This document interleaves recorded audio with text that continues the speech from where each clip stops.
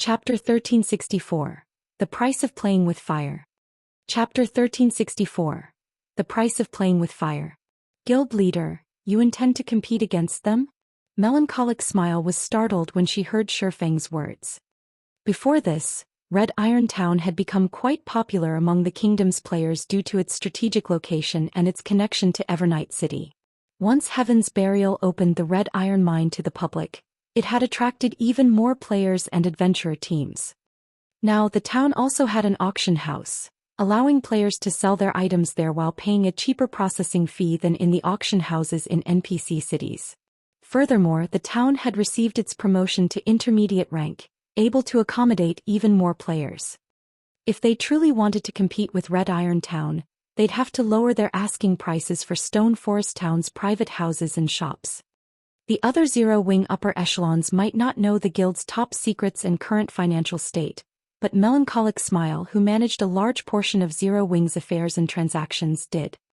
Right now, Zero Wing urgently needed 35,000 gold to cover the additional expenses incurred while constructing the guild's new city. Without the reimbursement fee, the city's construction would halt. Moreover, the longer they delayed paying off this debt, the higher the fee would become. This was the true reason for auctioning off Stone Forest Town's private houses and shops. Now that Stone Forest Town had lost its advantages over Red Iron Town, competing with Heaven's Burial wasn't wise. Since Heaven's Burial wants to play as Starmoon Kingdom's #1 guild, Zero Wing cannot back down. Shifeng declared, laughing. However, since they want to play, let's raise the stakes. Announce to the public that any player or adventurer team that purchases a private house or shop from Heaven's Burial will be banned from all of Zero Wing's towns and cities. Guild leader. Isn't that going a little too far? Shifeng's words shocked Melancholic Smile.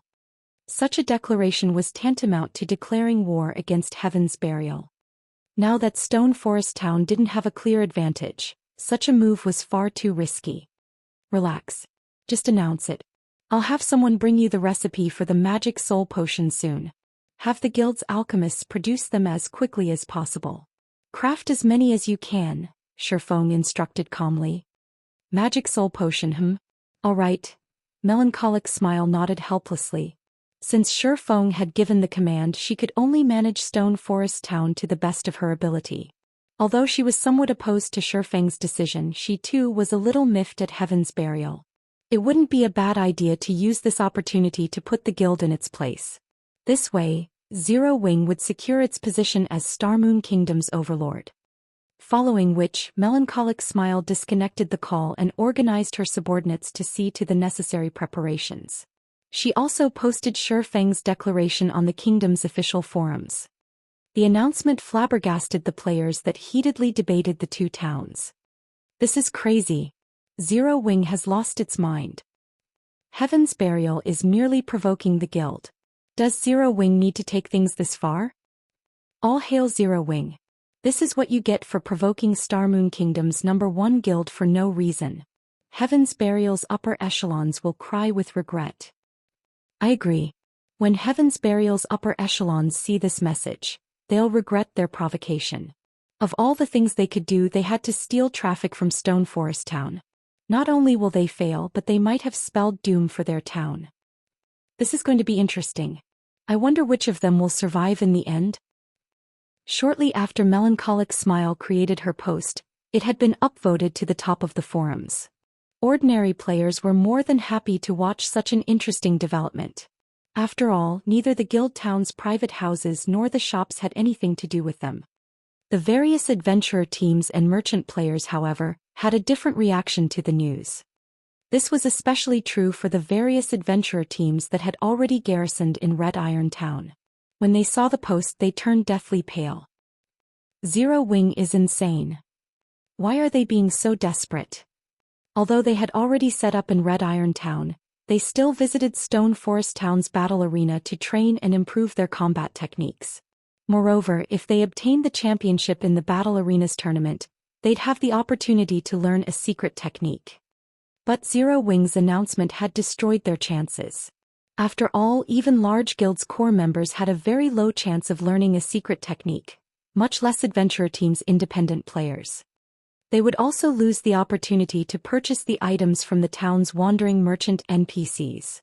The various adventurer teams that had garrisoned in Red Iron Town began to resent Heaven's Burial. Of all the things the guild could do, it had to play with fire and provoke Zero Wing. Now their adventurer teams had been caught in the crossfire. 5 short minutes after Melancholic Smile announced Zero Wing's intentions, over a dozen well-known adventurer teams in Red Iron Town declared their intent to withdraw. The merchant players who had considered purchasing shops in the town had begun to hesitate as well. Although Red Iron Town was prosperous, it was no match for Stone Forest Town. Most importantly, Stone Forest Town had the money-making machine, the Battle Arena. With the Battle Arena, the town attracted countless experts. The top adventurer teams in Red Iron Town also began to panic. Zero Wing. Do you really think we need your Battle Arena to improve? Zero Wing thinks too highly of itself. Such tactics are only useful against well-known adventurer teams. Although the post had somewhat shaken the 3 top adventurer teams, they were still confident of their own strength. Even without the Battle Arena, they could find areas to train their combat standards. Moreover, they were confident that with their assistance, Heaven's Burial could nurture Red Iron Town to surpass Stone Forest Town. Meanwhile, in the morning battlefield, Aqua Rose, Alluring Smile, Blackie, and the other upper echelons had reached level 50 while Shifeng had conversed with Melancholic Smile. Wonderful. I finally reached level 50. Blackie laughed when he saw the golden glow envelop his body. I can finally challenge my Tier 2 promotion quest. The rest of these core members were also excited. Currently, every expert's goal was to obtain their Tier 2 class. This was especially true for Aqua Rose and Zero Wing's other upper echelons, as they knew Shifeng had already completed his. They had also witnessed Shifeng's battle against Evil Fire, so they were fully aware of how powerful a Tier 2 class was. It was on a completely different level from a Tier 1 class. Since you've reached level 50, you can go and challenge your Tier 2 promotion quests now. When Shifeng saw that Aqua Rose and some others had reached level 50, he took a fist-sized stone tablet from his bag. It was none other than the Sea God's Legacy, which Shifeng had obtained in the Sea Dragon's secret land. Smiling, he said, I have a special legacy. I'm sure you're all aware of hidden classes' flaws, so I won't go into detail. Whoever wants to class change into a hidden class can apply with me. There are a total of 10 slots available. 10 slots. Shifeng's words rendered Aqua Rose and the others speechless. Every player in God's domain sought to obtain a hidden class. God's domain's various superpowers constantly tried to obtain high-rank legacies. Unfortunately, even they had only gotten their hands on a few. Yet Shifeng had 10 legacy slots. Moreover, the instant Shifeng had revealed the Sea God's Legacy, it seemed as if the space around them had frozen. They felt the tablet radiate an intense pressure, so much so that they felt a bit sluggish. One could easily imagine how extraordinary the stone tablet was. The legacy was definitely a high rank. Chapter 1365. Extravagant Assault. Chapter 1365. Extravagant Assault. Who's up to the challenge? Shifeng asked as he looked at Aqua Rose and the others. Although he had held on to the Sea God's Legacy for a while, he had kept it hidden in his bag due to its level 50 requirement. Now that Aqua Rose and the others had reached level 50, this was a good opportunity for them to take the challenge and obtain the legacy. Other players would likely need to improve their equipment after reaching level 50, but Aqua Rose and the other upper echelons already wore complete Tier 1 set equipment. Moreover, Aqua Rose and the others had consumed the Moonlight Fruit, their physiques improving considerably. At their current standards, improving their combat power would take a lot of time and effort. Hence, this was the best time for them to attempt the class change.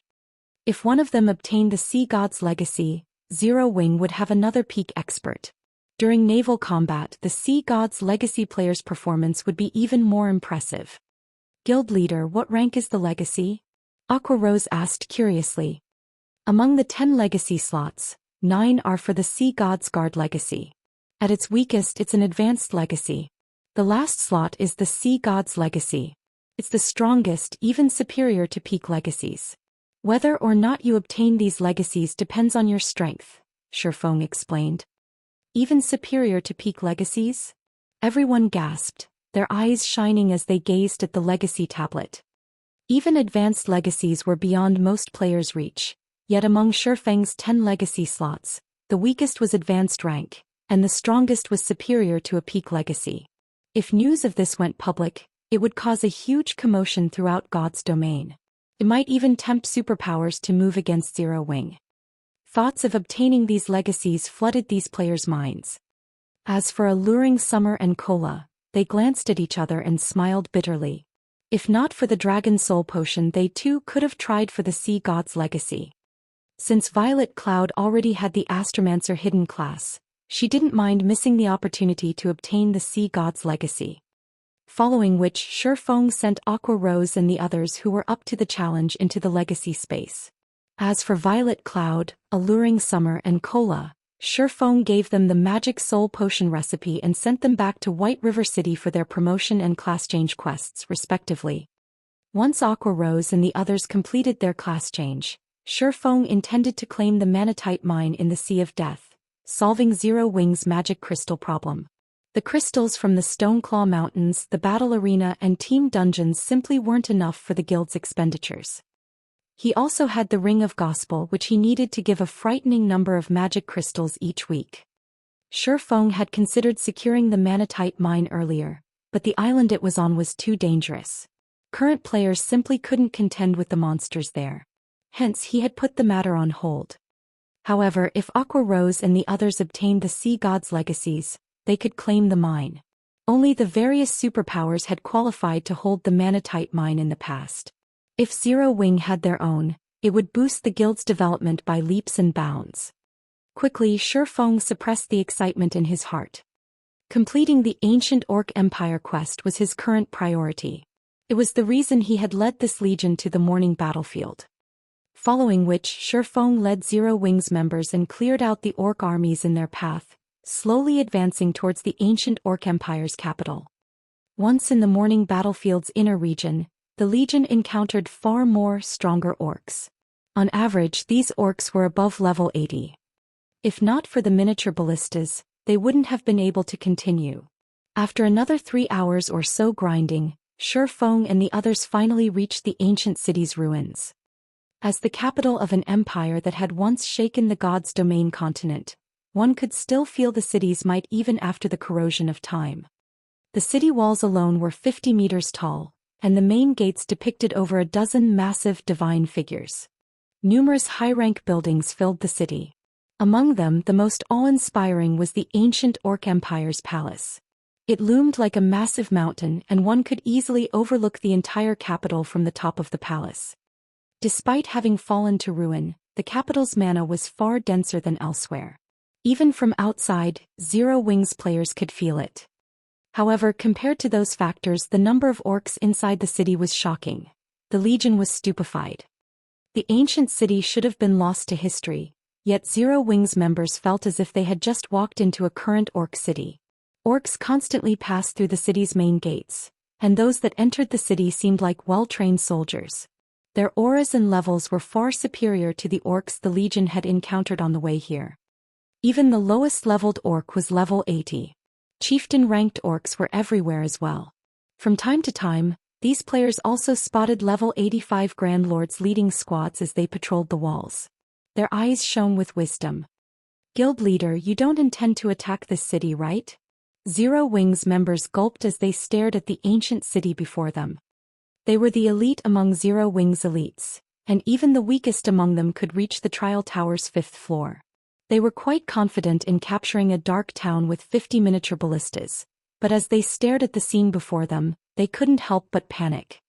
They could already see tens of thousands of orcs, including at least 20 level 85 Grand Lords and more than 200 Great Lords. There was doubt that more orcs lay beyond the city walls. This wasn't a place for current players. Moreover, orcs weren't like wild beasts. These monsters possessed a certain degree of intellect. If they attacked even one of these orcs, they might aggro every orc in sight. Even with 2 level 64 tier 3 demons on their side, they had little hope against these powerful orcs. Why are so many monsters here? Shifeng, who stood at the foot of a mountain, was similarly stunned as he stared at the imperial capital before him. Is this because of the quest? When he had come here in the past, only a few orc tribes had lived in the area. Now, however, the ancient city had a large orc population. But after giving the matter some thought, Shi Feng found the situation reasonable. After all, this was an SSS-rank commission. The system wouldn't make it easy to obtain the disintegration axe. Otherwise, Star Moon Kingdom wouldn't have failed all 3 of the freebie SSS-rank commissions. We won't be able to force our way through the front gates. We'll have to lure the orcs out. Glancing around the ancient city, Shi Feng discarded his plan of a direct assault. Unless he had a team of 3,000 level 80 elite players and a large stock war weapons, clearing out the orcs on the city walls would be impossible. With their current combatants, they had no chance of defeating these orcs. However, after going through great lengths to reach the city, Shi Feng refused to give up without a fight. Lure the orcs. When everyone heard of Shi Feng's crazy plan, they wondered if they had misheard him. Whether or not they could lure these orcs without dying, how were they supposed to enter the city if they succeeded? However, Shi Feng didn't offer an explanation as he began to distribute tasks. The imperial capital had 4 entrances, all of which were heavily guarded. Forcing their way in would be suicidal. Even the Tier 3 demons would die instantly in a head-on charge. After all, the level gap was too massive. There were also so many high-tiered monsters defending the entrances. If they wanted to lure these orcs out of the city, they had to use the miniature ballistas. The miniature ballistas had a maximum range of 3,000 yards. Even level 85 Grand Lords would need some time to cross such a distance. Shi Feng would have Zero Wings members use the miniature ballistas to lure the orcs from all 4 entrances. However, they wouldn't target the orcs on the walls but the orcs inside the city. Fortunately, he had the 7 Luminaries ring. As long as he input the correct coordinates, he could use space movement to infiltrate the imperial capital. He would never use such a strategy to enter a normal capital, but the ancient Orc Empire's main city had long since fallen into ruin. It was no longer protected by magic arrays. Aside from the Orc Palace, which was strengthened by divine runes that would prevent him from teleporting into the building, he could teleport anywhere within the city. The orcs inside the city were the only problem. Even if he were familiar with the terrain, he would undoubtedly die if he teleported into a group of orcs. He needed them to leave the city first. Only then would he have an opportunity to infiltrate the Orc Palace. Following which, Shi Feng selected 16 miniature ballistas with the least amount of durability remaining, stationing them near the 4 entrances. He then gave the players manning the miniature ballistas Tier 1 instantaneous movement scrolls. This way, these players could leave the battlefield as soon as the orcs left the city. They could then find a safe location and use a return scroll to leave the morning battlefield. He had the rest of his legion take the remaining miniature ballistas back to Stone Forest Town and rest. Although this plan would sacrifice 16 miniature ballistas, it would be a worthwhile trade if he successfully entered the Orc Palace. When Zero Wings members heard Shi Feng's crazy plan, they thought it was extravagant. Shi Feng wanted to trade 16 miniature ballistas for a single opportunity. Throughout God's domain, Shi Feng was likely the only player mad enough to do something like this. The other superpowers guild leaders would never make such a gamble. Time passed quickly. Under Shi Feng's command, the 16 miniature ballistas moved into position. Guild leader, our side is ready. All right, begin. Once everyone was prepared, Shi Feng adjusted his position and gave the command. Immediately, the 16 miniature ballistas launched exploding arrows at the ancient capital's walls. The exploding arrows passed through the walls easily. Before the orcs on the walls could even react, the exploding arrows exploded inside the city. Boom. A series of explosions shook the air. Deafening roars then echoed from beyond the city walls. What? Mythic monsters are inside the city. Shi Feng inwardly rejoiced when he saw 3 figures appear above the city and charge towards the miniature ballistas. Had he snuck into the city recklessly, he would have lost his life. Shortly after these mythic-ranked orcs left the city, the orcs inside the capital went into a frenzy too, surged out of the city. There's my chance. Seeing the orcs pour out of the city and the 3 mythic orcs more than 200 yards away from its walls, Shi Feng activated space movement and leaped into the spatial tear that formed before him.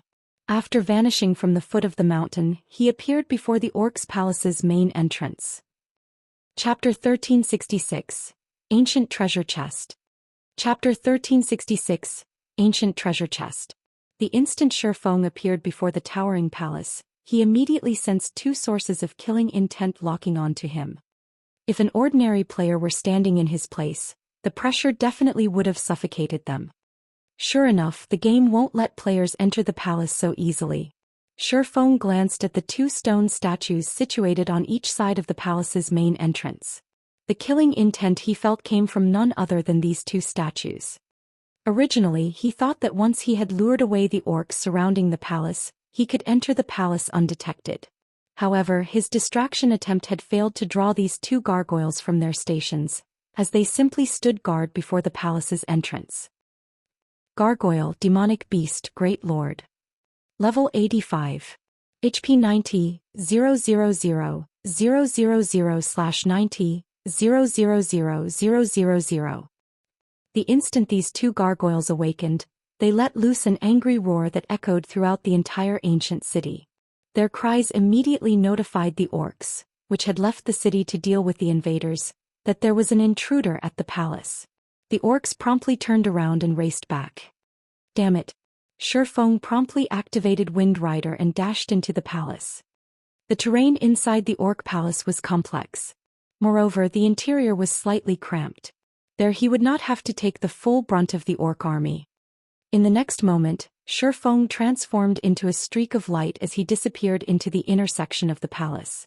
As for the awakened gargoyles, they flapped the wings on their backs and chased after him. Guild leader not good. The three mythic-ranked orcs returned to the city right away after destroying the miniature ballistas.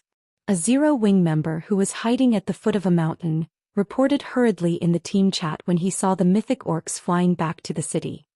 Already? Shi Feng frowned slightly. He then replied, I got it. You guys should leave this place now. Although the gargoyles were currently chasing after him after he activated Wind Rider, he was much faster than they were.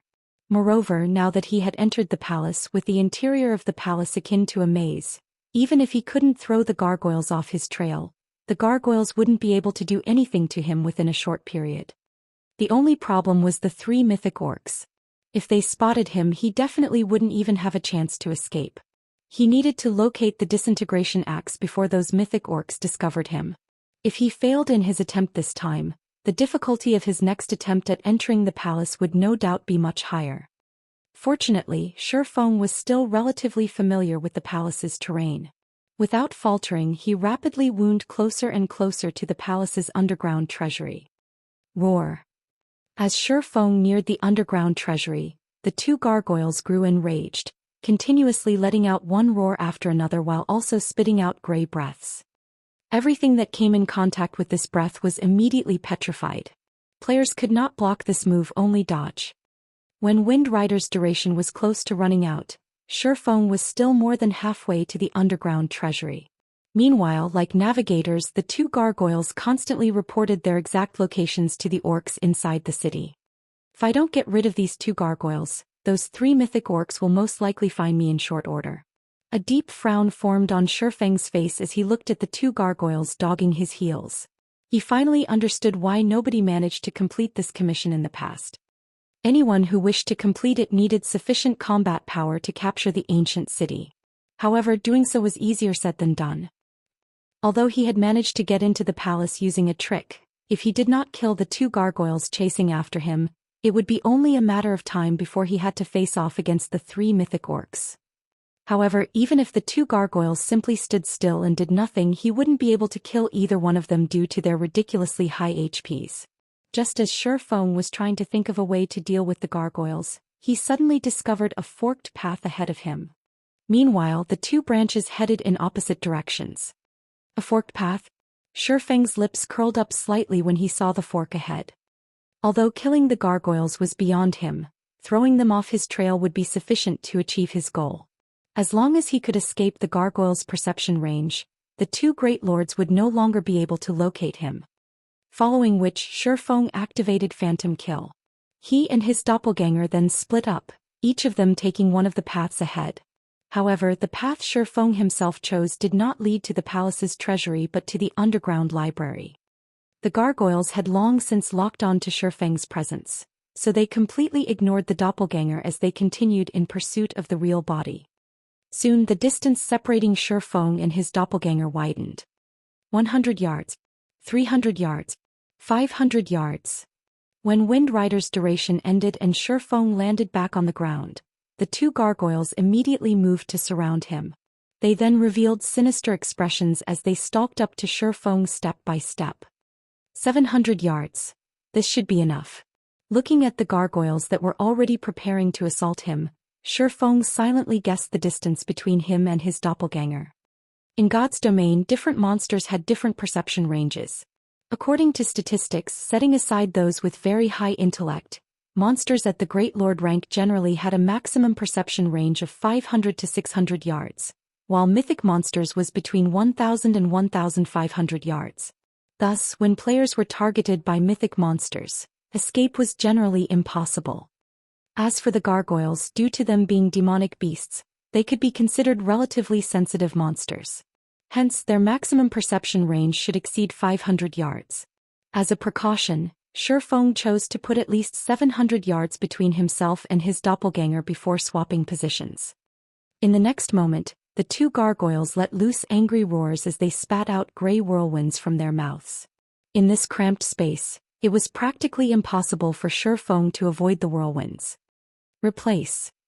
Shi Feng directly used his doppelganger replace skill, switching positions with his distant doppelganger.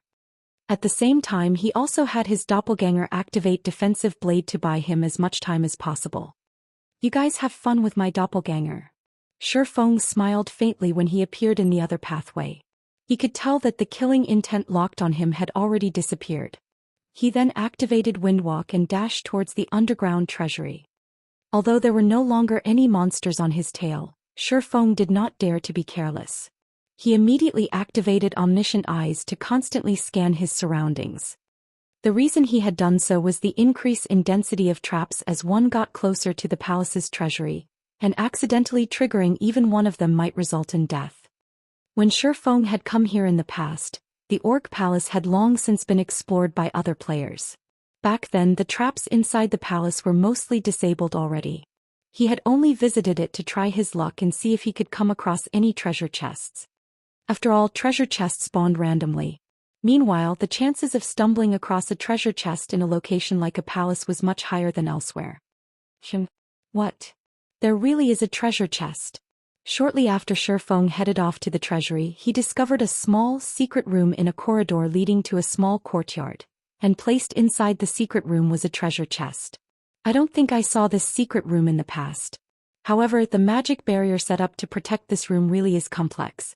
I wonder what rank the treasure chest stored inside is. Omniscient Eyes only allowed him to perceive the shape of the treasure chest. He could not determine the quality and color of the materials used to create the treasure chest itself. Following which, Shi Feng walked over to the secret room. Fortunately, no traps were set up inside the secret room. There was only a magic barrier that concealed the room from the eyes of players, so there was no danger whatsoever. If he did not take away such a treasure chest, then he really would be doing a disservice to himself. The concealment technique used is really brilliant. Not only is there a magic barrier to hide the room's presence, but there is also a physical mechanism hiding it. Even an expert in cracking traps would not be able to notice this room. No wonder nobody managed to discover this place in the past, Shi Feng muttered in astonishment. Unfortunately, even if the room was skillfully hidden, such trickery was no use against Omniscient Eyes. Breaking through the magic barrier was a piece of cake. Shi Feng just activated Flame Burst and sent 10 or so attacks at the wall concealing the room. Once the barrier was shattered, the real wall appeared before him. He then pulled the chain hidden by the foot of the wall. In the next moment, the wall slowly rose, revealing the secret room. The instant the secret room was opened, Shi Feng felt a dense wave of mana washing over him, giving him a pleasant feeling. His mind also felt refreshed. In the next moment, however, a terrifying aura enveloped his body, making even movement difficult. After Shi Feng saw the true nature of this treasure chest, he could not help his surprise. An ancient treasure chest. Chapter 1367. God's Possession. Chapter 1367. God's Possession. Shifeng's breathing grew short as he looked at the pitch-black treasure chest, which was covered in a thick layer of dust, sitting inside the room. An ancient treasure chest. This was something he had only heard about in rumors, but an ancient treasure chest was a treasure chest handed down from the ancient gods.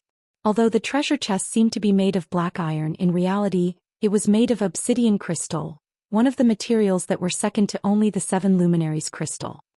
Every ancient treasure chest was worth an unimaginable amount of money in God's domain because they contained the possession of gods. Rumors had it that even the most inferior item one could obtain from an ancient treasure chest could rival those from an epic treasure chest, while better ones could rival even the items from legendary treasure chests. Meanwhile, the rarity of ancient treasure chests was on par with epic treasure chests. Shifeng had only ever heard about them and never personally seen one before. According to rumors, one could come across an ancient treasure chest only in extremely dangerous ancient ruins. He never imagined that he would actually find one in the ancient Orc Empire. So this is an ancient treasure chest? It really is amazing.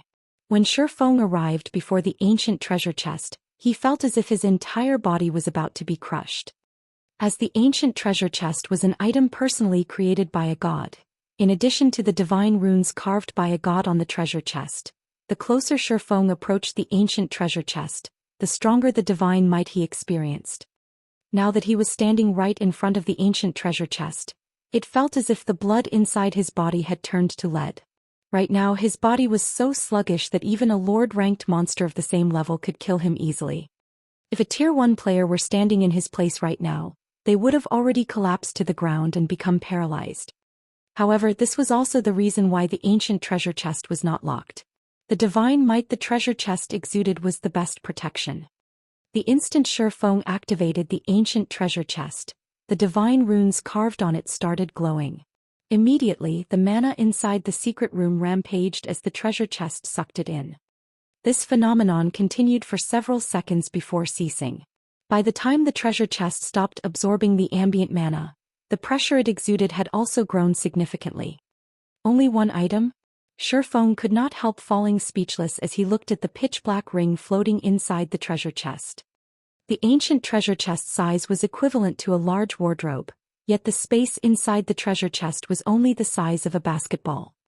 However, Shifeng did not pay heed to this contradiction for too long as he picked up the pitch-black ring and inspected it. Cannot be appraised. So this is an item left behind by a god. No matter how he tried to examine the ring, as if the ring was just a stone on the side of the road, it revealed no information whatsoever. This was the first time Shifeng had come across an item that could not be appraised in God's domain. Even when he obtained the Destroyer of Immortality before, when he first tried appraising the item, he had at least managed to get a name from it, albeit an extremely vague one. If not for the shabby ring in his hands being stored inside the ancient treasure chest just a moment ago, he might have treated it as garbage and tossed it aside. After all, the pitch-black ring was simply too ordinary. There was nothing special about it whatsoever. However, although he was unable to appraise it, he had no intention of giving up. After waiting for 10 minutes, he activated Omniscient Eyes and started appraising the ring once more. What? It still can't be appraised. Just what is this ring? Shifeng could not help being surprised when he saw the system's response. Until now, Omniscient Eyes had never failed to appraise an item. Even someone as powerful as Charlene had praised the Omniscient Eyes before. Yet now, Omniscient Eyes was actually ineffective on the pitch-black ring. Meanwhile, there was only one possibility for Omniscient Eyes to give a response of cannot be appraised, and that was because Omniscient Eyes' appraisal rank was still insufficient. He required a stronger appraisal skill. Shifeng could only think of one appraisal skill that surpassed Omniscient Eyes: Eyes of Truth. This was something he had learned from Charlene. However, as to how he could obtain the Eyes of Truth, that he did not know. He could only try asking Charlene about it later on. But before then he couldn't do anything about the pitch-black ring. Following which, Shifeng stored the ring and left the secret room. Compared to identifying the pitch-black ring, completing his quest was more important right now. There were many traps on the way to the underground treasury, and any trap could easily end a player's life. Even a peak assassin would lose their life here if they were not careful. Hence, for Shifeng, who was a swordsman, reaching the treasury was even more difficult. The only choice he had was to rely on omniscient eyes to avoid the traps. If he came across an unavoidable trap, then he would use absolute defense to tank it. In the end, Shifeng took several times longer to complete the journey, which originally should have taken only 10 minutes or so.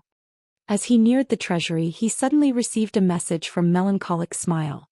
The message was very simple. Some time ago, many evil demons started appearing around White River City in Stone Forest Town. Meanwhile, the evil demons that appeared were all Lord rank and above. Moreover, these evil demons moved with great caution. As soon as they executed an attack in one location, they would immediately move elsewhere, giving the Zero Wing members dispatched no opportunity to surround them. This situation suddenly depressed the number of players wishing to travel to Stone Forest Town significantly.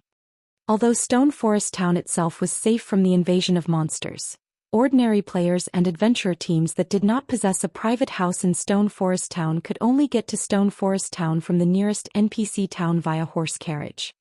Meanwhile, although horse carriages were fast, they did not possess any offensive capabilities. Hence, the only fate awaiting ordinary players assaulted by evil demons was death. With the journey to Stone Forest Town so dangerous, many players would naturally give up on going to Stone Forest Town. So Heaven's Burial is no longer even trying to hide that it's colluding with the evil god's temple? Shifeng's complexion darkened. This situation left him with no choice but to complete his quest quickly and return. Even ordinary experts would be no match for Lord-ranked evil demons.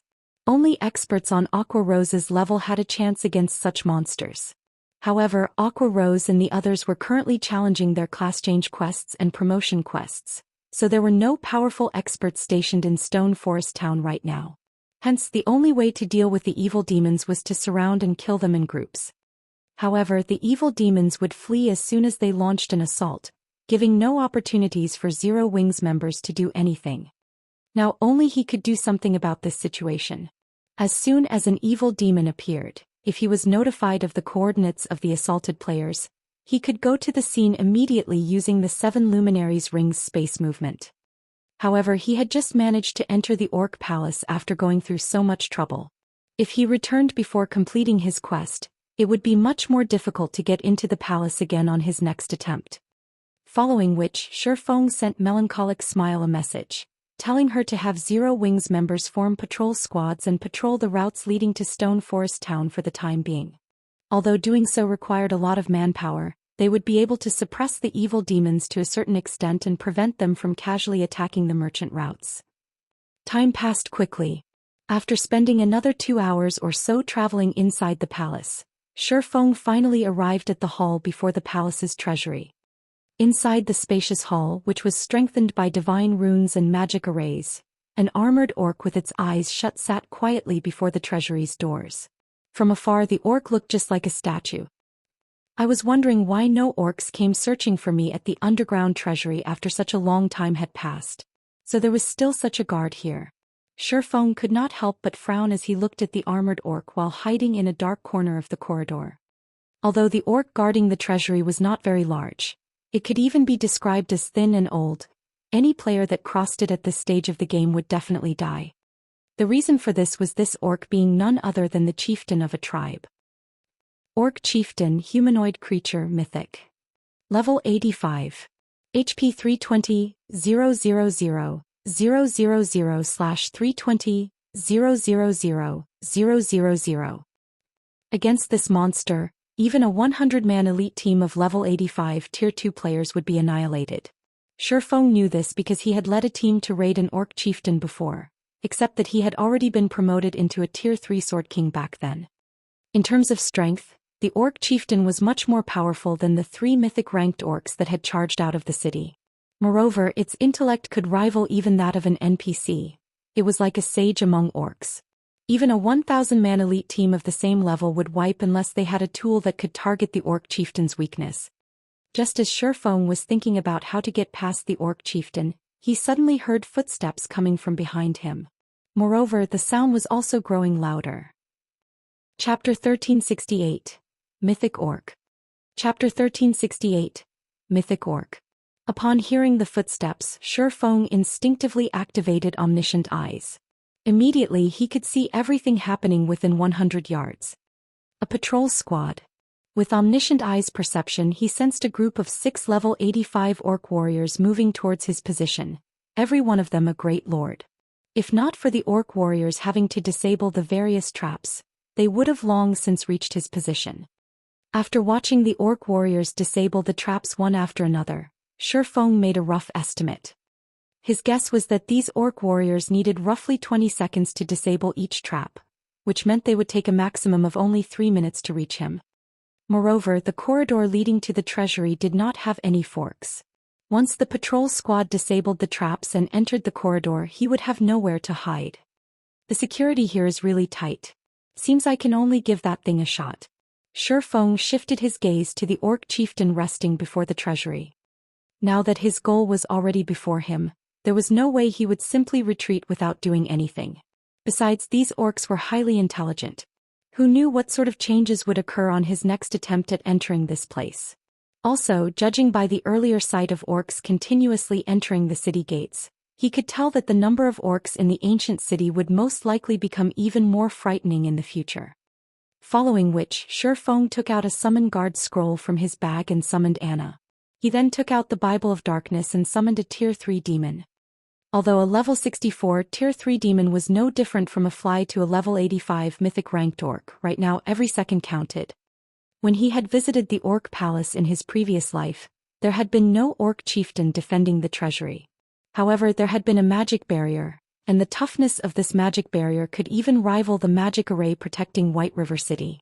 Even Tier 4 mythic monsters would be helpless against it. In order to enter it, players needed to use 1 mana stone to disable the barrier temporarily. While he had already prepared the mana stone required, disabling the magic barrier was time-consuming. To be precise, it took 30 seconds to disable the barrier. 30 seconds might not be a long time, but surviving against a level 85 mythic orc for 30 seconds would be an extremely challenging feat for Shifeng's current self to accomplish. After Anna appeared, she summoned 10 level 75 rock guardians and 1 level 75 great lord ranked golden giant. Although these summoned creatures were nothing in the face of the orc chieftain, they could buy him some time. Good. Let's begin. Shifeng commanded. Anna promptly controlled the golden giant to dash forward, the great lord making the ground shudder as it ran. Almost immediately, the orc chieftain, who was still over 200 yards away from the golden giant, discovered the great lord's presence. Upon opening its eyes, the orc chieftain gave the golden giant a look of contempt. In the next moment, a wave of crimson energy flooded out into the surroundings from the orc chieftain's body. The instant this energy wave enveloped the golden giant's movements turned sluggish as if the great lord had just run into a muddy swamp. Even its basic attributes fell by 20%. Impossible. An orc has actually grasped a Tier 4 domain. Shifeng was shocked when he saw the crimson domain that had formed around the orc chieftain. Even Tier 4 NPCs would not necessarily possess a Tier 4 domain skill. Any monster or NPC that managed to grasp a Tier 4 domain would have their strength categorized as Tier 4 peak. Unless one had a sufficiently powerful magic array, defeating such monsters and NPCs was practically impossible for player teams below Tier 4.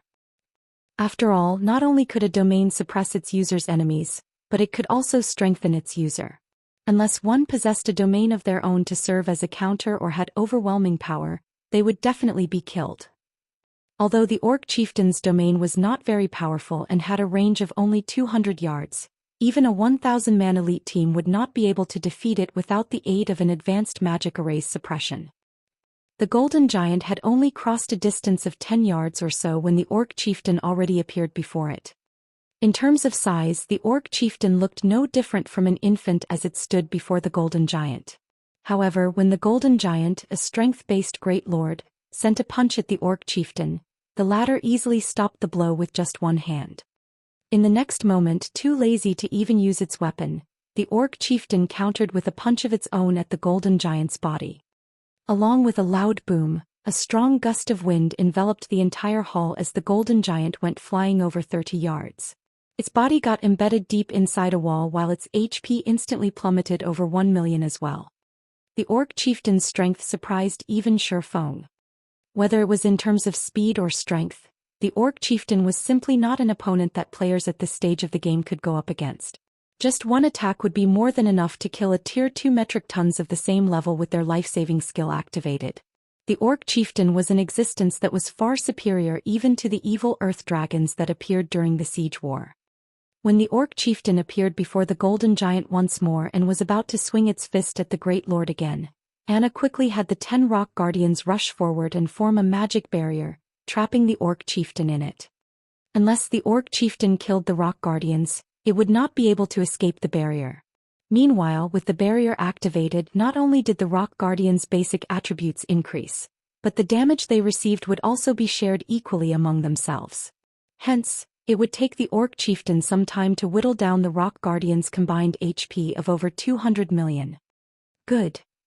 Seeing the Orc Chieftain trapped, Shifeng activated Wind Rider and dashed towards the doors of the treasury without hesitation. Despicable thief. The Orc Chieftain immediately noticed Shifeng approaching the treasury's doors, the originally playful look on its face turning serious. It then retrieved the great sword slung on its back and sent a fierce slash at the magic barrier. The Orc Chieftain's slash opened a crack in the magic barrier, nearly slicing the barrier in two. For a moment, Shifeng even thought that the magic barrier would fail to contain the Orc Chieftain. Fortunately, the Orc Chieftain's attack did not reach the magic barrier's shattering limit, and the barrier mended itself rapidly by absorbing a portion of the Rock Guardian's HPs. However, in the blink of an eye, each Rock Guardian lost over 100,000 HP. After seeing its first attack fail, the Orc Chieftain shifted its target from the magic barrier itself to one of the Rock Guardians. Scorching flames enveloping its great sword, the Orc Chieftain swung the weapon down on its new target. Immediately, every one of the Lord-ranked Rock Guardians lost over 300,000 HP. Their destruction was only a matter of time. As for the Golden Giant that was similarly trapped inside the magic barrier. Although it tried to interfere with the Orc Chieftain's attacks, the latter paid no attention to the Golden Giant whatsoever.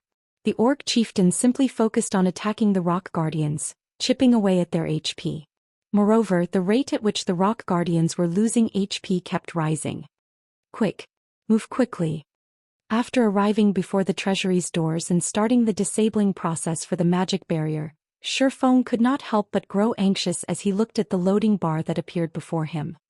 At the rate at which the Orc Chieftain was dealing damage, the Rock Guardians would die in less than 30 seconds. Meanwhile, while Shifeng was disabling the magic barrier, he could not suffer any interruption at all. As long as he came under attack or tried using a skill or tool, he would have to start the disabling process all over again. 5 seconds, 10 seconds, 20 seconds. When 2/3 of the loading bar was filled up, the sound of an explosion entered Shifeng's ears. All 10 Rock Guardians were annihilated. Moreover, right now the Orc Chieftain's body was covered in flames. It was obvious that the Orc Chieftain was no longer pulling its punches. Letting out an angry roar, the Orc Chieftain dashed straight at Shifeng. Gnashing his teeth, Shifeng shouted, "Anna!" Just in time, Anna finished chanting the last verse of her incantation. In the next moment, a golden magic array formed at the ceiling of the hall. A silver-armored Valkyrie then appeared covering Shifeng's back. Chapter 1369, Empire's Rise. Chapter 1369, Empire's Rise. Angel Summoning. This was the strongest trump card Shifeng could use right now. Although he knew that the 10 Rock Guardians couldn't hold off a mythic-ranked orc for long, he hadn't expected them to die so quickly. Only 22 seconds had passed since he had started the disabling process. To make matters worse, he wasn't allowed to receive damage or use skills to defend himself. Doing so would reset the disabling process. "Human, you have angered me. You dare come and steal the king's treasure. You will pay for this transgression with your life." The Orc Chieftain's wrathful bellow echoed throughout the hall, shaking the very stone. The Orc Chieftain's eyes were bloodshot, and its muscles had expanded significantly. Flames danced across its body. As a result, when it dashed towards Shifeng, it looked like a flying meteor. Even with over 100 yards between them, Shifeng couldn't help but shudder when he felt the Orc Chieftain's violent killing intent wrap around him. Since he was so close to disabling the magic barrier, the Orc Chieftain had entered its berserk state, both its strength and speed receiving significant buffs. Although Anna could summon a Tier 4 Valkyrie, she was only level 75. The Valkyrie she summoned would be the same level. A level 75 Valkyrie was already at a disadvantage against a level 85 Mythic Orc, not to mention while that Mythic Orc was in a berserk state. As the loading bar was nearly full, the Orc chieftain stood less than 30 yards away from Shifeng. "Turn to dust," the Orc chieftain shouted as it swung its great sword, the flames around the weapon descending on Shifeng. The Valkyrie finally moved as the flaming pillar was about to smash into Shifeng. Before anyone noticed, a golden lightning spear had appeared in the Valkyrie's hand, and she threw the lightning spear at the flaming pillar. Boom! As the lightning spear left the Valkyrie's hand, a thundering boom echoed throughout the hall. The instant the spear encountered the pillar of fire, the flames scattered as the lightning spear continued towards the Orc chieftain. However, despite the lightning spear's astonishing speed, moving so fast that even Shifeng didn't have time to react, the Orc chieftain struck the incoming spear down with its great sword, diverting the attack trajectory. Boom! When spear and greatsword collided, brilliant sparks scattered around the impact. The resulting shockwave of the collision was so powerful that even Shifeng, who was quite far away from the Orc chieftain, felt it. Following which, the Orc chieftain, who was in a berserk state, flew over 20 yards backward, fear surfacing on its face as it stared at the Valkyrie. So strong. Shifeng gaped at the scene. Although he knew that the Valkyrie was quite strong due to being a member of the angel race, he had never expected her to overwhelm a mythic monster with a Tier 4 domain. Furthermore, the Valkyrie was 10 levels below the Orc chieftain. If not for Angel Summoning's 10-second duration, the Valkyrie might even kill the chieftain. Shifeng's excitement grew as he thought about killing a level 85 Tier 4 peak monster.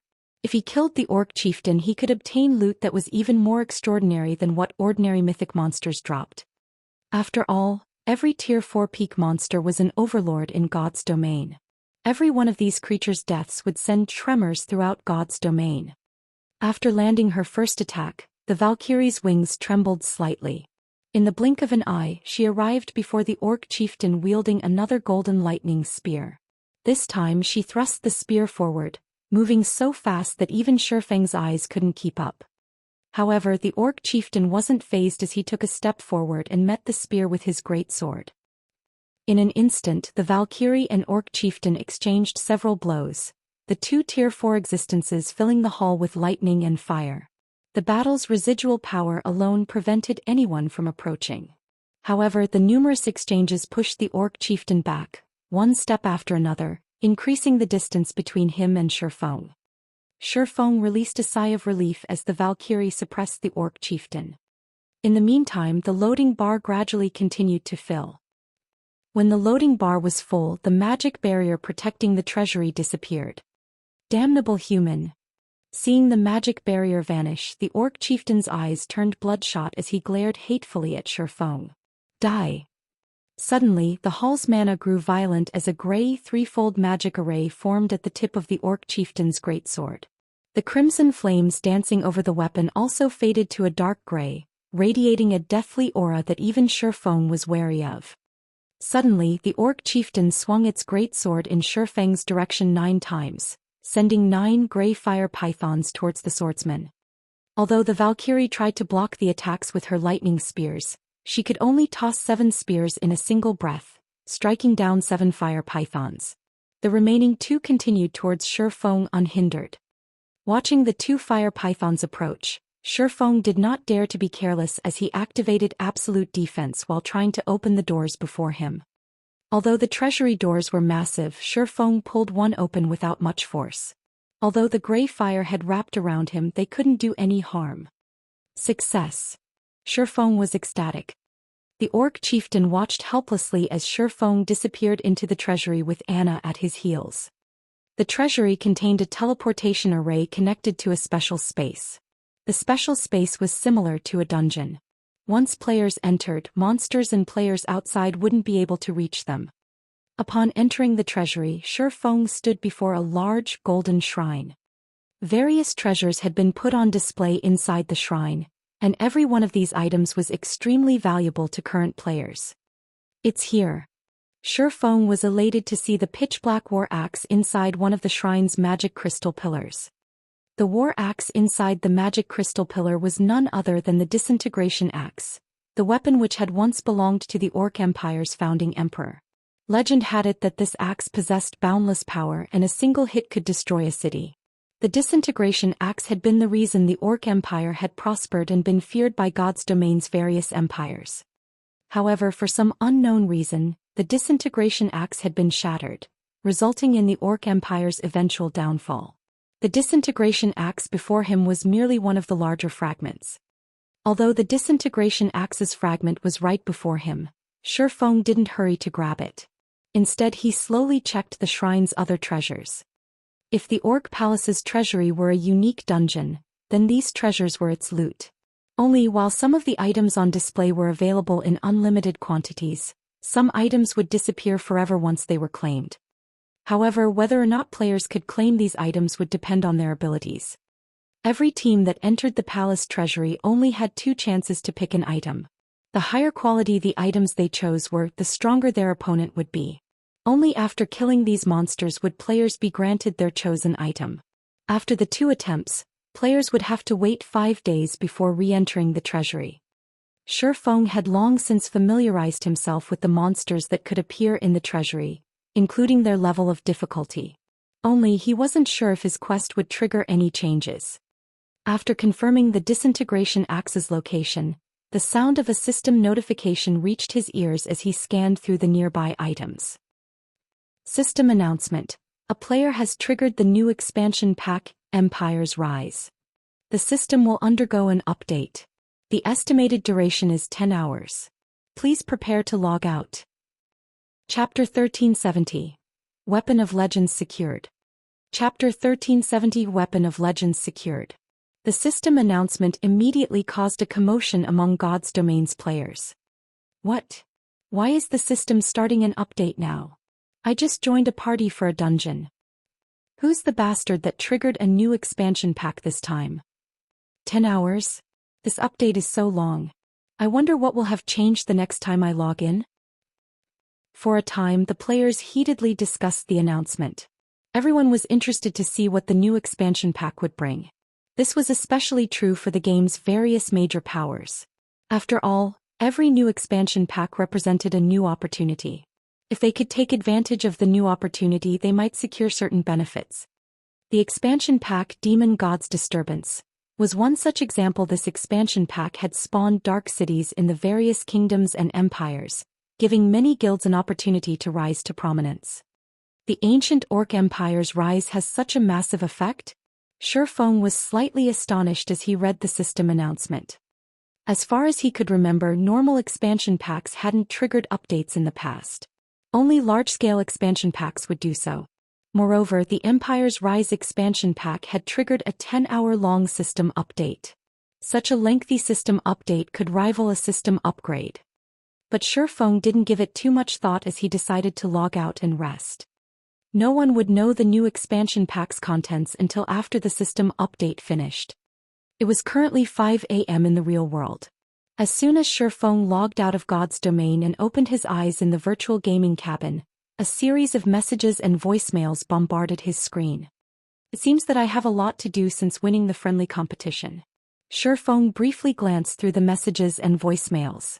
Liang Jing had sent the majority of these messages, while a small portion were invitations, inviting him, the Big Dipper Dojo's head instructor, to participate in various companies' and corporations' events. He hadn't been this popular before the White Tiger Dojo's competition. Due to the fact that the White Tiger Dojo had gone to great lengths to promote the friendly competition, the Big Dipper Dojo had become incredibly popular after defeating the White Tiger Dojo. People came every day to join the dojo, including a few local professional fighters. In addition, based on a report from Blackie, Zero Wing had recently recruited nearly 100 newcomers for internal nurturing. Blackie had also stated that if they continued recruiting internal members at this rate, the Greenwater Villa would soon reach maximum occupancy. Feng had also considered this issue. However, Gentle Snow's negotiations had not been favorable, as those several companies still refused to let go of Ouroboros's training grounds. All she could do now was wait. They would sell the training ground sooner or later, since its upkeep was quite expensive, and they wouldn't be able to afford it for long. However, Shifeng had also considered constructing his own training ground since he had received a massive amount of funding from Phoenix Rain some time ago. He had only avoided this option thus far simply because it was so time-consuming. After going offline, Shifeng began his busy day. Not only did he need to train, but he also needed to instruct Blackie and the others. When Shifeng saw how cramped the Greenwater Villa was becoming, the need for his own training ground grew even stronger. That the afternoon, Liang Jing contacted him and reported, "Head instructor, a representative from the White Tiger Dojo has arrived with a message. It seems that Hall Master Jiang has invited you to the White Tiger Dojo for a drink. Would you like me to prepare for your departure?" "The White Tiger Dojo wants to meet with me?" Shifeng could not help but laugh. Jiang Tianyuan had already rejected his proposal, only offering a vague reply. Now the man wanted to speak with him again. "This is interesting, but I don't have time for that right now. God's domain system update will finish soon. Tell them that I'm very busy and we'll talk next time." Next time? Liang Jing was dumbfounded. They were talking about an invitation from Jiang Tianyuan. Even Chairman Xiao would obediently meet the man, yet Shifeng rejected the invitation. However, since Shifeng had given his reply, Liang Jing could only follow his instructions accordingly and reject the White Tiger Dojo's invitation. Meanwhile, Xie Qiwen, who waited in the Big Dipper Dojo, was momentarily stunned when he received Liang Jing's reply. Shortly after, however, a sneer twisted his expression. "This punk is quite bold. He even dares to reject the Hall Master Zhang's invitation." Xie Qiwen had worried that Shifeng might become a threat to his position, seeing as Jiang Tianyuan had actually sent the man a personal invitation, but he was more than happy to help Shifeng dig his own grave. "All right, I'll report to the Hall Master word for word." After Xie Qiwen left, Shifeng returned to his room and drank a bottle of A-rank nutrient fluids before logging back into God's domain. When Shifeng logged back in, nothing had changed. He couldn't find anything different about the shrine. He was a little confused. Such lengthy updates normally generated some change, yet nothing was different. "Forget it. I'll worry about it after I get my hands on the item." Shifeng promptly gave up on searching for the system updates changes and began to search through the shrine's items. He was very familiar with the monsters inside the Orc Palace's treasury. He knew this area's rules like the back of his hand. After players selected an item, a monster between level 50 and 100 would appear. Normally, the monster would only be 5 levels higher than the player. The monster's rank depended on the selected item, ranging between Grand Lord and High Lord. A different number of monsters would also appear. This number depended on how many players had entered the treasury. The treasury allowed up to a maximum of 20 people to enter at a time, and NPC guards would be included. If a 20-man team entered the treasury, 3 challenge monsters would appear per item. If it were a 6-man party, though, only 1 challenge monster would appear. For Shifeng, who had dark gold and epic guards, this area was no more of a challenge than his own backyard. He just needed to select his prize. He could leave the rest to Anna and Kite. Shifeng already knew what he was looking for: the advanced auction house design. In this treasury, the advanced auction house design was only second to the disintegration axe. It was a reward for the first player to infiltrate the treasury. It was only available once. It wasn't long before Shifeng found the advanced auction house design and accepted its challenge. After all, he did not know what kind of enemy to expect when he selected the disintegration axe. On the off chance that he was no match for the challenge monster, he would also lose his chance to obtain the advanced auction house design as well. Suddenly, a 9-meter-tall level 59 mechanical giant appeared in the middle of the shrine. Similar to Anna's rock guardians, which were made entirely of stone, the mechanical giant was a mechanical life form. Guardian Warrior, Elemental Creature, Grand Lord. Level 59. HP 80, 000, 000/80, 000,000. Shifeng instantly had Anna summon a level 75 golden giant to tank the Guardian Warrior, while Kite and Anna attacked from the sides. While Shifeng attacked the Guardian Warrior, he also paid attention to the golden giant's HP, healing it with Life Bloom whenever its HP fell to a critical low. Although the level 75, Great Lord ranked Golden Giant didn't have an overwhelming advantage against the level 59, Grand Lord ranked Guardian Warrior, it had no problems facing the Guardian Warrior on equal footing. In less than 15 minutes, the Guardian Warrior collapsed at Shifeng's feet, allowing Shifeng to obtain the advanced auction house design. With this trip hasn't been in vain. Shifeng smiled at the advanced auction house design. Due to the advanced auction house, Ouroboros had been the envy of many superpowers in the past.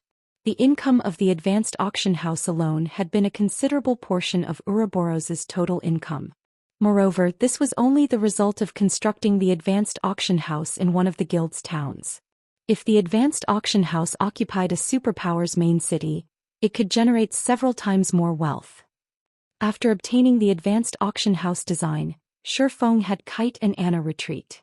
He would decide whether or not to involve his personal guards in the fight after he saw the challenge monster. He then waited another 3 hours for the Bible of Darkness's demon summoning skill to finish its cooldown, only accepting the Disintegration Axe's challenge after summoning a level 64, Tier 3 demon. As soon as Shifeng chose to take the challenge, he heard the sound of a system notification. System, you have discovered the Disintegration Axe. Do you wish to collect the weapon? Confused, Shifeng chose to collect the weapon. Suddenly, an extra item appeared in his bag. It was none other than the Disintegration Axe, which had previously been inside the magic crystal pillar. I got it just like that? After seeing the Disintegration Axe in his bag, he glanced around him searching for monsters. He then heard another system notification. System, you have selected 2 items from the treasury. You will be teleported to the nearest NPC city in 3 seconds. Before Shifeng could even inspect the Disintegration Axe's attributes, his body transformed into a streak of light as he vanished from the treasury. Chapter 1371, Kingdom Changes. Chapter 1371, Kingdom Changes. Purple Thorn's Kingdom, Roxanne City. Before Shifeng could react, the system had teleported him here. Why did it teleport me to this city? Shifeng was little confused as he looked at his current location the system displayed. In the past he had always been transported to Starmoon Kingdom's Dark Lake Town after leaving the Orc Palace's treasury, yet he had been sent to the Purple Thorn's Kingdom this time. The teleportation hall bustled with activity. Shifeng could even hear many independent teams recruiting members in the hall. Recruiting a team to grind Orc bosses in Lakefront Town for honor points. Level 40+ experts only. We already have a healer. Recruiting for an escort quest. Delivering resources to the front line. Need 2 more players. Level 38 and above. Must have in level 35 secret silver equipment or above. We already have MTs and healers. Practically every independent team wanted elite players or better. Shifeng found such a scene hard to imagine in a border city like Roxanne City. However, how fast these independent teams filled their slots was even more shocking. What is up with this city? After glancing at the players in the teleportation hall, he discovered that practically every player was at the elite standard or above. There were even quite a few level 40+ independent experts. The activity in this city's teleportation hall could even rival White River cities. Although Roxanne City was a major NPC city in the Purple Thorn's Kingdom, it was close to the kingdom's border. The region didn't have particularly abundant resources either. Hence, finding so many players developing in Roxanne City was unusual. Expert players should be an even rarer sight. Yet not only was Roxanne City's player population surprisingly high, but the quality of its players was also stunning. Before Shifeng could get a grasp of the situation, one of the larger-sized teleportation magic arrays lit up. A team of level 40+ players then emerged. Every one of these players wore a guild emblem belonging to none other than the first-rate guild, Star Alliance. Upon arriving, the Star Alliance members quickly left the teleportation hall. They summoned their mounts and made their way towards Roxanne City's main entrance. By the looks of it, they seemed to be in a rush. Shortly after the Star Alliance's team arrived, teams from other large guilds began to teleport in. Like the Star Alliance's teams, these teams also hurried towards the city's entrance. After watching this, Shifeng connected to the official forums to get a better idea of what was happening. The fact that so many large guilds had dispatched their expert and elite teams suggested that something big was going down. So this is the case. Realization quickly dawned on Shi Feng after he read through the Purple Thorns Kingdom's official forums. Due to the Empire's Rise expansion pack, orcs had begun to occupy areas near the morning battlefield. Although they had yet to occupy a large area, they were expanding. Meanwhile, the morning battlefield was now beyond recognition. The orcs had already claimed several neutral maps nearby. Thus far, 4 kingdoms had been affected by the morning battlefield's expansion. Orcs all over God's domain were becoming more active. Some had even captured NPC towns. To deal with these orcs, the continent's various countries had issued high-ranking quests. Although these quests were quite difficult, the remuneration was considerably abundant. Because of this, the areas these orcs had claimed became excellent locations to grind money and items. This was also a good opportunity for the game's various guilds to increase their popularity. These guilds had begun to receive team quests in their respective residences, each quest requiring them to hunt orcs. However, this was only the tip of the iceberg. The best part about this expansion pack was that players who reclaimed captured towns would obtain a town building order and town reputation order. These 2 rewards were precisely the reason that the large guilds were going crazy. The town building order allowed a guild to construct a town wherever they desired. Of course, the town could only be built in the country they had obtained the building order from. However, this wasn't a problem for the various large guilds, particularly for the first-rate guilds and above. Large guilds generally developed in multiple kingdoms and empires simultaneously, and they generally had a considerable amount of power in each location. So, supporting the development of one guild town wouldn't be a problem. The town reputation order had an even greater purpose. It could increase a town's popularity, which would hasten a town's promotion speed. The further a guild town developed, the more popularity it required to reach its next promotion. This was the main limit to guild town promotions. Meanwhile, the town reputation order could help solve this problem. Why wouldn't the various guilds go mad over this? Hence, many guilds had organized crusades against the orcs. Some had even organized armies of hundreds of thousands to raid captured towns.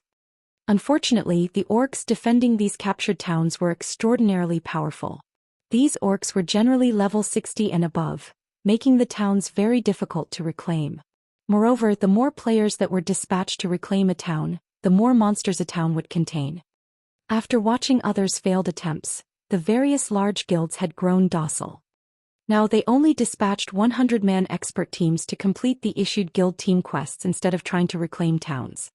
After reading through the discussions of players on the forums, Shi Feng was greatly shocked. He had to admit that this expansion had a massive impact on God's domain's various major powers. If dealt with properly, it would not even be surprising to see a guild instantly rise to become a country's overlord. It was no wonder why the system update had taken so long to complete. As Shi Feng considered investigating these orc town incidents, he received a call from Melancholic Smile. "Guild leader, how is your quest coming along?" Melancholic Smile asked, slightly anxious. "I've just finished it. I just have to turn it in," Shi Feng said, chuckling. "Why? Has something happened?" "Nothing has changed. Only the evil demons around Stone Forest Town and White River City are becoming increasingly active. Moreover, Great Lord-ranked evil demons have begun to appear. The evil demons are growing so bold that they have even begun to ambush the teams we've dispatched to patrol the trade routes. We've already incurred significant losses. Meanwhile, the player traffic visiting Stone Forest Town has decreased by more than half. At this rate, Red Iron Town's player population will surpass Stone Forest Town's very quickly," Melancholic Smile reported helplessly. "Beast Emperor really is bold." Hearing that Great Lord-ranked evil demons had begun to show up, Shi Feng could not help but chuckle as he said, "Isn't he afraid that his great lords won't make it back home?"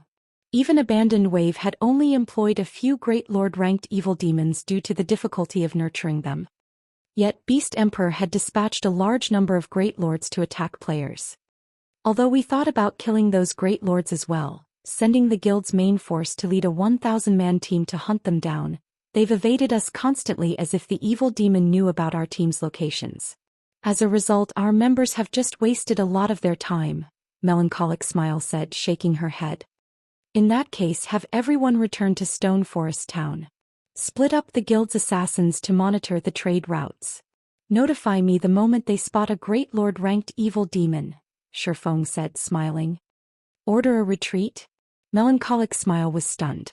Guild leader, if we do that, those evil demons will become even more daring. If they allowed those evil demons to slaughter the players visiting Stone Forest Town, even fewer players would make the trip. It'll be fine, Shifeng said, chuckling. However, tell our assassins to be careful. They mustn't be discovered. Understood. Melancholic Smile could only nod helplessly. She didn't understand the benefit of such a thing. She then started to recall the teams patrolling the various trade routes. As for Shifeng, he retrieved a return scroll from his bag and teleported to White River City. First, he needed to turn in his commission quest. Chapter 1372.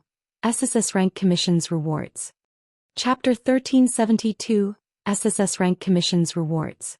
Starmoon Kingdom Frozen Scar. Below a snow-laden mountain, the legion of experts under Singular Burial's command cleared out frost giants that surged down the mountain. Although these frost giants were not particularly strong, only level 47 special elites, their environment worked in their favor. Not only did the snowy environment drastically reduce players' movement speed and reaction speed, but it also increased their stamina consumption by at least 6 times. However, frost giants weren't Heaven's Burial's only opponents. The team also had to face High Lord-ranked Violent Frost Bears and Great Lord-ranked Frost Pythons. The Frost Pythons in particular posed a threat to large player groups. Unlike the Violent Frost Bears, which had powerful single-target attacks, the Frost Pythons had powerful AoE attacks. If players were not careful, a single breath attack could annihilate an entire team. However, while the Frost Pythons might be difficult foes for other teams, they weren't much of an issue for Singular Burial's legion. As long as monsters were within a certain range, even the Frost Python's breath attacks could only do so much damage with the Frozen Heart. It protected players from the frozen state. In turn, it protected them from falling to the Frost Giant's mercy. The Frozen Heart would also slow players' stamina consumption to only 2 or 3 times the normal rate as the freezing temperatures gnawed at players' bodies. Although players would still be affected, at least they could last through a single battle. Good. Lure the pythons to the side and prioritize killing the frost giants and violent frost bears. Singular Burial commanded as he fired arrows at the frost pythons, luring them away from the other monsters. Commanded by several experts, Heaven's Burial's team quickly lured the frost pythons away, allowing the other team members to kill the incoming frost giants. Guild leader news just came in from Zero Wing. The guild has withdrawn its various elite teams from patrolling the trade routes. They've only kept their assassins on the roads to monitor the situation, Ghost Shadow reported. They've retreated? Singular Burial was stunned. He then smiled as he said, "It seems that I have overestimated Zero Wing."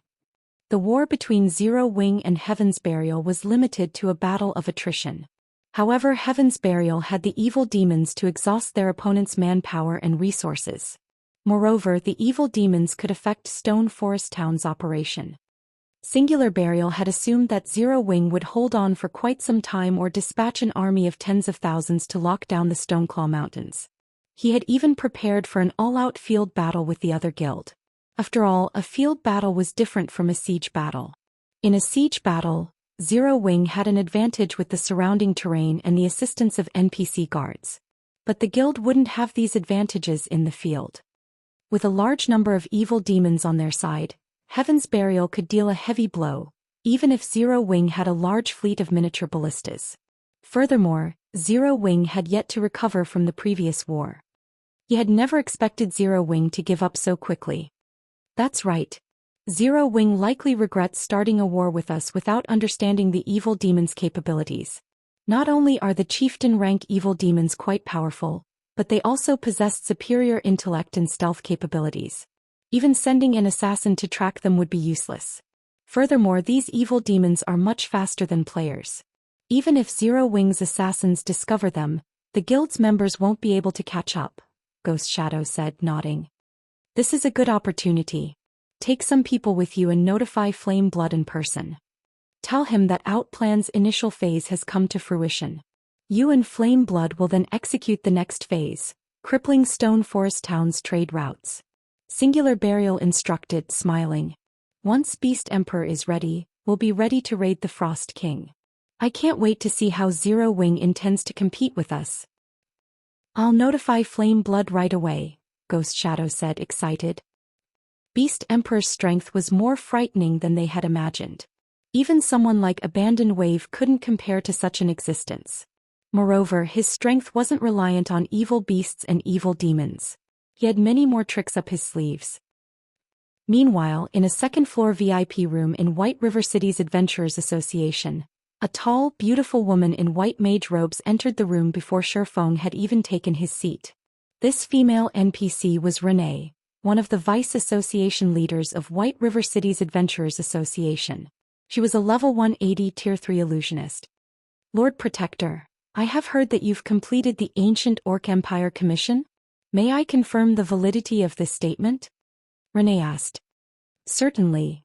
Shifeng then retrieved the disintegration axe from his bag and placed it on the table before him. If not for the wooden table's magic array enhancement, the disintegration axe would have shattered it. This wasn't to say that the weapon was particularly heavy. Rather, the disintegration axe contained frightening, destructive power. Despite remaining idle, one would notice the space around the disintegration axe show signs of collapsing. Moreover, this was only a result of the damaged disintegration axe. If the weapon were whole, there was no telling what it could achieve. If the disintegration axe were used in battle, one could just imagine how horrific of a scene it would create. This really is the disintegration axe the commission described. Renee could not help her surprise when she saw the weapon. Lord Protector, you really are impressive. It's been dozens of years since the commission was first issued in Starmoon Kingdom, but until now no one has ever completed it. The association leader will be pleased to hear of your success. Now that I've confirmed the validity of the disintegration axe, Lord Protector, please follow me to turn in the commission. Renee led Shifeng out of the VIP room and up to the Adventurers Association's third floor. She then led him to the association's treasure room. There were 4 level 180 Tier 3 puppet guards stationed before the treasury. The room was also protected by a 5-fold magic array.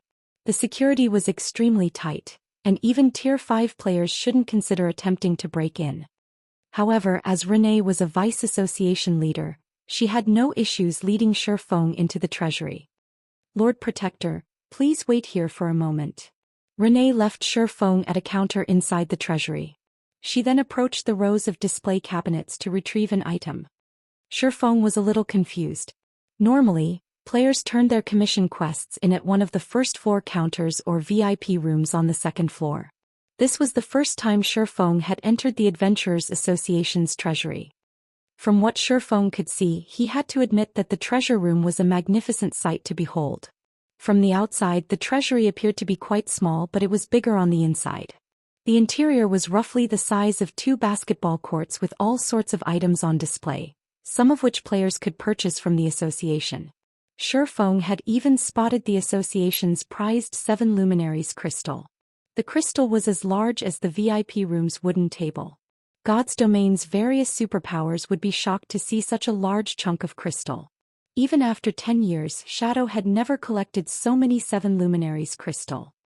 If he could get his hands on that crystal, he could instantly upgrade his mind space by several ranks. Lord Protector, I apologize for the wait. Renee walked towards Shifeng while carrying a wooden box carved with divine runes. Smiling, she said, in light of you being the first adventurer in Starmoon Kingdom to complete an SSS-rank commission, the Adventurers Association has decided to offer you a choice. You may turn the quest in and obtain the reward item that has been entrusted to us, or you may accept the reward the Adventurers Association has to offer. The original reward or the association's reward? Shifeng was slightly confused. This was the first time he had heard about the Adventurers Association offering a different reward. That's right. The disintegration axe itself is the original reward. The current disintegration axe is completely unusable as it would harm both the user and others. However, the person that issued the commission has a way to recast the axe. As for the Adventurers Association's reward, we'd like to offer this wooden box. Chapter 1373, Ring of Legends promoted. Chapter 1373, Ring of Legends promoted. The Disintegration Axe or the Wooden Box. Shifeng's gaze traveled between the disintegration axe in his hand and the wooden box Renee held. Currently he was both confused and elated. He was also slightly hesitant. He hadn't expected the commission's reward to be the disintegration axe itself. He had to admit that the reward for an SSS-rank commission was truly frightening. There was no doubting the disintegration axe's power. Although he couldn't see the weapon's information based on the power he felt from holding it, he could tell that if the weapon were repaired and given to a berserker, said berserker would become a god of destruction. Meanwhile, the wooden box in Renee's hands had been decorated with ancient, divine runes. It even radiated a faint trace of divine might. It was obvious that the wooden box's origin was not ordinary. Otherwise, the Adventurers Association wouldn't offer it as a replacement reward. Lady Renee, may I know the contents of this wooden box? Shifeng asked. Of course, Renee answered, giggling. Although I cannot let you open the box, I can tell you that the item inside is called the Sacred Stone. It's not that I don't wish to show you the item, but the Sacred Stone is somewhat special.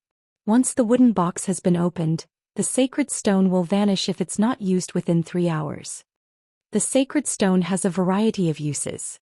I would say that its greatest purpose is reinforcing a weapon or piece of equipment. However, as we only have one stone, the highest rank it can upgrade an item to is Fragmented Legendary rank. Moreover, the item's base materials must be of sufficiently high quality. Otherwise the upgrade will fail. If you wish to reinforce the item further, you'll need to collect more sacred stones. Unfortunately, sacred stones were even difficult to come by in ancient times, much less now. You don't have to choose immediately. When you've made your decision, you may come to me to retrieve your reward. Hearing Renee's explanation, Shifeng stared at the wooden box in shock. He had never imagined that the Adventurers Association would be so generous as to offer such a treasure. Shifeng had heard about the Sacred Stone in the past. Indeed, as Renee had explained, it was an extremely valuable item. It was even rarer than your average fragmented legendary item. God's domain had extremely few fragmented legendary items. As a result, obtaining just one was excruciatingly difficult, not to mention finding an item that was suitable for oneself. Meanwhile, the Sacred Stone could upgrade a suitable item to fragmented legendary rank. It was common knowledge in God's domain that the more compatible one was with a weapon or piece of equipment, the more benefits one would gain from said item. Hence, rather than using a weapon or piece of equipment with powerful attributes, expert players preferred to use items that they were compatible with. This was also why after reaching the later stages of the game, many experts would turn down weapons and equipment from dungeons, searching for customized items instead. In the past, one sacred stone had been worth 2 fragmented legendary items. As Renee had said, he only had this opportunity because he was the first player in Starmoon Kingdom to complete an SSS-rank commission quest. Lady Renee, I've made my decision. I will choose the Sacred Stone, Shifeng said without hesitation. Although the disintegration axe was quite powerful, the weapon would be limited to fragmented legendary rank after its recasting. Repairing it fully would likely be even more challenging than repairing the Heavenly Dragon's breath. Who knew how long it would take to repair the weapon? Moreover, Rampant Blade, Shadow Sword and Gentle Snow, Zero Wings top 3 berserkers, didn't use war axes. They wouldn't be able to utilize the weapon to its fullest potential. Since that was the case, he might as well select the more valuable Sacred Stone. System. Congratulations. You have completed the SSS rank commission quest Ancient Orc Empire. Rewarding 1 Sacred Stone. Adventurers Association Reputation plus 1000, Starmoon Kingdom Reputation plus 1000, Humanity Reputation plus 100, Legacy Skill Points plus 15, and Free Attribute Points plus 60. When the sound of the system notification reached his ears, a golden glow wrapped around Shifeng's body as he leveled from level 54 to 79% of level 55. The quest awarded an abundant amount of EXP. If not for the nature of Shifeng's hidden class, he would have reached level 56 with the awarded EXP. The rewards are astounding. I actually got 15 legacy skill points. The quest's rewards astonished Shifeng.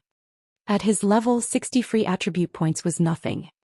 At tier 1, players would gain 8 free attribute points with each level up. At Tier 2 that number increased to 20. In other words, the 60 points were on par with 3 levels for a normal player. However, the legacy skill points were a different story. Players only gained 1 point for every 3 levels, yet he had just earned 15 points. Following which, Shifeng allocated his free attribute points to strength and agility, increasing each by a considerable amount. For Tier 1 players, this many attribute points was the equivalent to an additional piece of level 35 mysterious iron equipment.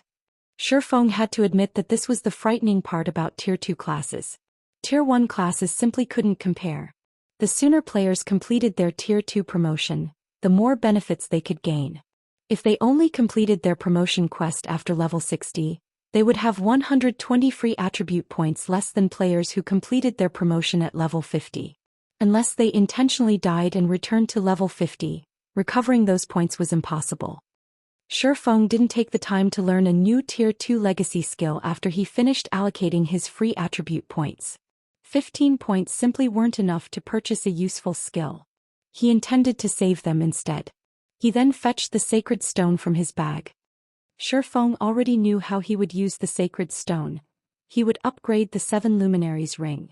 The 7 Luminaries ring was by far the best epic item he had ever seen. Not even the sacred sword killing ray could compare. Unfortunately, the 7 Luminaries ring was a replica. It couldn't be repaired as he had with the heavenly dragon's breath. The sacred stone was his only hope of upgrading the item. The 7 Luminaries ring was a perfect choice.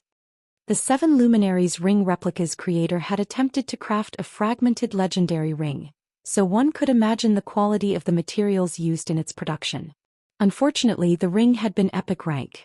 In fact, he should be able to upgrade the ring to legendary rank with enough sacred stones.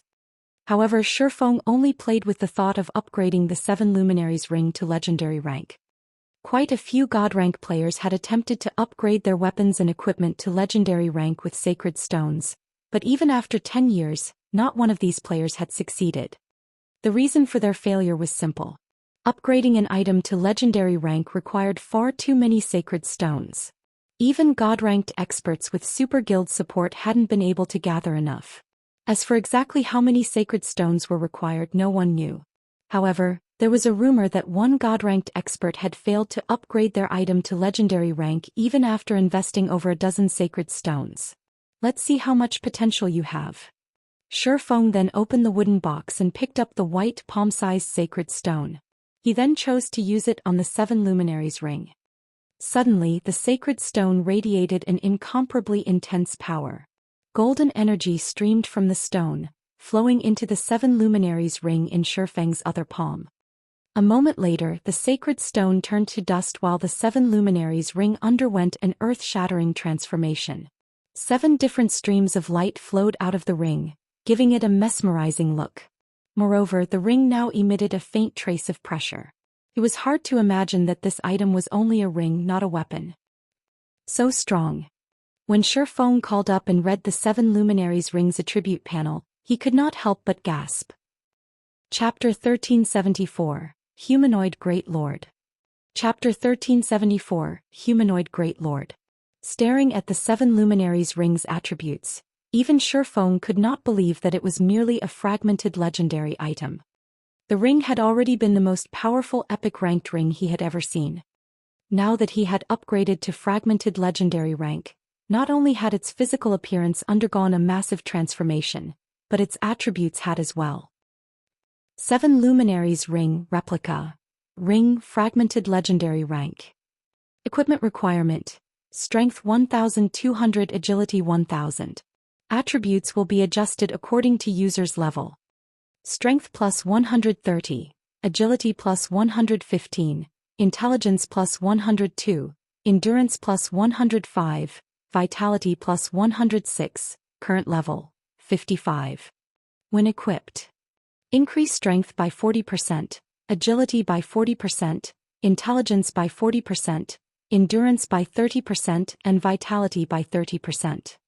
All negative environmental effects weakened by 50%. Ignore levels plus 15. All item level requirements reduced by 10 levels. Additional skill dash. 7 Luminaries aura. There are 7 different auras. earth, water, wind, fire, time, illusion, and space. Only one aura can be used each time, and there will be a cooldown of 20 seconds when changing between auras. Aura of Earth. Requires 2 billion EXP to level up. Defense increased by 100%. Damage taken reduced by 50%. Activatable skill dash. Absolute domain. Become immune to all damage for 10 seconds. All allies within a 50-yard radius become immune to all damage for 5 seconds. Cooldown, 2 minutes. Aura of Water. Requires 2 billion EXP to level up. Healing effects increased by 100%. Cast consumption reduced by 50%. Activatable skill dash. Life domain. Heals all allies within a 50-yard radius for 10% of their HP every second for 30 seconds. Cooldown 3 minutes. Aura of Wind. Requires 2 billion EXP to level up. Movement speed increased by 80%. Attack speed increased by 60%. Reaction speed increased by 20%. Activatable skill dash. Gale domain. Enables temporary flight and movement speed increase of 300% and reduces the movement speed of all enemies within a 100-yard radius by 50% for 30 seconds. Cooldown 3 minutes. Aura of Fire. Requires 2 billion EXP to level up. Damage increased by 50%. Target's defense reduced by 80%. Activatable skill dash. Flame domain. Inflicts 1,500% damage within a 60-yard radius for 7 seconds. Damage upscales by 20% every second. Cooldown, 5 minutes. Aura of Time. Requires 3 billion EXP to level up. Cooldown of all skills reduced by 50%. Enemies within a 200-yard radius will have their movement speed and attack speed reduced by 40% and cooldown of skills increased by 50%. Activatable skill dash. Forbidden domain.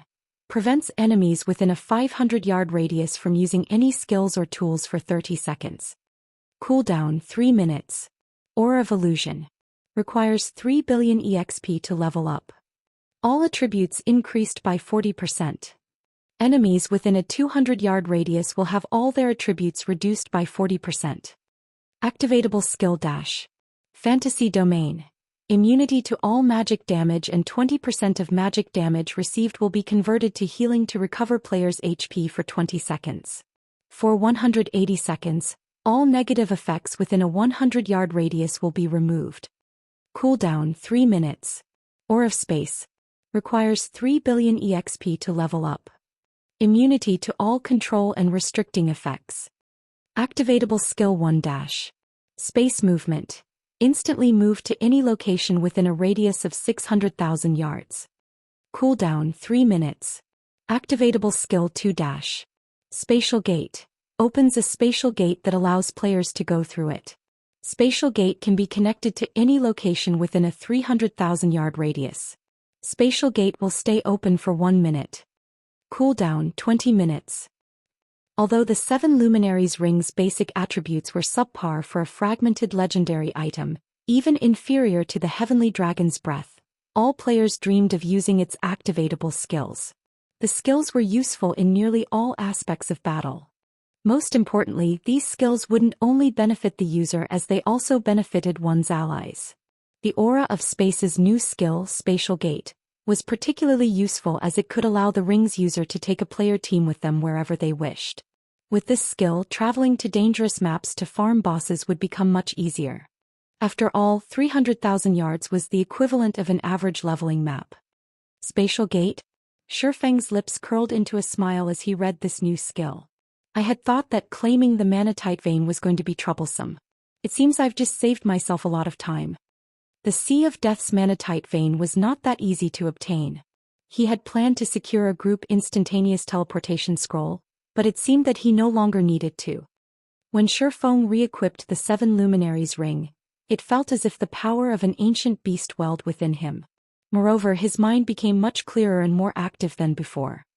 Is this the ring's hidden effect? Shifeng was surprised to notice the surrounding mana converge towards him. Although the affected area wasn't large, only 2 yards around his body, the mana density was roughly 30% higher than normal. Despite such a low percentage, it shouldn't be taken for granted. In a high mana density environment, the results would be staggering. Following which, Shifeng's fist shot out in a mock punch. Ping! He heard an explosion as his fist created a gust of wind that extended up to 10 yards away. My strength and speed can match a great lord of the same level now. Shifeng balled his fist as he estimated his current strength. Previously, he had nearly had as much strength as a great lord of the same level. Now he was certain that his strength was on par with a great lord's. Although there did not seem to be a huge difference between the two, the gap was massive. If his strength were only close to rivaling a great lord of the same level, he'd receive a lot of damage in a head-on confrontation. Without a healer's support, it was only a matter of time before the monster whittled him down, as monsters had far more HP than players. However, if he had truly reached the Great Lord standard, his battle recovery could make up for the damage he took in a one-on-one fight. He could fight until he ran out of stamina. Meanwhile, as long as he dealt enough damage, he could solo a Great Lord without any special tricks. He could now fight foes of a higher tier. In the past, he had envied Apex experts and their frighteningly high attributes, yet now he stood among them upon reaching Tier 2. If the Apex experts in his past knew about this, their jaws would hit the ground. Now that I've completed my quest, it's about time to visit Charlene. Shifeng smiled, satisfied. Before he left the Adventurers Association, though, he hid the 7 Luminaries ring's hidden effect. Otherwise, he would attract a lot of attention even with a black cloak. As soon as Shifeng left the Adventurers Association, he received a call from Melancholic Smile. Guild leader, the assassins I've dispatched have discovered a large group of evil demons. There are 3 times as many as those that assaulted our patrol teams. By the looks of it, their target seems to be an NPC merchant fleet, Melancholic Smile anxiously reported. When she had taken over Stone Forest Town's management, she had learned just how important the NPC merchant fleets were to the town. Without these NPC merchant fleets, Stone Forest Town would lose all sorts of special merchandise. If NPC merchants stopped visiting the town's popularity growth would slow to a crawl. To put it simply, the NPC merchant fleets were crucial to Stone Forest Town's promotion.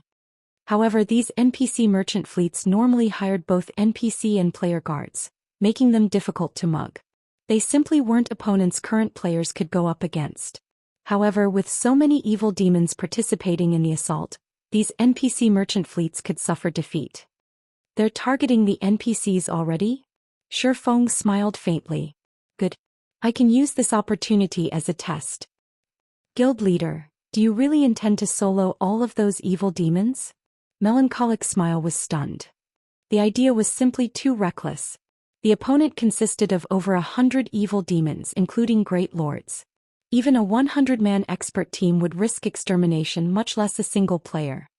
Relax. Send me the coordinates. Also, tell the assassins to be a little more careful and avoid discovery at all costs.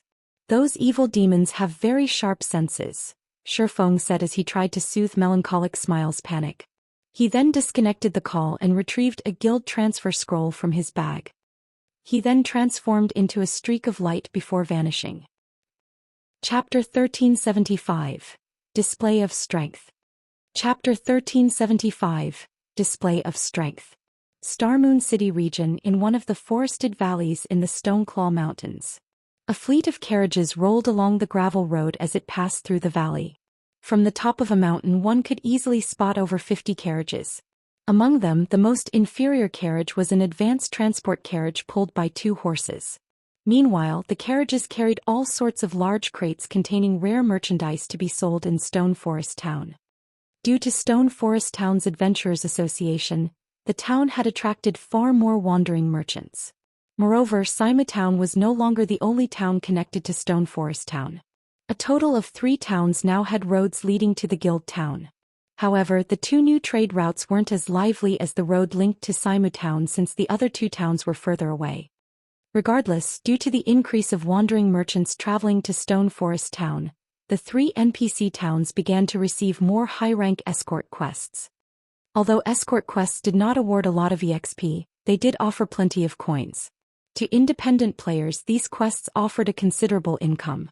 Moreover, players who just so happened to plan on heading to Stone Forest Town could rake in some additional income while they were at it. killing 2 birds with 1 stone.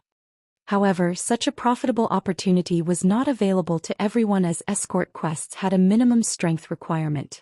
Moreover, the larger a merchant fleet was, the higher the requirements were. As for how these NPC merchants determined if a player were strong enough, said player would be required to spar with the fleet's NPC guards. The main god system would automatically lower the guard's strength to the standard of elite players at this stage of the game. If the player defeated the NPC guards, they could accept the escort quest. If a player wanted to become the merchant fleet's vice leader, receiving greater pay, they needed to defeat an NPC guard adjusted to the standard of current expert players. In the Stoneclaw Mountains Valley, over 100 players accompanied this merchant fleet. Even without the NPC guards' aid, the escort players easily defeated any monsters the fleet came across. Even monster groups led by a level 45 Great Lord were no match for these players. "Commander, are we really going to buy a private house in Stone Forest Town this time?" A gray-robed woman with long crimson hair asked the man with disheveled hair seated next to her in one of the transport carriages. This charming woman's question quickly attracted the attention of the other players in the carriage. These players weren't only focused on the woman because of her beauty. Rather, it was because this woman was a level 43 summoner. She was also the vice commander of Firecloud Fox, a well-known adventurer team from the Black Dragon Empire, and one of the Empire's top 100 summoners. Graceful Moon.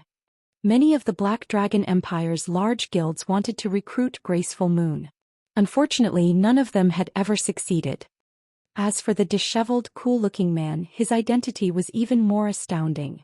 His name was Remnant Cloud, the Firecloud Fox's commander.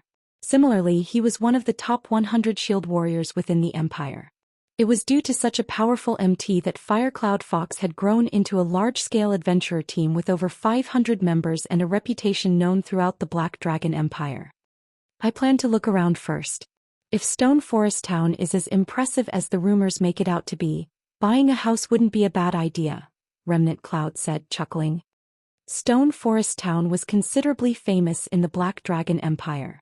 One of the main reasons for its popularity was the battle arena. Recently, quite a few experts had earned themselves a spot among the top 100 on the Black Dragon Empire's various class ranking lists. After some research, many other players discovered that these newcomers shared one similarity. They all trained in Stone Forest Town's battle arena. Moreover, these players' ranks in the Empire continued to rise. Because of this, Stone Forest Town's battle arena had become quite popular in the Black Dragon Empire. To improve his team members' strength, Remnant Cloud had decided to make the trip and investigate the town himself. "Commander, it's fine if you just want to look around, but if you decide to purchase a private house, I suggest otherwise. I've heard that a war has recently broken out between Zero Wing and Heaven's Burial, and the latter seems to have the advantage. Furthermore, Heaven's Burial's Red Iron Town has more potential. Not only are there plenty of high-level and high-resource maps nearby, but players will also be able to use Evernight City as a transfer point between the guild's other towns in the future. Investing in Red Iron Town will be more convenient than investing in Stone Forest Town." As for the battle arena, currently, other guilds have already begun to construct battle arenas in their own towns. It is only a matter of time before they catch up with Stone Forest Town's battle arena. Graceful Moon did not view Stone Forest Town's future in a particularly positive light. In her opinion, the town only had a few minor advantages at the moment. However, as time passed, the various large guilds towns in the Black Dragon Empire would undoubtedly catch up. After all, the Black Dragon Empire was far more prosperous than Starmoon Kingdom. Even if their adventurer team wanted to purchase a private house in Starmoon Kingdom, considering their long-term development, purchasing a house in Red Iron Town was the wiser choice. "I guess you're right. But since we're already here, let's go take a look." After giving the matter some thought, Remnant Cloud saw the reasoning in Graceful Moon's words. Various guild towns were already prioritizing their battle arenas. As for the mana density, these guilds were doing their best to find solutions. They would deal with the problem sooner or later. While Graceful Moon and Remnant Cloud conversed, they heard a commotion in the forest on both sides of the gravel road. Suddenly, easily over 1,000 pitch-black figures darted out of the dense woods. Not only did these figures block the merchant fleet's path, but they had also surrounded the carriages. Upon seeing these monsters, the escorting players prepared for battle. These monsters were nothing like the wild monsters they had faced on the road thus far. Every one of these monsters radiated a frightening aura, their eyes containing human-like wisdom. Moreover, their levels were shockingly high. These monsters were all level 70, roughly 25 levels higher than the monsters the merchant fleet had previously encountered. How is this possible? Didn't they say that these evil demons only assaulted passing players? Why are they targeting the merchant fleets? Some escort players from Starmoon Kingdom recognized the evil demons immediately. After all, they had seen these evil demons siege Stone Forest Town. These monsters' attacks on Stone Forest Town's players was nothing new either. What surprised these players was that these evil demons actually dared to assault an NPC fleet. Aside from the escort players, a large number of NPC guards protected the merchant fleet. Each one of these guards was level 80. And among them were 3 Tier 3 guards, over 60 Tier 2 guards, and over 100 Tier 1 guards. They were not existences current players could easily defeat. Before these players could recover from their shock, the evil demons surged forward. Haha. Go. Destroy the merchandise. Ghost Shadow, hiding amongst the trees, laughed as he watched his legions surround the merchant fleet. To ensure the fleet's destruction, Heaven's Burial had dispatched the Ghost Shadow Legion's elites, and Beast Emperor had sent them an evil demon army to assist. 2 level 70, Grand Lord ranked evil demons led the army. Given enough time, they could certainly eliminate the NPC merchant fleet. Although the evil demons' levels were lower than the NPCs, they had the numerical advantage. Moreover, they didn't need to kill the NPCs. Their goal was simply to kill the players and destroy the cargo. Damn it! Why are there so many powerful monsters? Graceful Moon's eyebrows rose in surprise. Not only did the level 70 chieftain-ranked evil demons easily defeat her summoned creatures, but they also dodged her spirit bullets. If not for Remnant Cloud activating a berserk skill and life-saving skill to hold the evil demons back, the monsters would have long since closed in on her. The other players weren't as lucky. Despite the battle beginning only a brief moment ago, over a dozen players had already died. On this kind of battlefield, these players were utterly useless. They were slaughtered like ants. Moon, get out of here. I'll hold them back. Remnant Cloud barked. He could tell that only death awaited them should they stay. They couldn't win a battle of this level. But, although Graceful Moon wanted to argue when she saw a High Lord overwhelm her commander, she took out an instantaneous movement scroll and activated it. A futile struggle. Ghost Shadow growled disdainfully when he noticed several players removing instantaneous movement scrolls from their bags. Before they had taken action, he had used a tool Beast Emperor had given him to seal the area, making it impossible for players to escape via return scrolls or instantaneous movement scrolls. Why did it fail?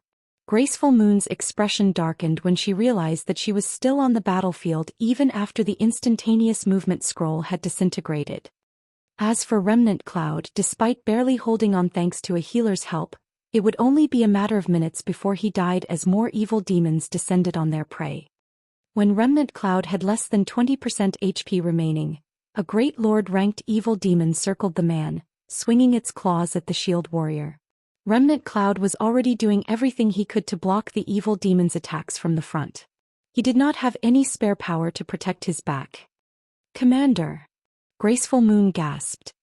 Am I going to die just like this? Remnant Cloud understood that there was no escaping death when he noticed the Great Lord behind him. Suddenly, a spatial tear appeared between Remnant Cloud and the evil demon, and a figure leaped onto the battlefield. However, despite the spatial tear's abrupt appearance, the evil demon's attack did not falter in the least. Be careful! Remnant Cloud shouted. He could faintly tell that the figure behind him was a player. Unfortunately, only 3 yards separated this figure and the evil demon. Not even an expert could react in time to block such an unexpected attack from a Great Lord with so little distance between them. However, when the evil demon's claws were less than 1 yard away from the newcomer, a blue glow blossomed on the evil demon's body. Like a cannonball, the Great Lord-ranked evil demon shot backward, crossing a dozen yards before crashing into a large tree. A second after the impact, the towering tree fell to the ground. As for the figure that emerged from the spatial tear, he remained where he had stood, his calm composure making it seem as if nothing had happened. Chapter 1376. The Seven Luminaries Rings Power. Chapter 1376. The Seven Luminaries Rings Power. When the Great Lord ranked evil demon's body hit the ground, the battlefield fell silent. How is that possible? Graceful Moon wore an incredulous look as she stared at the evil demon sprawled in the dirt. Turning her gaze toward Shifeng, she muttered, "Just what did he do?" Without using any special tricks or magic arrays, contending with a level 70 Great Lord was impossible for current players. Even if Remnant Cloud, Firecloud Fox's commander, activated his Berserk skill and life-saving skill, he'd be lucky to survive even a moment against such an advisory, much less throw such a monster over a dozen yards. Graceful Moon wasn't the only one shocked. Every player that had witnessed the scene was stupefied. That can't be a player, right? What is going on? No, that's not right. There's a green marker above his head. He must be a player. Who is that? Everyone's gaze fixed on Shifeng. For a moment they tried to guess the man's identity, both curious and surprised. "Fellow friend, hurry and leave this place. There are too many monsters here," Remnant Cloud advised as he turned to Shifeng, who stood behind him. Although he hadn't seen how the even demon had been thrown, not one of the experts he was familiar with were capable of sending a level 70 Great Lord flying.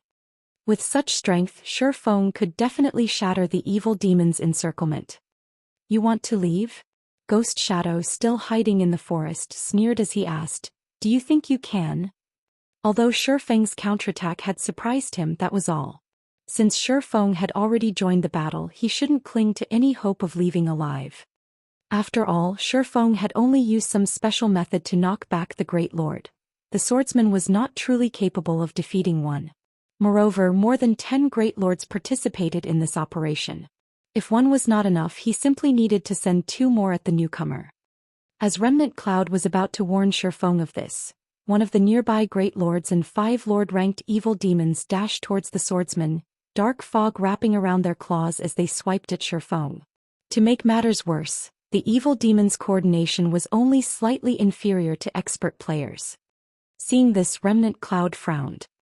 Even as a shield warrior, he could only stand against 3 evil demons at once. No swordsman could block 6 evil demons simultaneously without activating a life-saving skill. However, just as the 6 evil demons were about to land their attacks, a galaxy of stars appeared around Shifeng, radiating a brilliant blue glow. Compared to Shifeng's previous executions, his current sword's orbit was more complete and beautiful. Ping. When the blue glow illuminated the area, the 6 evil demons were instantly sent flying by over 20 yards. They hadn't even managed to reach the edge of Shifeng's cloak, much less deal any damage. Meanwhile, each of the 6 evil demons had instantly lost over 20,000 HP, with some losing nearly 50,000 HP due to a critical hit. As evil demons had much less HP than ordinary monsters, their HP bars had decreased significantly. Remnant Cloud was dumbfounded. Shifeng's previous feat of throwing a Great Lord could have been brushed off as a powerful skill. Now, however, Shifeng had launched 6 evil demons with a single move. Even an experienced expert like Remnant Cloud could not help his surprise. Meanwhile, Shifeng, who remained in his original position, glanced down at the Abyssal Blade, astonished. After upgrading the Abyssal Blade, the magic weapon had gained the passive skill Abyssal Will, which improved his physique depending on the surrounding mana density. Due to the 7 Luminaries ring, the mana density around him had increased considerably, which in turn improved his physique further. If not for the combination of these factors, he would not have executed such a perfect sword's orbit. I wonder how this move will fare. Shifeng suddenly vanished. Void steps. He disappeared. Where did he go? Did he leave? That's not right. He was using 2 one-handed swords. He should either be a berserker or a swordsman. How could he possibly be an assassin? Was he a ghost? Before everyone could recover from their shock, Shifeng's sudden disappearance surprised them once more. Impossible. I've already sealed the area. Players can only enter, not leave. Ghost Shadow's eyes widened in surprise. Quickly, he turned to look around the battlefield, trying to locate the swordsman. but no matter how he searched he couldn't find the player. As players began to wonder if they had hallucinated, a figure appeared behind the 3 evil demons that Remnant Cloud faced. Fresh blood fountained from the 3 evil demons' bodies as they curled like shrimp and flew over 20 yards away. So fast. By the time Remnant Cloud realized what had happened, the 3 evil demons before him had disappeared. When he tried to get a good look at his savior, he realized that the figure before him was only an afterimage. In the blink of an eye, Shifeng reappeared over a dozen yards away. Once again 4 evil demons were struck and sent flying. In such a way, Shifeng's figure vanished and reappeared all over the battlefield.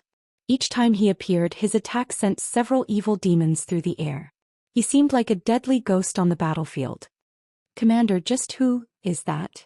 Graceful Moon could not help but ask as she watched Shifeng's afterimages flood the road. She had encountered and fought many experts in the Black Dragon Empire. She had even sparred with the Empire's top 10 experts. Although she hadn't been a match for those players, she could estimate how much of a difference separated them. However, as she watched Shifeng, she couldn't fathom how vast the gap was between this man and herself. She felt as if she were staring into a bottomless abyss. "I don't know either." Remnant Cloud smiled bitterly. Once Shifeng had thrown over 300 evil demons, he stopped 50 yards away from the battlefield. He seemed like he had just casually strolled through the area, coming and going with ease. "My physique should have improved by nearly 10%. Shifeng rejoiced as he glanced at his abyssal blade. Although the burden of using void steps so many times consecutively was great, it wasn't intolerable due to his high attributes and physique. Moreover, executing void steps was now easier than ever before thanks to the high mana density encasing his body. His current location's average density was the only limiting factor. If he fought in a high mana density environment, the effects would be unimaginable. After a short pause, the 300+ evil demons that he sent flying charged at him like maniacs. The weakest among these evil demons was a chieftain, and the charge included 8 great lords. "He's insane. He aggroed so many evil demons."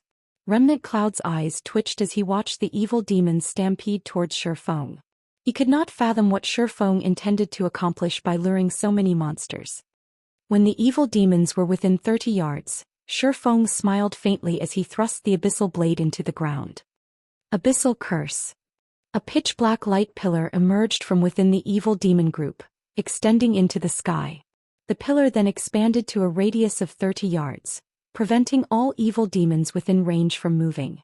Even the Great Lord-ranked evil demons felt as if they had just stepped in mud. No matter how hard they struggled, they couldn't break free. Moreover, their attributes were rapidly reducing. Following which, a frightening amount of mana gathered around one of Shifeng's hands, a crimson magic array forming above his palm. He then directed the magic array at the army before him. Flame Domain. A twofold crimson magic array formed in the center of the evil demon army, crimson shockwaves radiating from the center.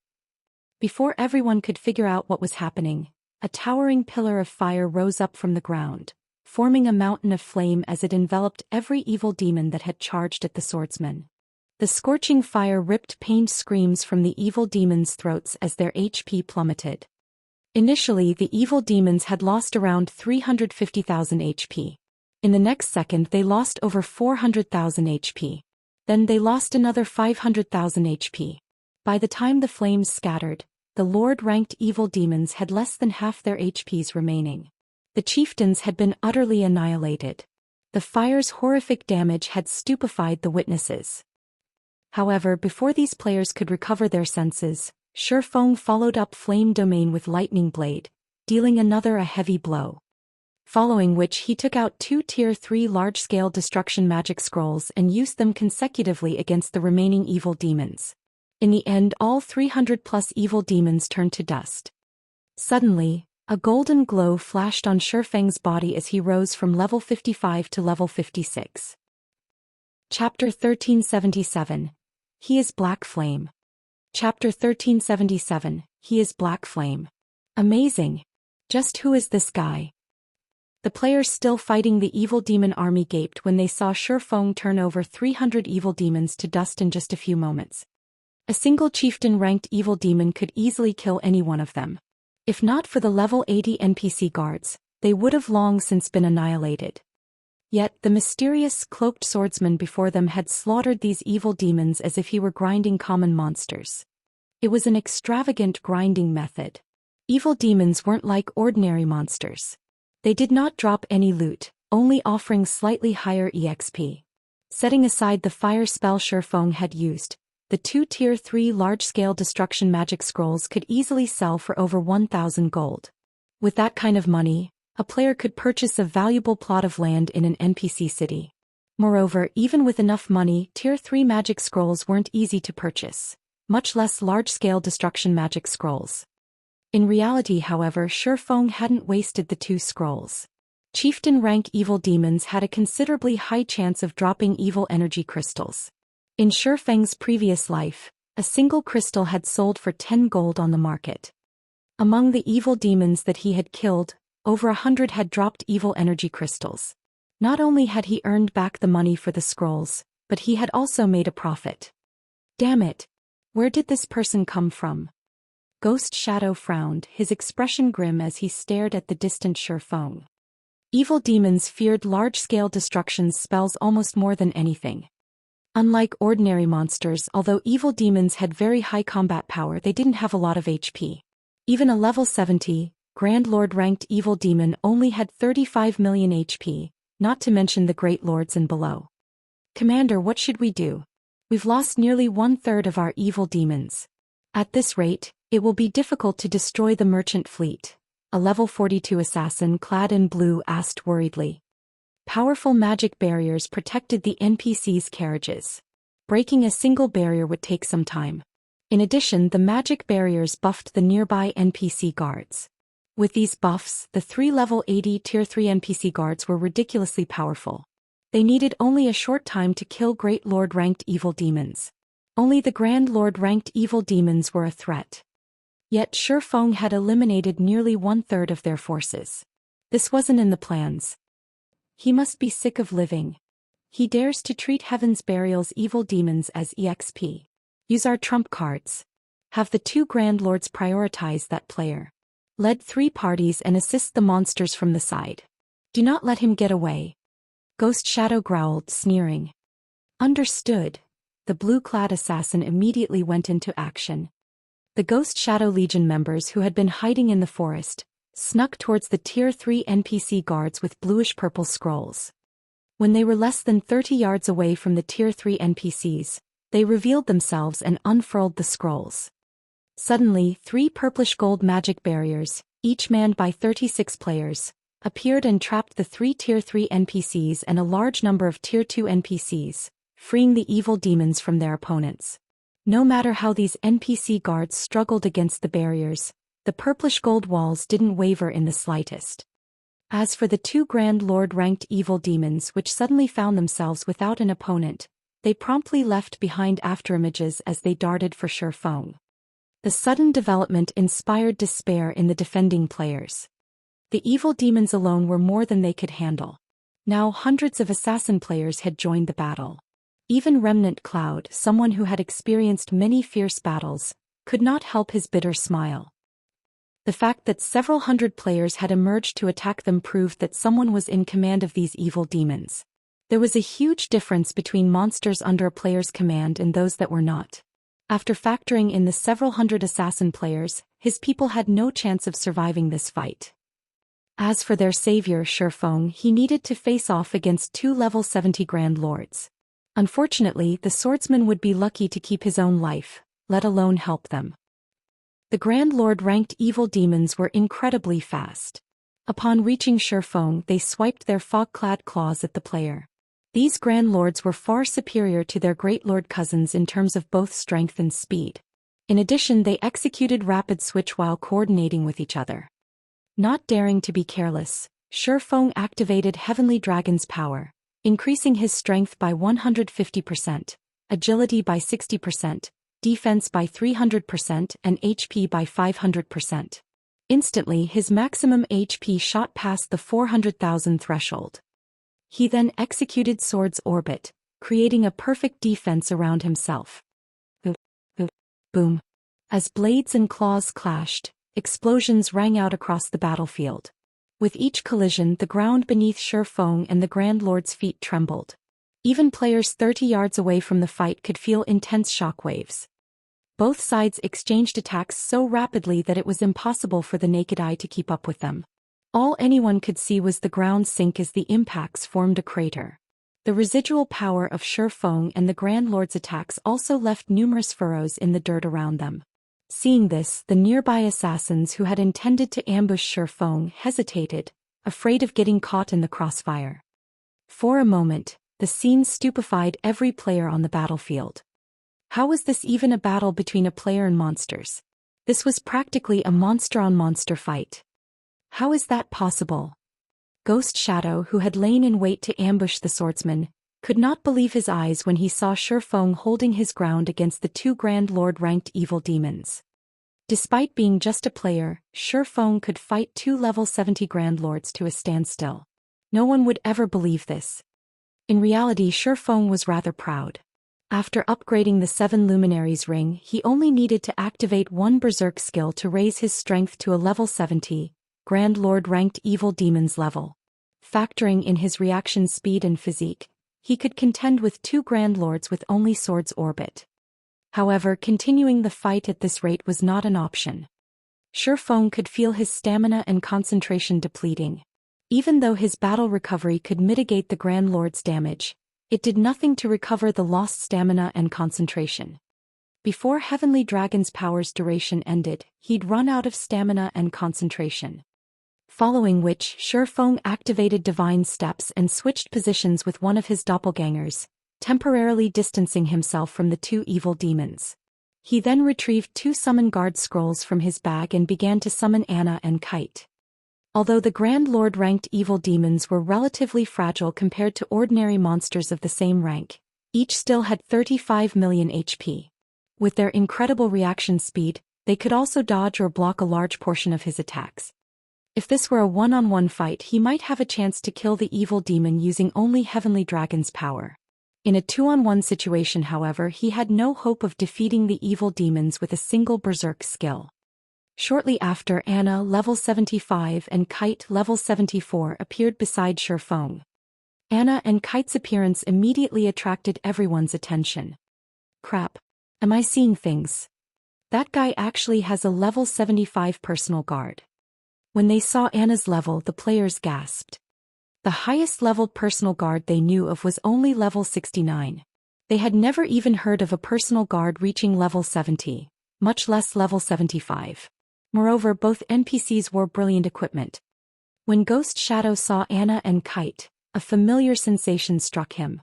After going through his memories, these two NPCs seemed very similar to the two powerful personal guards that had appeared during Heaven's Burial's first assault against Stone Forest Town. Only the NPCs' weapons and equipment were different. Ghost Shadow's calm expression changed abruptly. "Commander, what happened?" the blue-clad assassin asked curiously. "Crap. He is Black Flame," Ghost Shadow exclaimed. Chapter 1378, Kill. Black Flame. When the other Ghost Shadow Legion members heard their leader's realization, they could not help but shift their gazes on to the distant Shifeng, their mouths falling wide open as a chill crawled down their backs. Black Flame's fame had long since spread throughout the kingdom. Many players even treated his battle records like classics. He was Starmoon Kingdom's undisputed #1 expert. However, Black Flame's tracks were always a mystery. Even Zero Wing's inner members did not know Black Flame's whereabouts. They had only heard of Black Flame's strength, that he was akin to a monster. They had thought the rumors were just exaggerations. However, it would seem that the real deal was even greater than the rumors had made him out to be. After all, Black Flame could actually hold his ground against 2 level 70, Great Lord-ranked evil demons by himself. This was simply too terrifying. "Commander, isn't this a good chance to kill Black Flame?" the blue-clad assassin asked with a smile. "We haven't received any reports of Stone Forest Town mobilizing forces. Black Flame must be acting on his own this time. Although Black Flame is monstrously strong, at the end of the day he is only one person and we still have many evil demons. We can use them to wear him down. His death will be far more meaningful than destroying an NPC merchant fleet." Hearing this, everyone's eyes suddenly glowed with excitement. They all agreed with the blue-clad assassin. If they were here without their demonic support, it would be impossible to deal with Black Flame, but the Ghost Shadow Legion was backed by the evil demon army. They even had 2 Grand Lords. This was a heaven-sent opportunity to kill Black Flame. If they defeated Black Flame, the blow to Zero Wing's reputation would be far more severe than simply destroying an NPC merchant fleet. Indeed, this is a golden opportunity. Ghost Shadow nodded his agreement. Notify everyone to gather at our location immediately. Order the Lord-ranked evil demons and above to keep an eye on Black Flame as well. Do not let him get away. Black Flame had already used his Berserk skill. Once the duration ended, with the evil demon army attacking head-on and the Ghost Shadow Legion assisting from the sides, they would take the swordsman's life. Upon receiving Ghost Shadow's command, the Ghost Shadow Legion members assisting the evil demons in destroying the fleet left their positions and stealthily surrounded Shifeng. The 100-plus Lord-ranked evil demons remaining also shifted their focus towards the player. Remnant Cloud and the other defending players sighed with relief. What's going on? Are they giving up? As she watched the Ghost Shadow Legion's assassins withdraw, Graceful Moon was confused. Had those assassins continued their assault, they would have been defeated. She watched as hundreds of Lord-ranked evil demons and above charged for Shifeng, shock and lamentation filling her heart. Given enough time, she was confident in becoming one of the top 10 summoners in the Black Dragon Empire, yet it was obvious that their attackers didn't view her or the other guard players as important. Otherwise, they wouldn't have switched targets so suddenly at such a crucial moment. She was a little frustrated at being looked down on. Moreover, was it really necessary to send so many players and lords against a single player? Good. All great Lord-ranked evil demons, distract Black Flame's personal guards while the other evil demons focus on Black Flame. Everyone else find an opportunity to land a killing blow. Ghost Shadow gave out the command to attack once his people were in place. Unlike the prior attack, the evil demons put more space between themselves. Even if Shifeng had more large-scale destruction spells, he couldn't put them to good use. Furthermore, he wouldn't have another opportunity to use a magic scroll with the 2 Grand Lords distracting him. Roar. With Ghost Shadow's command, over a dozen great Lord-ranked evil demons charged at Anna and Kite, while the other evil demons dashed for Shifeng. The level 40-plus assassin experts nearby stealthily approached their target as well. Black Flame, today will be your funeral. Ghost Shadow exclaimed as he watched the Grand Lords force Shifeng into a defensive position. Quite a few superpowers had attempted to kill Shifeng, but none had succeeded. Today, however, he would put an end to Zero Wing's legend. Crap, everyone's coming for me? Shifeng, who had activated omniscient eyes to scout for ambushes, discovered countless evil demons and players around him. Moreover, these evil demons and players aimed for his life. Dealing with the 2 Grand Lords had only become easier after he had summoned Anna and Kite. If so many evil demons and players joined into the fight right now, he'd be in trouble. Seeing the evil demon army and player army inch closer, Shifeng switched the Aura of Fire to the Aura of Time. Forbidden Domain. A silvery gray space formed in a 500-yard radius around him. The skill prevented all enemies in range from using skills or tools for 30 seconds. It also decreased enemies' movement speed and attack speed by 40% within 200 yards of him. Due to this forbidden domain, the stealthed assassins were promptly exposed. The dark fog that shrouded the evil demon's claws also disappeared. The Ghost Shadow Legion panicked when they realized they had lost their ability to use skills and tools. Assassins were powerful was because of their skills' damage and control effects. If they couldn't use their skills, they were practically crippled. They wouldn't even be able to exhibit 30% of their true combat power. What are you afraid of? This silencing skill will only last a short moment. Charge. No matter what, he mustn't escape. Ghost Shadow shouted arrogantly. While not being able to use skills and tools was a disadvantage, they wouldn't get another opportunity like this to kill him again if they failed. Hearing Ghost Shadow's words, the panicked assassins calmed quickly as they tightened the encirclement around Shifeng. They might not be able to exhibit their full strength right now, but the same wasn't true for the evil demons. Even if the evil demons couldn't use their skills, it would only affect their combat power slightly. There were more than enough evil demons to whittle Shifeng down. They could leave the offense to the demons while they contained Shifeng. Escape. Shifeng formed a sinister smile as he surveyed his surroundings. That smile made the Ghost Shadow Legion members shudder involuntarily as they realized that something felt off. However, before they could react, Anna, who stood beside Shifeng, finished reciting her incantation. Immediately, a massive golden magic array appeared in the sky, its imposing appearance visible to anyone within 500 yards. Following which, a golden armored Valkyrie descended from the array. The moment the level 75 Valkyrie appeared, a powerful aura washed over the battlefield like a tidal wave. The Ghost Shadow Legion felt an unprecedented pressure weigh them down. Crap. Everyone retreat. When Ghost Shadow saw the Valkyrie, he instantly understood the meaning behind Shifeng's sinister smile. Shifeng hadn't used a silencing skill to escape. Rather, he had used the skill to prevent them from escaping. Even without Ghost Shadow's warning, the Ghost Shadow Legion members had already turned and fled. Unfortunately, the Valkyrie already held a spear of thunder. She then swept the spear towards her targets. Countless arcs of golden lightning streaked forward, dealing devastating damage to everything within 150 yards in a cone-shaped area. The Valkyrie used the Tier 4 skill Roaring Thunder. She also dealt double damage against dark creatures. As a result, the fragile Lord-ranked evil demons died on the spot. Only the High Lords and above barely survived. As for the players within range, not even their bodies remained after the attack. Chapter 1379. Unstoppable. Chapter 1379. Unstoppable.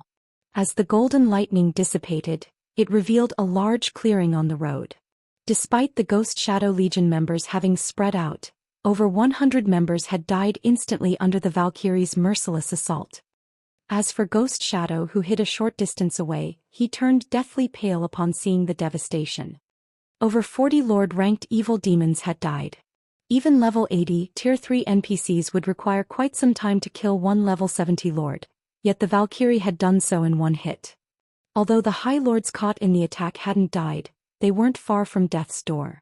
4 Great Lords had also sustained severe injuries, each one with a little over a third of their HP remaining. This frightening damage and destructive power were simply unparalleled. Ghost Shadow had never witnessed such an attack. The Valkyrie's strength stupefied everyone. For a moment, many of the surviving Ghost Shadow Legion members stood there in a daze, not knowing what to do. Attempting to escape was meaningless. Even if they tried to run, the Valkyrie would likely kill them before they reached the Forbidden Domain's boundaries. Don't panic. Spread out. The Valkyrie won't last very long. Such a powerful skill has to have a long cooldown. Maintain your distance and buy as much time as possible. Ghost Shadow hurriedly commanded. While the Valkyrie's combat power had exceeded Ghost Shadow's expectations, he was no ordinary player.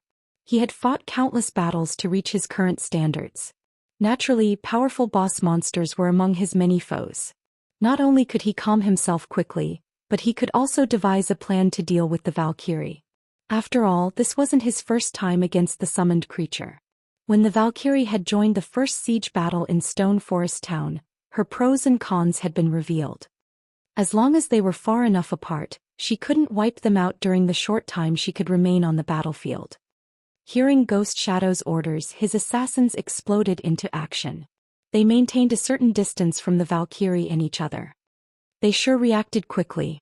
The Ghost Shadow Legion's reaction time surprised Shifeng slightly.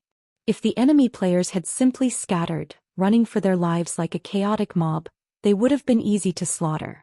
However, by deliberately maintaining a fixed distance from the Valkyrie and attracting her attention, the summoned angel could only kill a small number of their forces.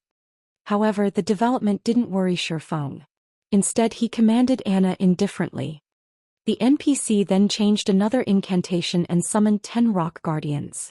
The Rock Guardians formed a magic barrier around the 2 Grand Lord-ranked evil demons, trapping them within. Meanwhile, the Valkyrie vanished and reappeared before the 2 Grand Lords, sweeping her spear of thunder horizontally. Before the 2 evil demons could react, they were sent flying over 20 yards away, slamming into the magic barrier. Their HP bars lost another large chunk. Crap. He's aiming for the Grand Lords. Ghost Shadow's expression darkened as he watched the summons trap his two Grand Lords. Hurriedly he shouted in the team chat, "Quick! Everyone attack the magic barrier." Every Grand Lord ranked evil demon was incredibly precious. Nurturing one was highly dependent on luck. Beast Emperor had only given Heaven's Burial 2 Grand Lord ranked evil demons as trump cards to deal with Zero Wing. Each Grand Lord could easily annihilate a 100-man expert team on their own. If not for Singular Burial's demand that he destroy the NPC merchant fleet, he wouldn't have mobilized the 2 Grand Lords at all. "It's too late." Shifeng smiled. He then activated Phantom Kill 9 Dragon's Slash and Divine Providence. Shifeng, his doppelganger, and the Abyssal Blade Phantoms attacked the Grand Lords together. In front of the Valkyrie, the 2 Grand Lords were utterly powerless. Hence, Shifeng could attack to his heart's content. As the Valkyrie dealt double damage to dark creatures, each of her attacks caused over -1 million damage. When she used the Tier 4 single-target skill Judgment Spear, she could eliminate over 1/3 of the Grand Lord's HP. As for Shifeng, he possessed the Sacred Sword Killing Ray, which also dealt double damage to dark creatures. Factoring in Heavenly Dragon's power, each of his strikes easily dealt over -100,000 damage. After exhausting all 9 Shadow Blade attacks, he instantly devoured over 1 million HP from one of the evil demons. Although Shifeng's doppelganger only had 80% of his basic attributes, its damage shouldn't be underestimated either. Anna and Kite also bombarded the Grand Lords. In less than 6 seconds, one of the 2 Grand Lord-ranked evil demons collapsed as its 35 million HP fell to 0. As it fell, it dropped several items and contributed an astronomical amount of EXP, pushing Shifeng very close to level 57. "Quick! Destroy the barrier." Ghost Shadow's stomach churned with anxiety as he watched one of his Grand Lords die. However, despite both players and evil demons assaulting the magic barrier unhindered, the barrier remained intact. The Rock Guardians maintaining the barrier only lost a small amount of HP. It was clear that it would take some time to bring this barrier down. As a result, Ghost Shadow and the others watched helplessly as the other Grand Lord rapidly lost its HP. Of course, as time passed, the Valkyrie's summon duration dwindled. When the duration had only 1 second left, the Valkyrie began to fade. Meanwhile, the Grand Lord-ranked evil demons still had over 17 million HP remaining. Seeing this, Ghost Shadow breathed a sigh of relief. Without the Valkyrie suppression, Shifeng would have a difficult time dealing any significant damage to the evil demon. His 2 personal guards wouldn't change that. Shifeng would need a long time to kill the Grand Lord. His subordinates should break through the barrier before that happened. "Die!" Suddenly, Shifeng shouted as his 2 swords released a blinding light. A similar phenomenon occurred on his doppelganger's blades as well. Both Shifeng and his doppelganger then brandished their swords at the evil demon's back. Flame burst. Every strike dealt over -800,000 damage, with some doubling that due to a critical hit. By the time Shifeng and his doppelganger landed all 30 strikes, the evil demon's remaining 17 million plus HP had fallen to 0. Impossible. Ghost Shadow was stunned. Ghost Shadow wasn't the only one shocked. Shifeng's burst damage flabbergasted everyone on the Ghost Shadow Legion. He had wiped out over 17 million of a Grand Lord's HP in the blink of an eye. This kind of explosive power was simply unheard of for a player. Upon killing the second Grand Lord, Shifeng had also risen to level 57. Although both Grand Lords had dropped plenty of valuable loot, as Shifeng was still in the midst of a battle, he swept the items into his bag without sparing them a second look. "Commander, what should we do now?" the blue-clad assassin asked worriedly as he watched Shifeng inside the magic barrier. When he saw the man's smile, he could not help but shudder. If Shifeng could instantly kill a Grand Lord-ranked evil demon with half of its HP, who could possibly stop him on this battlefield? "Retreat. This place is no longer safe for us." Ghost Shadow sighed helplessly. Although the Valkyrie was no more, they had lost their only combatants capable of contending with Shifeng. If they stayed and fought, they'd be nothing more than EXP and loot. Based on the strength the swordsman had displayed here, it was clear that attempting to kill him was futile. Chapter 1380. Fame spreading throughout Starmoon Kingdom. Chapter 1380 Fame spreading throughout Starmoon Kingdom. Hearing Ghost Shadow's order to retreat, the Ghost Shadow Legion members breathed a sigh of relief. They had lost the courage to face Shifeng. Shifeng had stood against a level 70 Grand Lord-ranked evil demon in a direct confrontation. Killing them would be child's play. It hadn't been easy for them to reach their current level, and if they died here, recovering their lost progress would be even more difficult. With Ghost Shadow's command, the evil demons and Ghost Shadow Legion fled, not daring to linger in this land of death for a second longer. Don't even think of escaping so easily. Seeing his opponents run, Shifeng pointed the abyssal blade at the sky and activated Skywheel Sword. Suddenly, golden, divine swords descended, one after another. All assassins caught in the rain of divine swords died instantly. 3 great lords and over a dozen lords were also within range of the AoE, unable to leave the area. Meanwhile, Shifeng's personal guards and doppelganger launched an assault on the great lord-ranked evil demons. Evil demons were not easy to produce, particularly the Grand Lords and above. Evil Gods Temple players treasured every one of these high-ranking evil demons dearly. Hence, Shifeng had prioritized the strongest evil demons first. As for Shifeng, he charged at the escaping players. While inside the Forbidden Domain, all enemies would receive a movement speed penalty. With his superior attributes, Shifeng could effortlessly catch the felling players. Taking these assassins' lives who couldn't use skills or tools was like taking candy from a baby. Every time he swung his sword, a player died. Moreover, Shifeng had already activated Omniscient Eyes, so he knew the situation within a 100-yard radius like the back of his hand. This made it much easier to track down the players that had escaped into the dense forest. Following which, Shifeng transformed into a black shadow as he darted around the battlefield, players screaming in agony as he passed before they transformed into particles of white light and vanished. The fleeing players paled with fear when they saw the horrific scene, shuddering uncontrollably. Their opponent was nothing like a player, but a death god harvesting lives as he listened to his praise screams. Even the guard players' blood ran cold. Despite facing an evil demon army and hundreds of level 40+ assassins by himself, Shifeng had actually forced his opponents to run for their lives after such a short battle. So strong. Who is that? So this is a true expert player. Everyone stared in shock as they watched Shifeng chase down the last Ghost Shadow Legion members. They felt as if they were looking at a whole new world. The Ghost Shadow Legion members were all level 40+ assassins and equipped with top-tier weapons and equipment. To ordinary players they were definitely experts, yet hundreds of these experts did everything they could to flee from a single player. Black Flame. Don't get too full of yourself. Do you really think we're afraid of you? Ghost Shadow, who stood in the distance, could not help but shout at Shifeng as he watched the swordsman slaughter his subordinates. The Ghost Shadow Legion members he had brought with him were the elite among elites. Nurturing each one of them had cost a lot of resources. Watching them fall one after another, Ghost Shadow wanted nothing more than to charge in and kill Shifeng himself.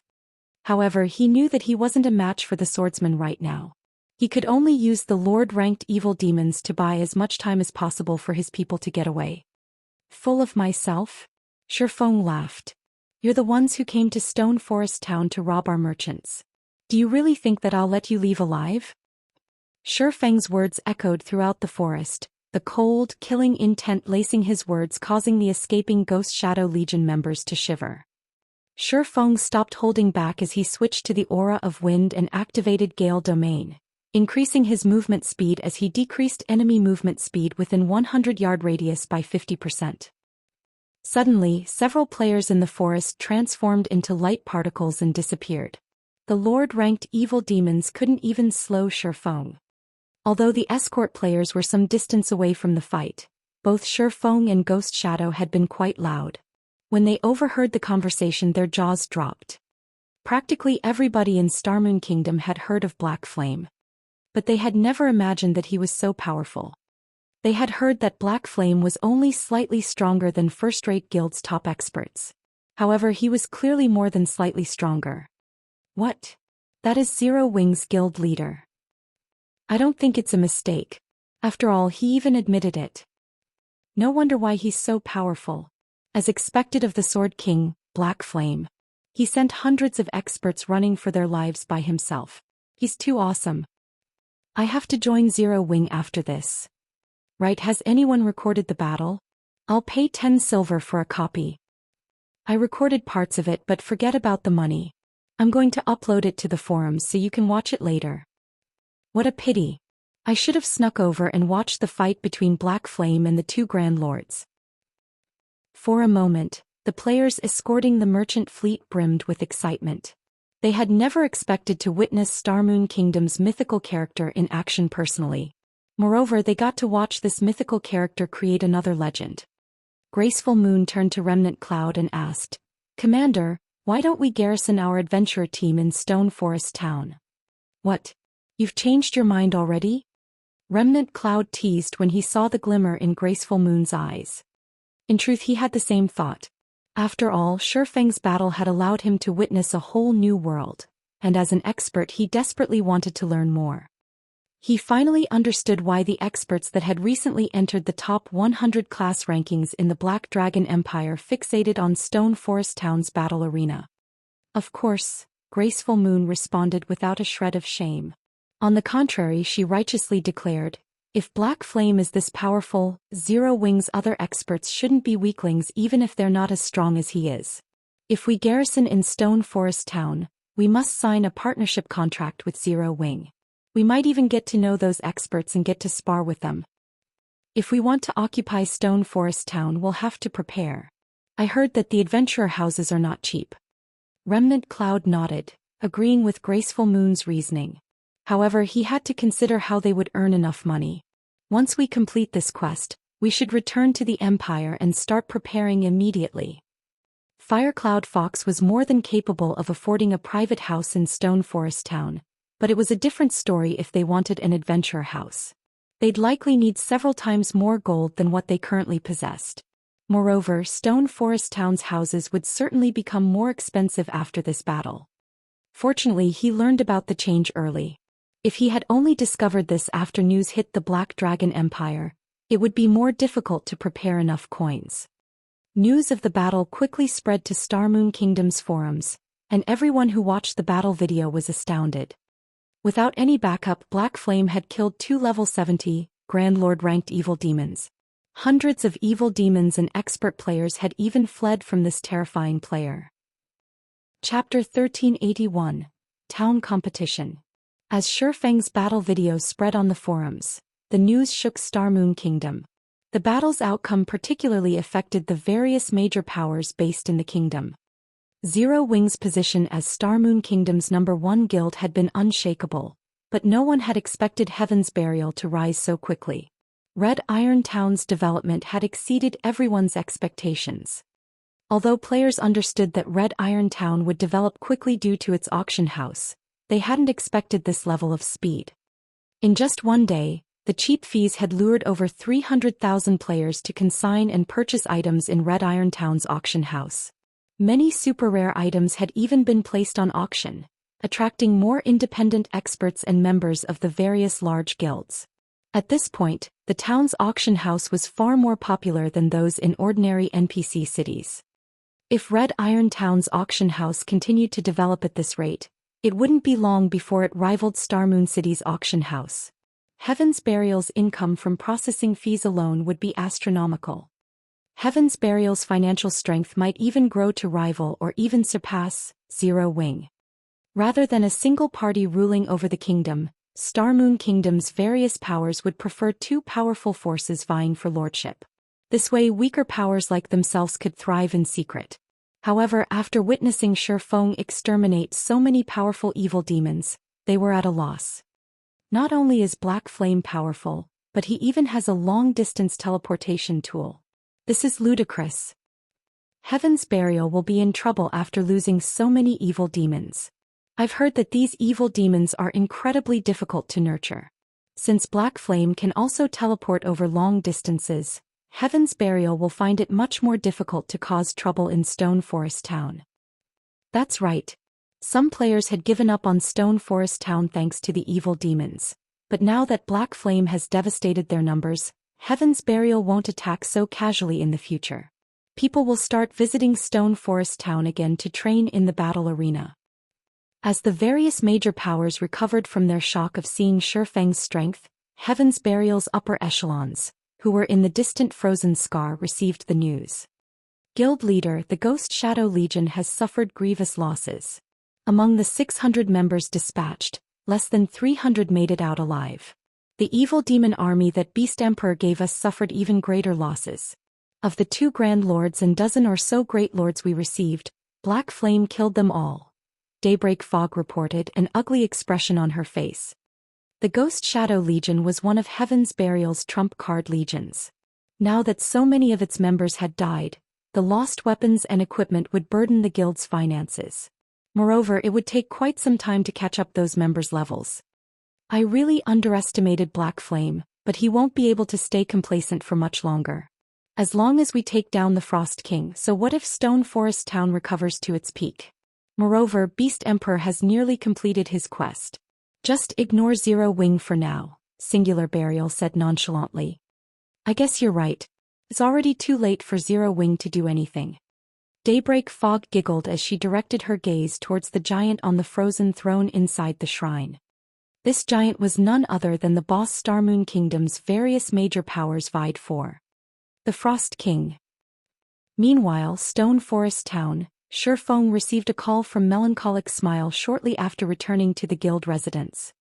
Guild leader, you must be crazy. You dealt with all those evil demons by yourself.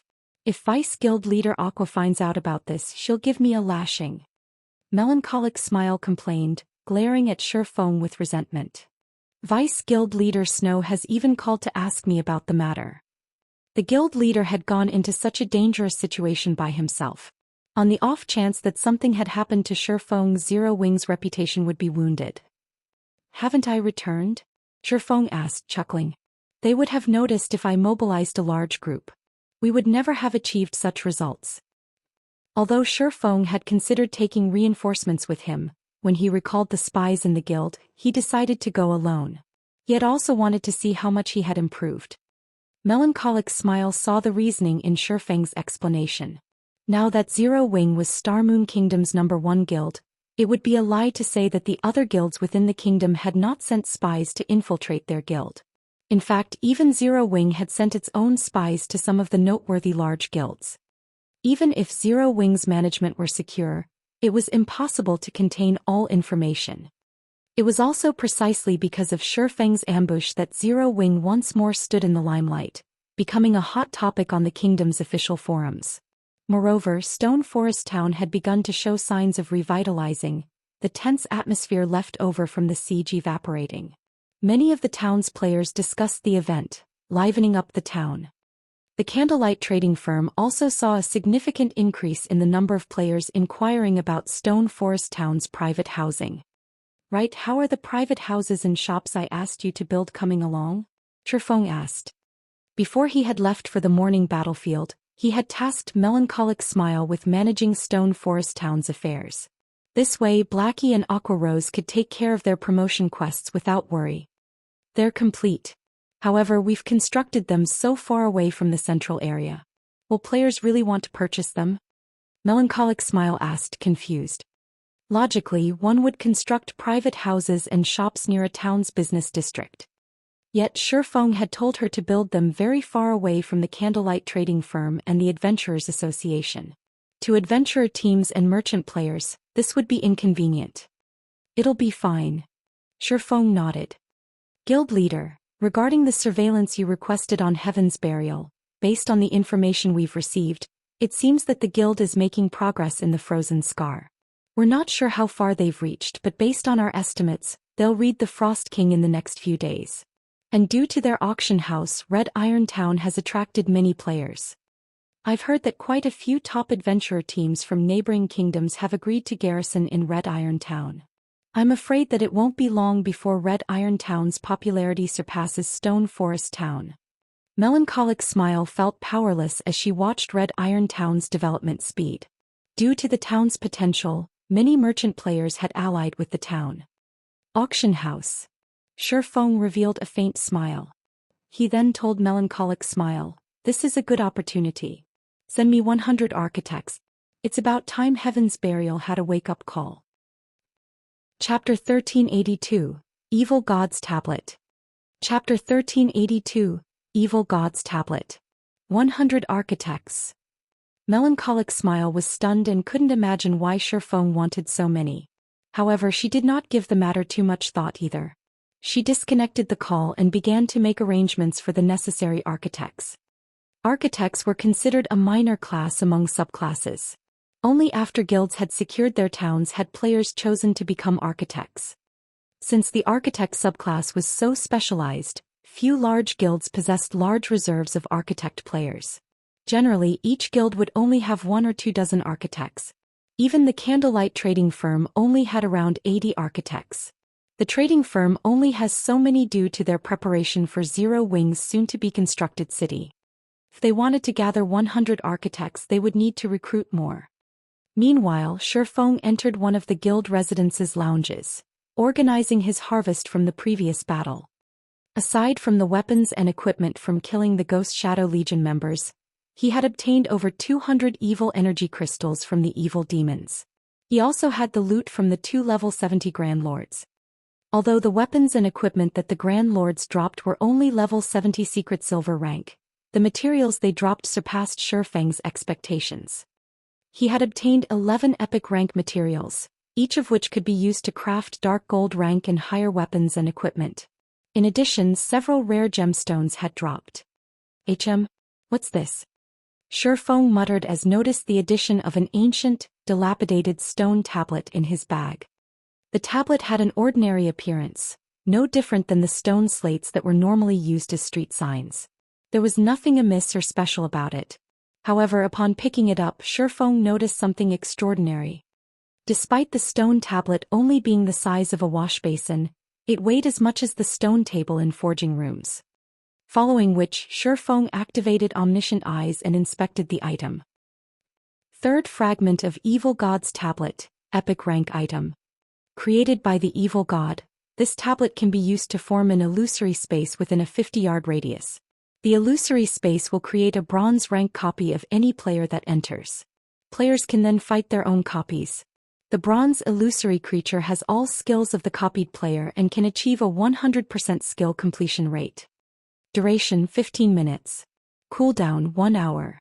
Requires 500 evil energy crystals to upgrade. An illusory space? Excitement brightened Shifeng's expression as he read the text. This evil god's tablet fragment was undoubtedly his greatest harvest from the battle. Not even an epic weapon would be worth as much. This tablet was the equivalent of having a unique land to train in. In God's domain, even peak experts had an extremely hard time achieving a skill completion rate of 100%, not to mention weaker players. Meanwhile, the tablet fragment could create an exact copy of a player to serve as an opponent. The copy could even achieve a 100% skill completion rate. If players could spar with such an opponent long-term, their improvements would be astounding. By fighting the illusory creatures, players could learn how to better execute their skills and raise their skill completion rates. Shifeng had never imagined that the evil demons would drop such a precious item. The tablet fragment's only downside was its short duration. 15 minutes would pass in the blink of an eye. It can be upgraded using evil energy crystals? Shifeng's mood rose even higher. Shifeng knew that evil energy crystals could be useful when crafting weapons and equipment, but he hadn't expected the crystals to have this purpose. Although evil energy crystals only dropped from chieftain rank and above evil demons, he had accumulated quite a few from the 2 siege battles in Stone Forest Town. He hadn't used a single crystal thus far as he hadn't wanted to waste them just to produce weapons and equipment. As a result, over 5,000 evil energy crystals sat in Zero Wing's guild warehouse. Although the evil god's tablet's upgrade cost was a bit steep, upgrading the illusory space would be a worthwhile trade. Following which, Shifeng retrieved all of the evil energy crystals from the guild warehouse. Upon returning, he let the evil god's tablet devour 500 evil energy crystals. Immediately, the tablet started transformed, the originally blurry images on the tablet becoming clearer. At the same time, the tablet's weight tripled. If not for his frighteningly high strength, carrying this tablet would have been a taxing endeavor. The tablet's introduction had also changed slightly. Initially, it would only create a bronze illusory creature. Now it would manifest a mysterious iron illusory creature. Most importantly, the duration and cooldown had changed considerably. The illusory space's duration had risen from 15 minutes to 20 minutes, and the cooldown had decreased to 55 minutes. If he wanted to upgrade the tablet fragment further, he would need to feed it another 1,000 evil energy crystals. That's quite an improvement. After giving the matter some thought, he decided to upgrade the evil god's tablet again. There wasn't much use for evil energy crystals at the moment. Upgrading the illusory space was much wiser than letting the crystals collect dust in the guild warehouse. After spending another 1,000 crystals to upgrade the tablet a second time, Shifeng proceeded to spend 3,000 more crystals to upgrade yet again. Unfortunately, the fourth upgrade cost 10,000 crystals. Even if Shifeng wanted to, he didn't have enough of the resource. After upgrading the tablet 2 more times, the illusory space could generate fine gold illusory creatures. The illusory space's duration had also increased to 30 minutes, while its cooldown had decreased to 45 minutes. 30 minutes was neither too long nor too short of a time for players. Moreover, players would only have to wait 15 minutes after one session before beginning the next. Once Shifeng finished upgrading the evil god's tablet, he left the guild residence and headed to the battle arena. Although Stone Forest Town's battle arena had been popular among players thus far, it still struggled to attract experts. The more powerful an expert was, the less inclined they were to visit the battle arena. After all, experts of such high caliber were generally quite rare, which made it practically impossible to find these experts proper opponents that could help them improve in the battle arena. However, now that the battle arena had the illusory space, Shifeng had solved this problem. Noobs and experts alike all desired a method to raise their skill completion rates. This was especially true for expert players.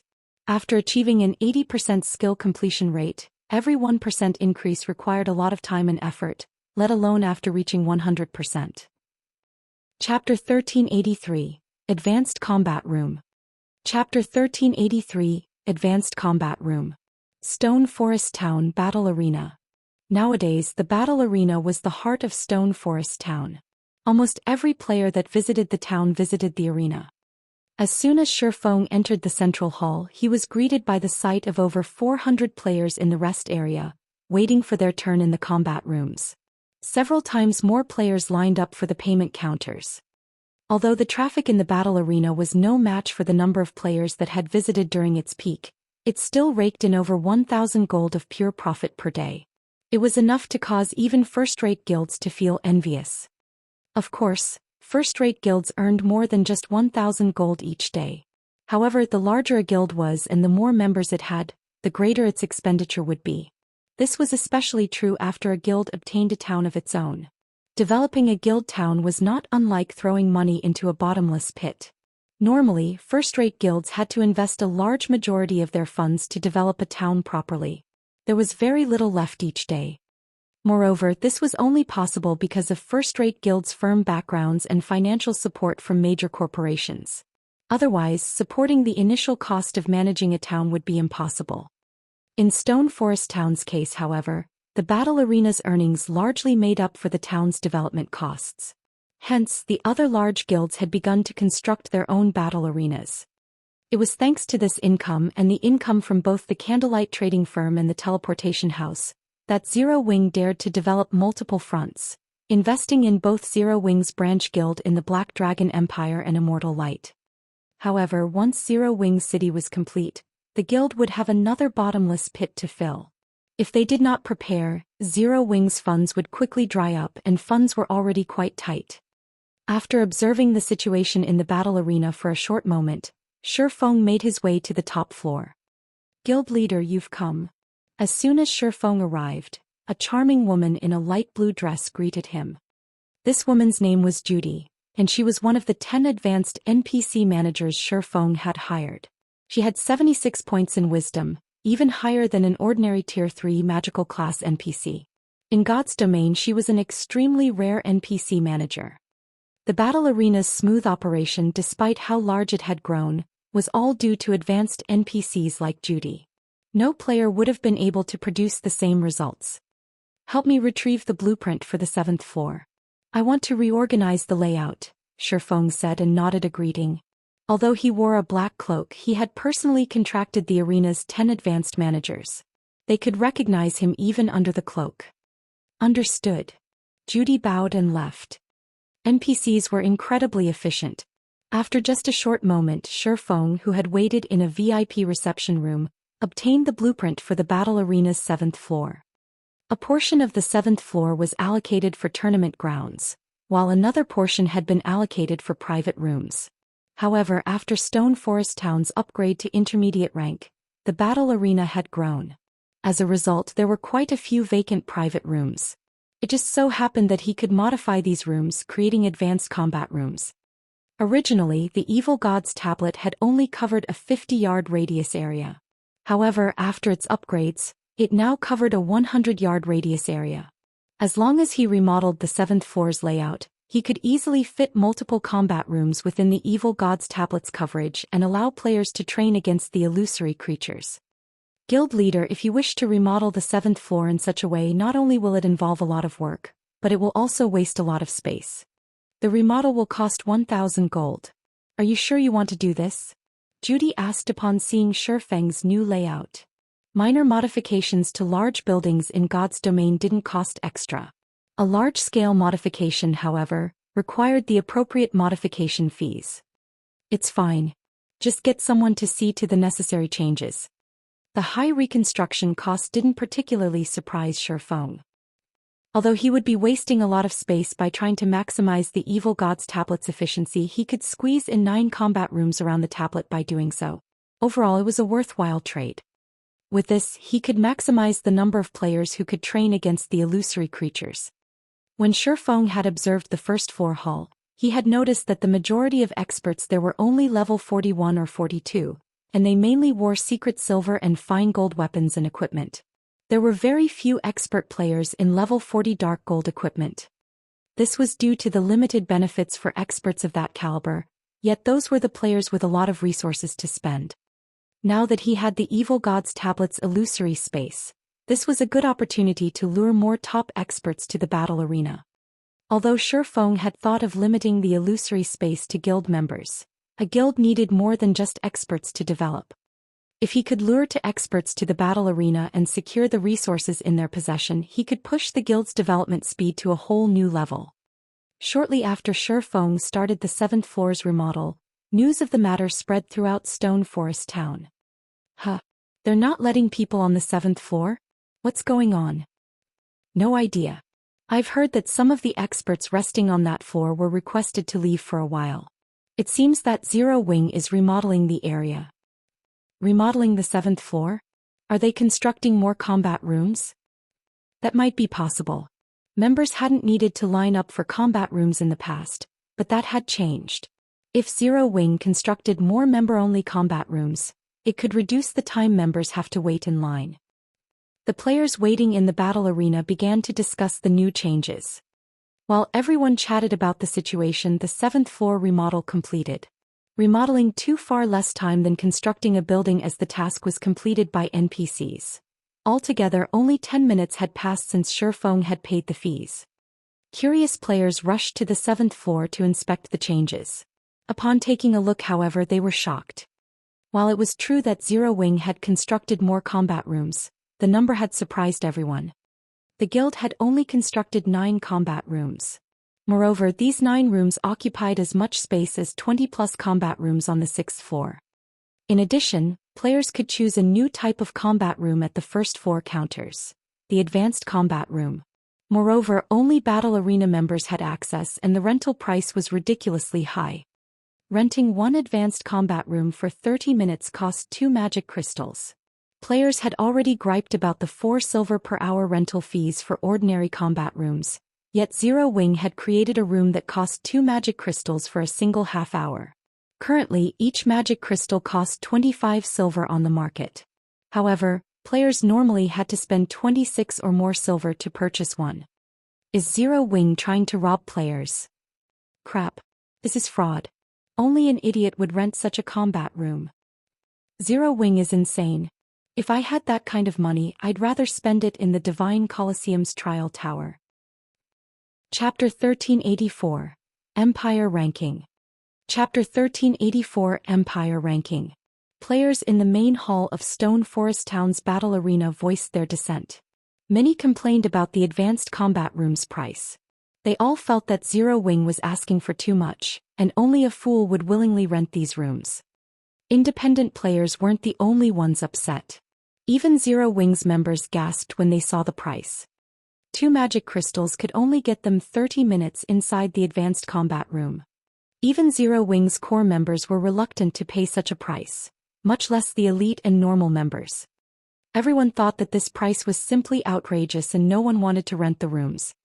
While PvP and training combat techniques in a high mana density environment was beneficial, there was a limit to how much one could actually gain.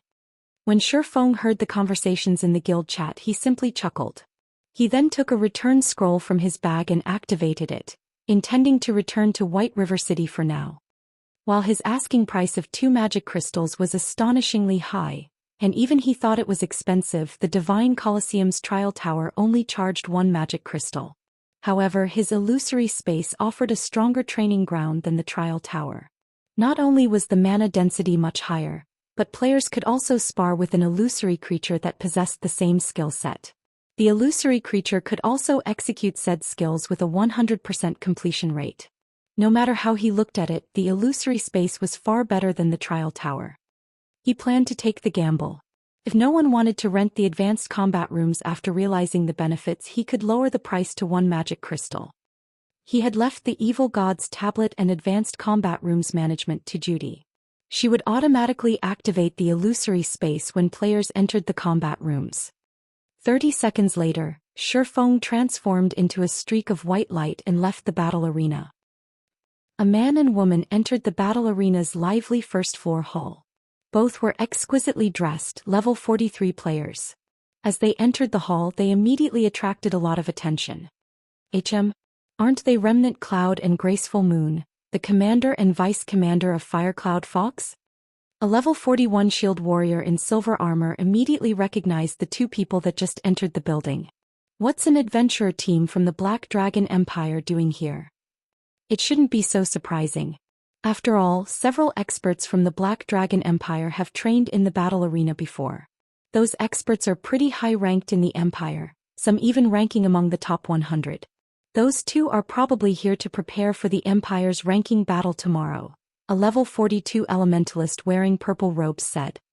I see. Realization dawned on the shield warrior.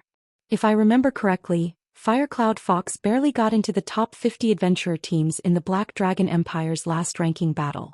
It's a pity that the team wasn't quite strong enough. If Remnant Cloud could rank among the top 50 of his own class, he might be able to push Firecloud Fox into the top 50 this time. That's highly unlikely.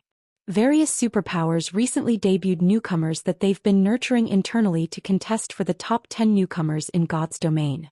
First-rate guilds will also dispatch some of their geniuses for the competition. Since the ranking battles are such a good opportunity to gain combat experience, why would these new talents pass it by? The purple-robed elementalist said, shaking his head. Just keeping their spot among the top 100 will already be impressive, let alone the top 50. Developing in an empire is awesome. The secret pavilion only holds these battles from time to time in the empires. Players residing in these empires get to watch the battles, too. On the other hand, the secret pavilion hasn't once hosted such a competition in Star Moon Kingdom, the silver-armored shield warrior said, sighing. It can't be helped. God's domain is just too big. Keeping up with the various empire statistics is already challenging. Moreover, hosting such competitions costs a lot of resources. Even the secret pavilion can't afford to keep track of experts in the various kingdoms. Though that might not be the case in the future. While the purple-robed elementalist sighed in dejection as well, he also held a hint of hope. Generally, only local players got to watch the secret pavilion's ranking competitions. After all, the competition venue could only hold a limited number of people. The secret pavilion usually only invite active, well-known players, adventurer teams and large guilds within the hosting empire. Adventurer teams and players from other countries weren't invited. The advanced combat room's rent is so expensive, and only one person can use it at a time. Commander, let's just settle for the ordinary combat rooms, Graceful Moon exclaimed when she saw the prices. Although she could afford the room, 2 magic crystals for 30 minutes of training was ridiculous no matter how she looked at it. Let's give the advanced combat rooms a try. In any case, we're just here to test out the effects of the town's mana density. If we go for the ordinary combat rooms, I'm afraid we'll have to wait a long time before our turn. We don't have that much time to waste right now, Remnant Cloud said, shaking his head. He turned to the NPC behind the counter and said, I'll rent 2 advanced combat rooms. All right. The total cost is 4 magic crystals, the NPC beauty responded with a smile. Following which, Remnant Cloud paid 4 magic crystals and received 2 purple crystals in return. The purple crystals were keys to the corresponding combat rooms. After receiving the keys, Remnant Cloud and Graceful Moon approached the staircase. Unlike other players, they didn't need to wait in the rest area for their turn, and many players looked on with envy. Only when these players remembered the 2 magic crystal cost, they shook their heads and gave up on the notion of renting an advanced combat room.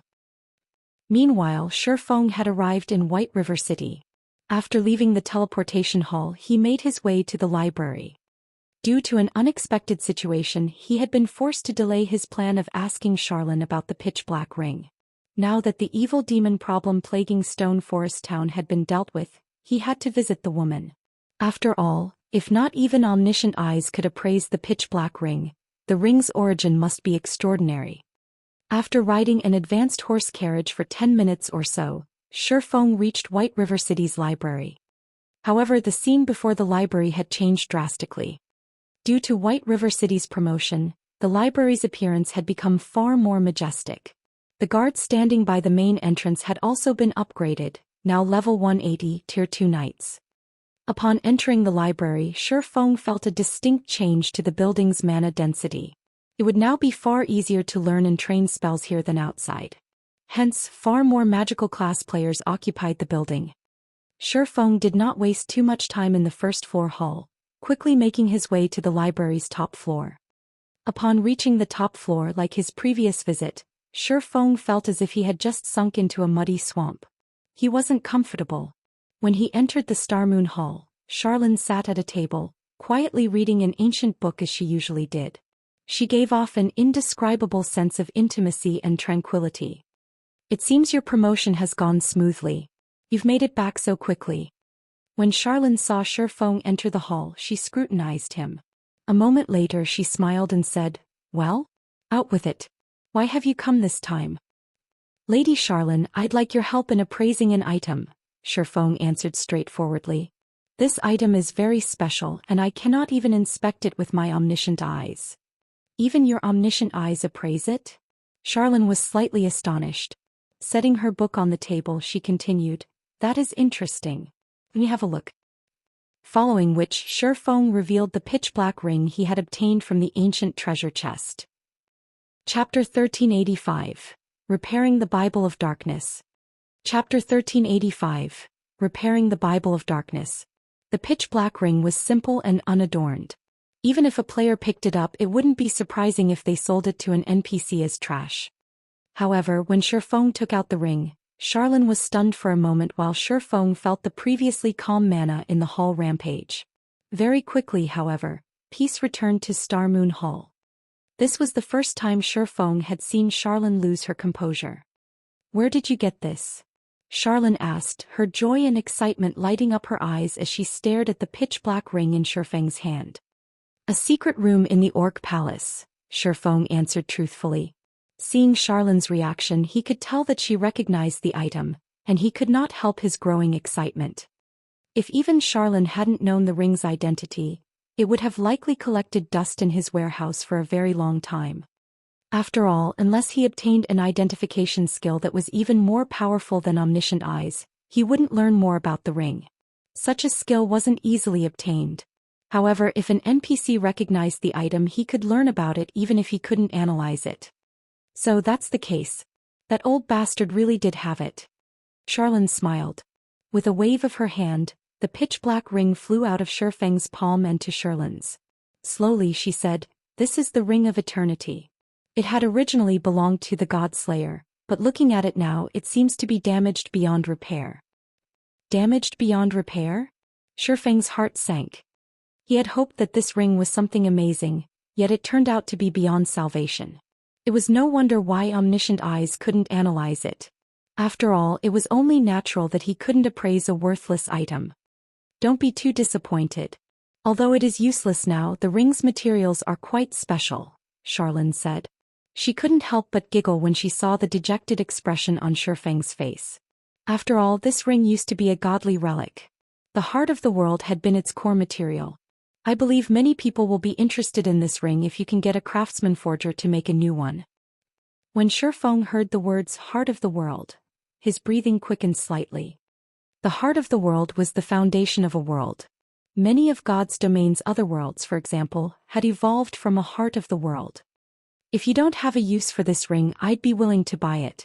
I can offer you 200 units of 7 Luminaries crystals or the Eternium mine that's near White River City, Charlene said, smiling as she toyed around with the Ring of Eternity in her hand. Charlene's offer was sorely tempting. He had never expected the woman to be so generous and wealthy. 200 units of 7 Luminaries crystal was no small amount.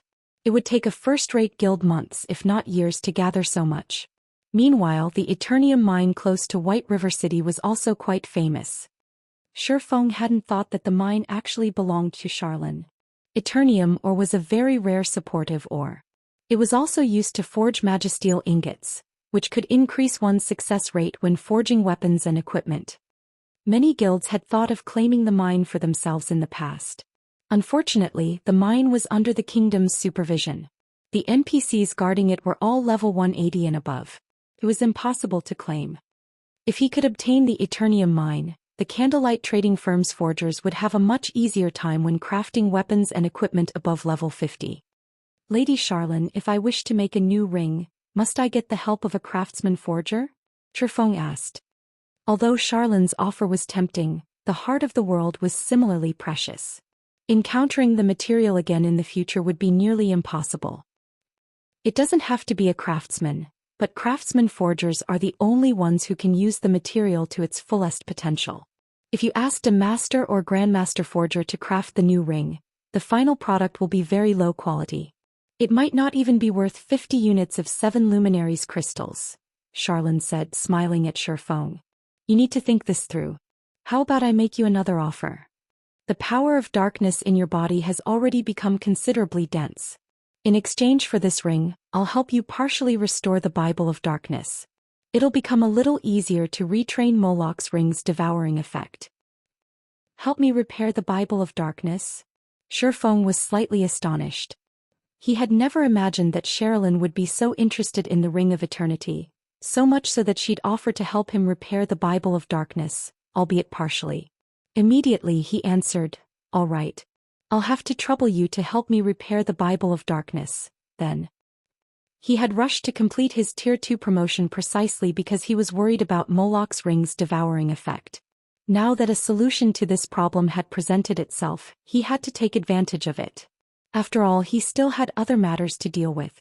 He didn't have the spare time to quest and repair the Bible of Darkness. Meanwhile, he had other methods of obtaining 7 Luminaries crystals. As for the mine, manatite veins were far more valuable than eternium veins. After all, manatite ore could be used to produce the elementium ingot, another item that could increase forging success rates. Moreover, manatite veins produced magic crystals. As for forging a new ring, there were only a few craftsman-ranked forgers throughout God's domain. Finding one and convincing them to help was simply impossible for a player of his level. Even if he got the chance, it wouldn't happen for a long time. Rather than letting the heart of the world collect dust in his warehouse, he might as well benefit from it now. It would also save him the trouble of completing a quest that was at least epic rank. You've made a wise decision. Otherwise, you'd have to travel to the Broken Canyon, Charlene said, chuckling as she stored the Ring of Eternity. She then said, "Follow me." Hearing Charlene mention the Broken Canyon, Shifeng shuddered. He hadn't realized that he'd have to go to such a dangerous map to repair the Bible of Darkness. The Broken Canyon was a rank 2 forbidden land for humans, only second to the Ruined Mountain range. In the Ruined Mountain range, players were guaranteed to die, while in the Broken Canyon they might survive 1 out of 10 visits. Moreover, they'd only have such hope after reaching Tier 3. Countless peak experts had visited the Broken Canyon in the past. While some had grown stronger, the majority of these peak experts had returned with their characters crippled. Just being able to walk out of the Broken Canyon alive made them experts among experts. As for obtaining something from inside the Broken Canyon, only peak experts had any hope of achieving such a feat. Under Charlin's lead, Shifeng quickly arrived before a teleportation magic array inside the Star Moon Hall. When the teleportation array activated, Shifeng's vision blurred. In the next moment he found himself inside a hall that resembled the night sky. The beautiful view was mesmerizing. This is the Stargazing Tower? Shifeng was slightly surprised. He hadn't expected White River City's library to have a teleportation array connected to the Stargazing Tower. The Stargazing Tower was in Blackwing City. Without an entry pass, entering the city was impossible. Under Charlin's lead, Shifeng returned to the Weeping Moon Pavilion once again. He suddenly felt far more limber. The Weeping Moon Pavilion has a powerful suppression effect on the power of darkness. If we repair the Bible of Darkness here, the Demon Kings won't discover the change, Charlin explained. All right, take out the Bible of Darkness and place it on the magic array below the water mirror. Nodding, Shifeng retrieved the Bible of Darkness from his bag and set it on the carved magic array beneath the water mirror on the ceiling. The magic array in the center of the Weeping Moon Pavilion looked ancient. Despite the being inactive, Shifeng could feel its archaic aura. As Charlin walked up to the magic array, a dazzling staff suddenly appeared in her hand. She pointed the staff at the magic array and commanded, "Space-time source activate." Suddenly, the mana density in the Weeping Moon Pavilion began to grow restless. The magic array then lit up, and horrific amounts of mana surged towards the array, stealing the strength from Shifeng's legs as he fell on his rear. How is this possible? Shifeng was stupefied as he stared up at the sevenfold magic array that formed beneath the water mirror. This magic array was many times more powerful than any Tier 6 God-ranked spell he had seen before. Abruptly, the Bible of Darkness started to flip around as layer upon layer of pitch-black chains appeared around the book, binding it. However, as if time had begun to rewind, the chains began to vanish. When only 5 chains remained, the magic array froze as a violent surge of mana exploded in a shockwave. Not daring to be careless, Shifeng activated Absolute Domain, becoming immune to all damage. When the shockwave struck Shifeng, although he did not receive any damage, he grew faint for a moment. Meanwhile, in the center of the magic array, the originally tattered Bible of Darkness seemed newer as it hovered in the air. The surrounding mana density pulled a shudder from Shifeng. Chapter 1386, Demon Ruler. Chapter 1386, Demon Ruler. What powerful mana! Shifeng was astonished as he stared at the floating Bible of Darkness. Although the Bible of Darkness had previously exuded a powerful pressure, there was a world of difference when compared to the pressure it radiated now. Moreover, a layer of thick black fog shrouded the book. The power of darkness was now so dense that he could see it with the naked eye. Meanwhile, Charlin, who was very pale, lightly waved her hand. In the blink of an eye, the floating Bible of Darkness appeared in Shifeng's hands. All right, I can only repair it to this extent. Whether or not you can repair the Bible of Darkness to its peak will depend on your luck and tenacity. As for Moloch's ring, try not to use it unless absolutely necessary, as it will only accumulate more power of darkness. After saying so, Charlin waved her staff. Suddenly, Shifeng's world spun. Before he knew it, he had appeared in the plaza outside of the Stargazing Tower. His abrupt appearance attracted a lot of attention. Isn't she too quick to chase people away? Shifeng smiled bitterly as he surveyed his surroundings and noticed hundreds of people staring at him greedily. Fortunately, he was wearing a black cloak, so his identity remained a secret. Following which, Shifeng stored the Bible of Darkness and took out a guild transfer scroll. In Blackwing City's plaza, the players watching Shifeng easily recognized the Bible of Darkness as an extraordinary item. However, when they saw Shifeng's transfer scroll, they ground their teeth in anger. Since attacking a player in Blackwing City would result in extremely severe punishment, they could only watch as this mysterious player departed from Blackwing City. Stone Forest Town Zero Wings residence. As soon as Shifeng returned, he found an empty room to inspect the Bible of Darkness.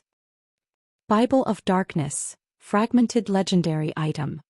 The Bible of Darkness had been destroyed during the Great Destruction. However, the Bible contains an extreme amount of power of darkness. If one can gather the other fragments, they can restore the Bible's power, gaining dominance over all demonic creatures and become the Lord of Demons. Skill 1. Demon Summoning. Summons the demon gate with the power of darkness, calling forth a random demon that is no higher than 1 tier and 15 levels than the summoner. Maximum tier cannot exceed tier 5. Holder of the Bible of Darkness can command the summoned demon for up to 6 hours. Cooldown, 2 hours 30 minutes. Skill 2. Gate of Darkness. Allows teleportation to the Dark Denver. Can also be used in the Dark Den to teleport to the outside world. Can teleport a maximum of 20 people at a single time. Cooldown, 1 day. Skill 3. Light of Darkness. Strengthen a player with the power of darkness, allowing said player to wield the power of darkness. Can strengthen up to a maximum of 1,200 people. Every player strengthened provides one source of darkness to the wielder of the Bible of Darkness. Skill 4. Power of Darkness. Fill your body with the power of darkness, increasing all attributes by 100%, decreasing cooldown of all skills by 30%, and increase damage by 50%. Duration will be equal to number of source of darkness *0. 5 seconds. Power of Darkness cannot stack. Can only strengthen players up to a maximum of tier 5 classes. Cooldown, 6 hours. Skill 6. Demon Ruler. Passive effect. Increases the attributes of demonic creatures under user's control by 30%. Forcibly decreases the attributes of all enemy demon creatures within a 1,000-yard radius by 30%. Active effect. When activated, there is a 10% chance to control a demon creature that is no higher than 2 tiers and 30 levels than the user for 2 hours. Can control up to tier 5 creatures. Can control up to a maximum of 3 creatures at a time. Cooldown, 5 minutes. This book can truly give its user the power to rule over demons. Shifeng was ecstatic as he read the tome's attribute panel. With these attributes, the Bible of Darkness was on par with a legendary item, yet it was only fragmented legendary rank. With the shortened cooldown for demon summoning, it was now possible to summon 3 demons at a time. This would be of great help on his future quests. Meanwhile, with the Demon Ruler skill, he could potentially control up to 6 demons at a time. If he could restore the Bible of Darkness to its peak, he could form a powerful demon army. His army would be no weaker than Beast Emperor's evil demon forces. Moreover, he'd still be an ally of the human race. Now that the maximum number of people I can grant power of darkness to has increased from 600 to 1,200, I can use this opportunity to expand the Dark God's Legion. Shifeng thought as he read the Light of Darkness skill. As Zero Wing continued to expand, its number of experts continued to increase. However, due to the previous limit of Light of Darkness, he couldn't have more than 500 people in the Dark God's Legion. Now, however, he could have a true 1,000-man legion. Moreover, the Bible of Darkness's repair had also upgraded the Berserk skill, Power of Darkness's effects. When he thought about arming a 1,000-man legion with Berserk skills, he could not help but shiver with excitement. Even 10 years after God's Domain's launch, Berserk skills had been incredibly rare. Not every expert would have a chance to learn one. It'd be impressive enough if a first-rate guild had a 100-man Berserk team. Not even super guilds could form a 1,000-man Berserk Legion. As Shifeng was about to select new members for the Dark God's Legion, he received a call from Gentle Snow. Guild Leader, I've just received an invitation from the Secret Pavilion.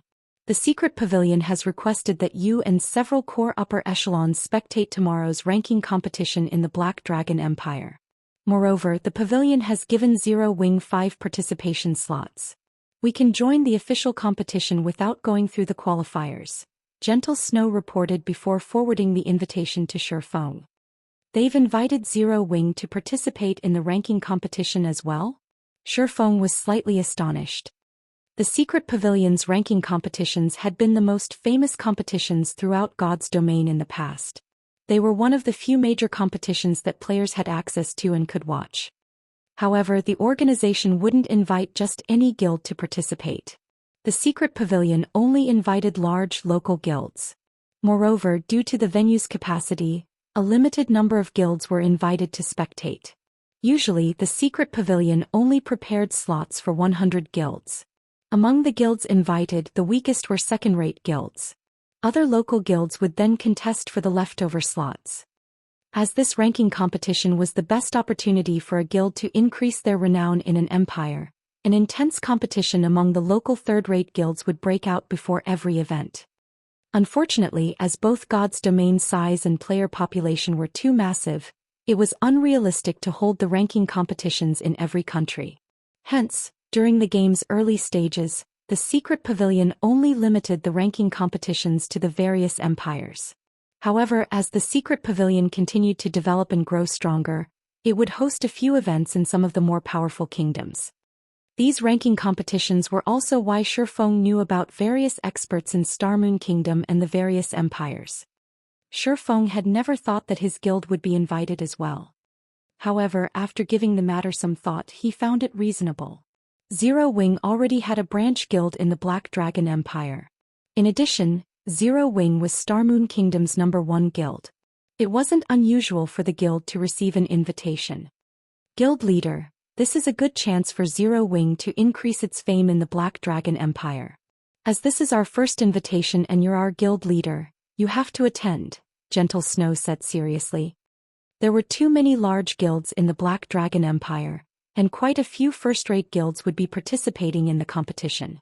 The first-rate guild, Dragon Phoenix Pavilion, would also attend. Developing in the Black Dragon Empire wasn't easy for Zero Wing. Now that the various top-ranking guilds in the empire would gather in one location, this was a good opportunity to display Zero Wing's strength. Although the guild leader couldn't participate, he was still the symbol of strength for a guild. It would be a huge waste if Shifeng missed the event. Chapter 1387, Advanced Auction House. Chapter 1387, Advanced Auction House. Got it. I'll definitely be there. Shifeng chuckled before disconnecting the call.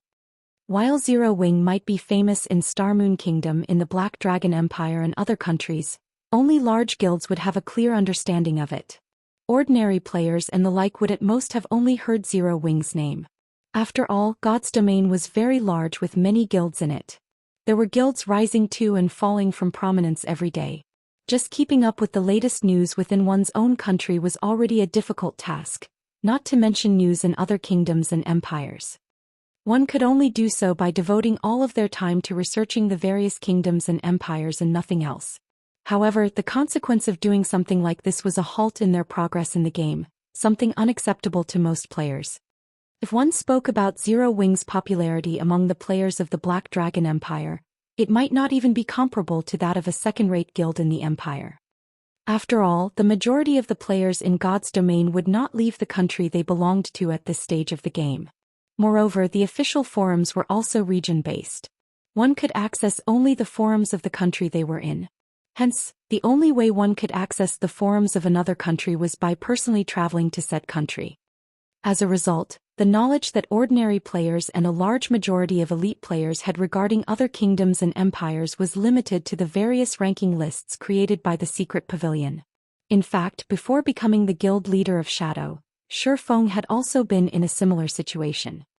If not for the Secret Pavilion hosting ranking competitions in the various countries, he wouldn't have been able to find out about the experts of the many kingdoms and empires or the well-known guilds and adventurer teams.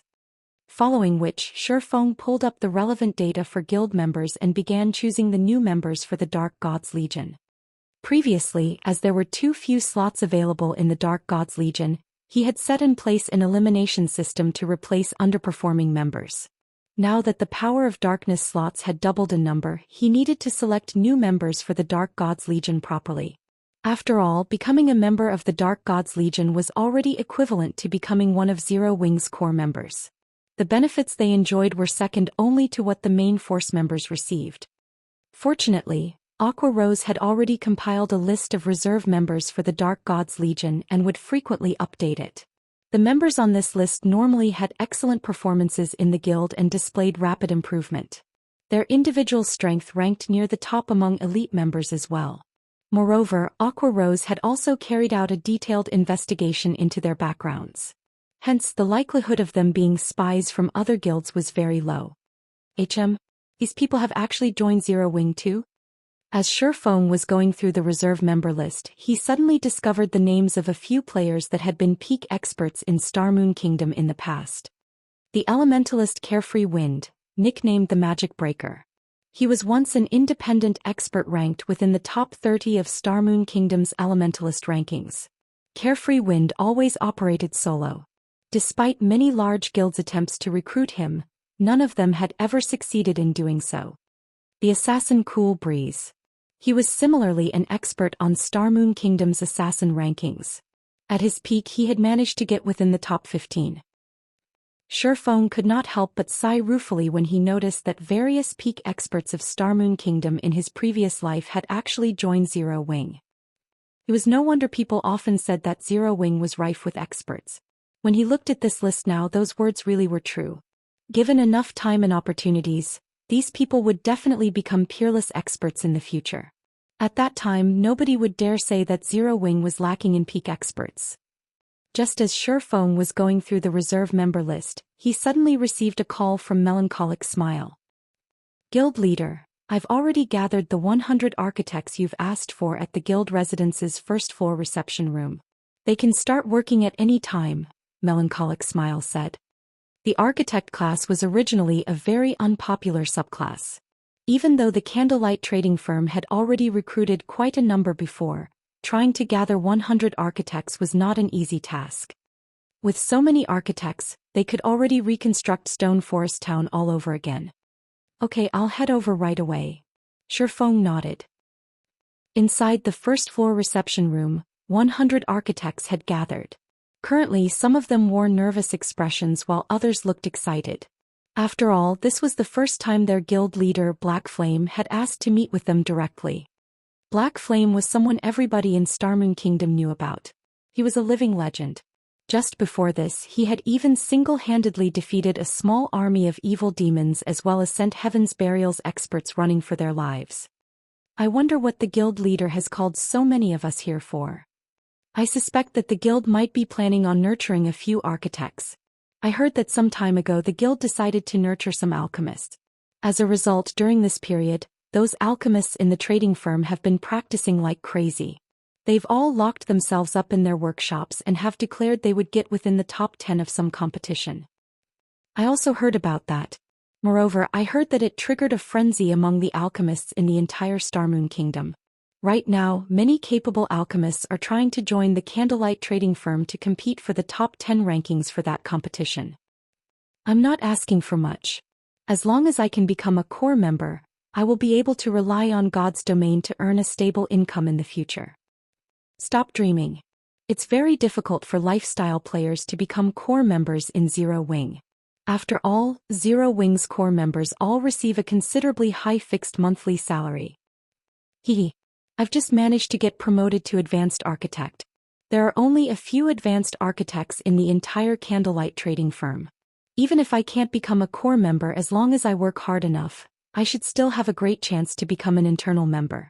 Unlike the forgers, alchemists, and engineers of the trading firm, I don't have to break my back to become an internal member. Even after reaching the advanced rank, those guys can become only official members of the trading firm. I knew I should have become an architect sooner. If I did, I would have also become an advanced architect by now. While everyone was chatting, Shifeng entered the reception room. Immediately, the architects inside the room rose to attention. The room also fell dead silent as everyone looked speechlessly at Shifeng, anxiety apparent on their faces. They had reacted this way not because they wanted to. Rather, their bodies had responded instinctively to Shifeng entering the room. After Shifeng upgraded the 7 Luminaries ring, his basic attributes soared significantly, so much so that he had yet to adapt to the change fully. Hence, if he wasn't paying attention, his aura would flow out freely. Moreover, now that the Bible of Darkness was partially repaired, the book added a layer of darkness and coldness to his aura. As a result, when everyone looked at Shifeng, They felt as if they were going up against a great lord-ranked demon. Even elite players who were fond of combat would feel a significant amount of pressure from Shifeng's aura. What more low-leveled lifestyle players like themselves? So strong. So this person is our guild leader. Why do I feel my legs going soft? Previously, everyone had only ever seen Shifeng through videos. Now that they were looking at him up close, the reverence they felt towards Shifeng grew even greater. Sit, Shifeng said nonchalantly. Immediately, like well-trained soldiers, everyone sat down in unison with serious expressions. Seeing this scene, Shifeng could not help but smile bitterly. Was he really that frightening? The reason why I've gathered you all here today is to build a large structure. However, before I tell you the exact details, you'll need to sign an agreement. By signing this contract, basic and intermediate architects will directly become official members of the Candlelight trading firm, while advanced architects will become internal members, Shifeng explained. Crap. Even basic architects get to become official members. Haha.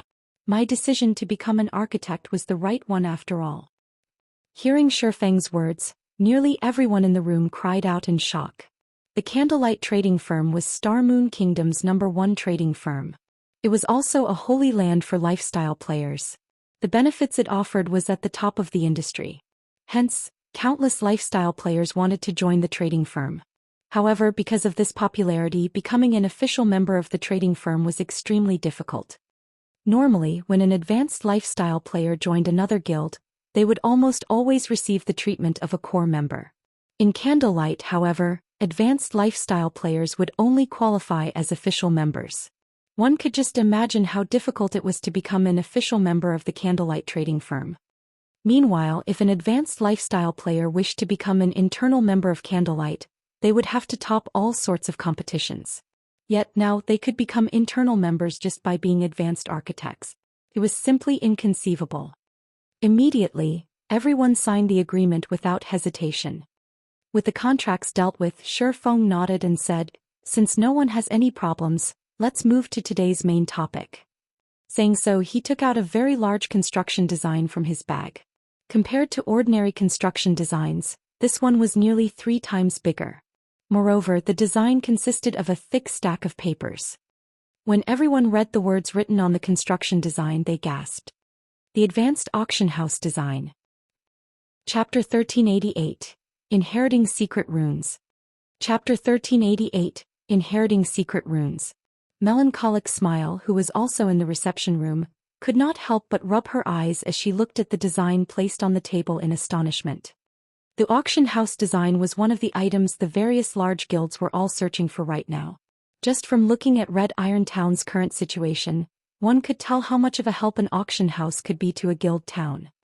Many superpowers had even begun offering astronomical prices to purchase the auction house design, as it was something that could only be obtained through luck and not effort. However, even now, nobody had gotten any information regarding the auction house design. Guild leader, are you some kind of treasure box? You actually managed to take out an auction house design as well. If Heaven's Burial were to find out about this, they would definitely faint from anger, Melancholic Smile said as she looked at Shifeng excitedly. Currently, the various major powers and players in Star Moon Kingdom were all optimistic about Heaven's Burial's Red Iron Town. They all believed that it was only a matter of time before Red Iron Town surpassed Stone Forest Town. Meanwhile, one of the main contributing factors for their rosy outlook was the presence of the auction house. Now, however, Zero Wing also possessed an auction house design. If Heaven's Burial's upper echelon were to find out about this matter, their reactions would no doubt be priceless. At this moment, Melancholic Smile finally understood why Shifeng had said that it was about time to give Heaven's Burial a wake-up call. As soon as Stone Forest Town's auction house was constructed, all hopes for Red Iron Town surpassing Stone Forest Town would be dashed. After all, aside from the auction house, Stone Forest Town still possessed many other attractions. It held an absolute advantage over Red Iron Town. Shifeng simply chuckled in response to Melancholic Smile's question. He then started assigning tasks to everyone for the construction of the advanced auction house. Once the advanced auction house was constructed, let alone Red Iron Town's auction house, even Star Moon City's auction house might not be a match for it. However, the construction of the advanced auction house was very difficult and required a lot of rare materials. Just the construction cost alone was over 5,000 gold. In addition, the construction procedures were extremely complex, needing some special secret runes to complete the building. Hence, the design itself included a complete set of foundational secret runes for players to learn. Each player could inherit this kind of technique only once, and only a maximum of 100 players could inherit this set of foundational secret runes. To architects, this was a massive opportunity to improve themselves. How much they could learn would depend on their individual standards. However, even if they managed to learn only half of the technique, it would be a great help in their pursuit of mastery in the future.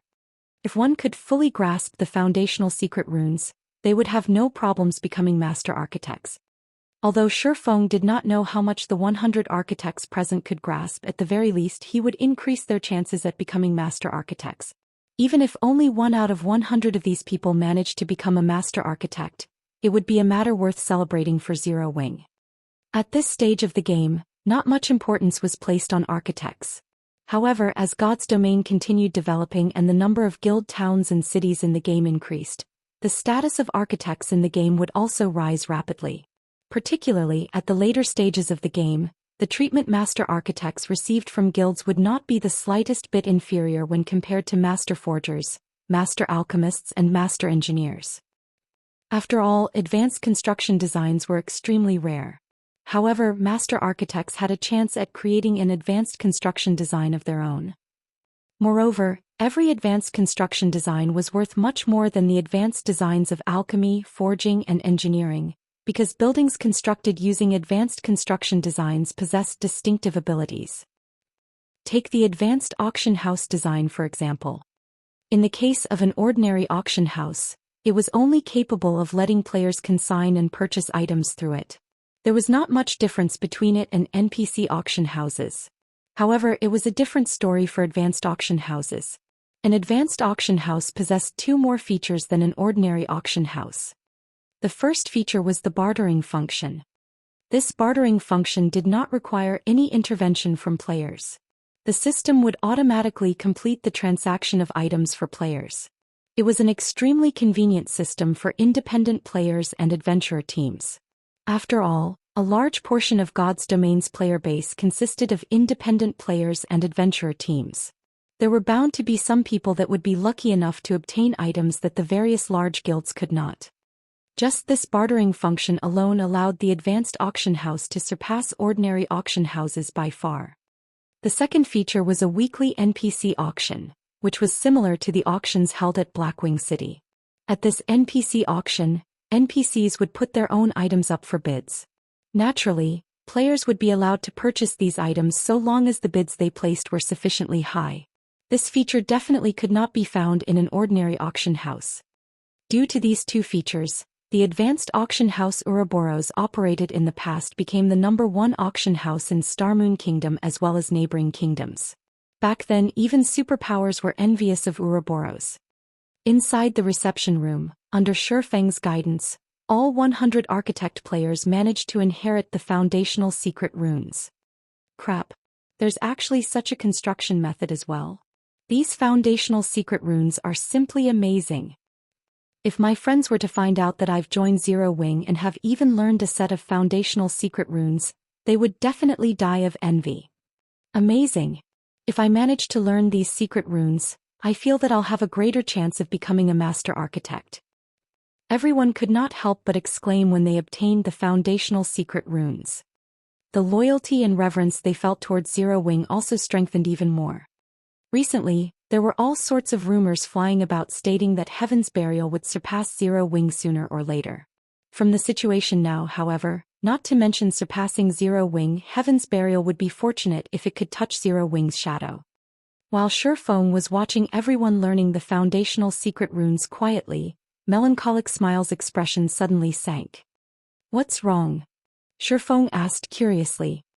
"I just received news from an informant inside Heaven's Burial. It seems that Heaven's Burial has already begun raiding the Frost King," Melancholic Smile explained. "However, something seems to have gone wrong with the Frost King. It displayed a strength that was completely different from our investigations. Even Heaven's Burial was caught off guard. After losing some men, the Legion Heaven's Burial dispatched promptly retreated. Now, in order to deal with the Frost King, Heaven's Burial has formed a 20,000-man elite legion to deal with the Frost King. Currently, the legion has already set out for the Frozen Scar. Its strength is different from previous investigations? Shifeng also felt somewhat surprised at this situation. The NPCs of Evernight City had long since mentioned the Frost King's strength. No mistakes should have occurred. Do you know how strong the Frost King currently is? Exactly how strong the Frost King is, that person does not know. However, he heard that the boss's name had an additional mutant label. When fighting, the boss exhibited combat standards that are slightly superior to even ordinary experts. It was as if a player was wearing the skin of a boss, Melancholic Smile reported. Currently, the Frost King has left his original habitat.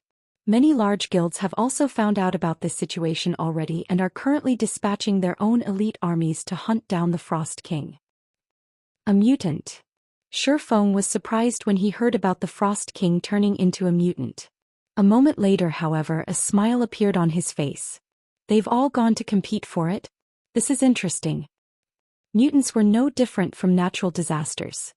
The last mutant he encountered in Starmoon Kingdom was a level 50 High Lord. If not for the immaturity of that mutant's intellect, to the point where it actually dared to barge into White River City, it definitely would have grown into a disaster for Starmoon Kingdom. Had Weissman not taken action, it would have been utterly impossible to stop the Mechanical Slayer with just the level 150 Tier 1 and Tier 2 NPC guards in the city. Meanwhile, the Mechanical Slayer back then was only a High Lord. On the other hand, the Frost King was a Grand Lord. However, the precondition for mutants becoming a disaster was that they managed to grow up. Currently, the Frost King had just transformed into a mutant. Now was definitely an excellent time to kill it.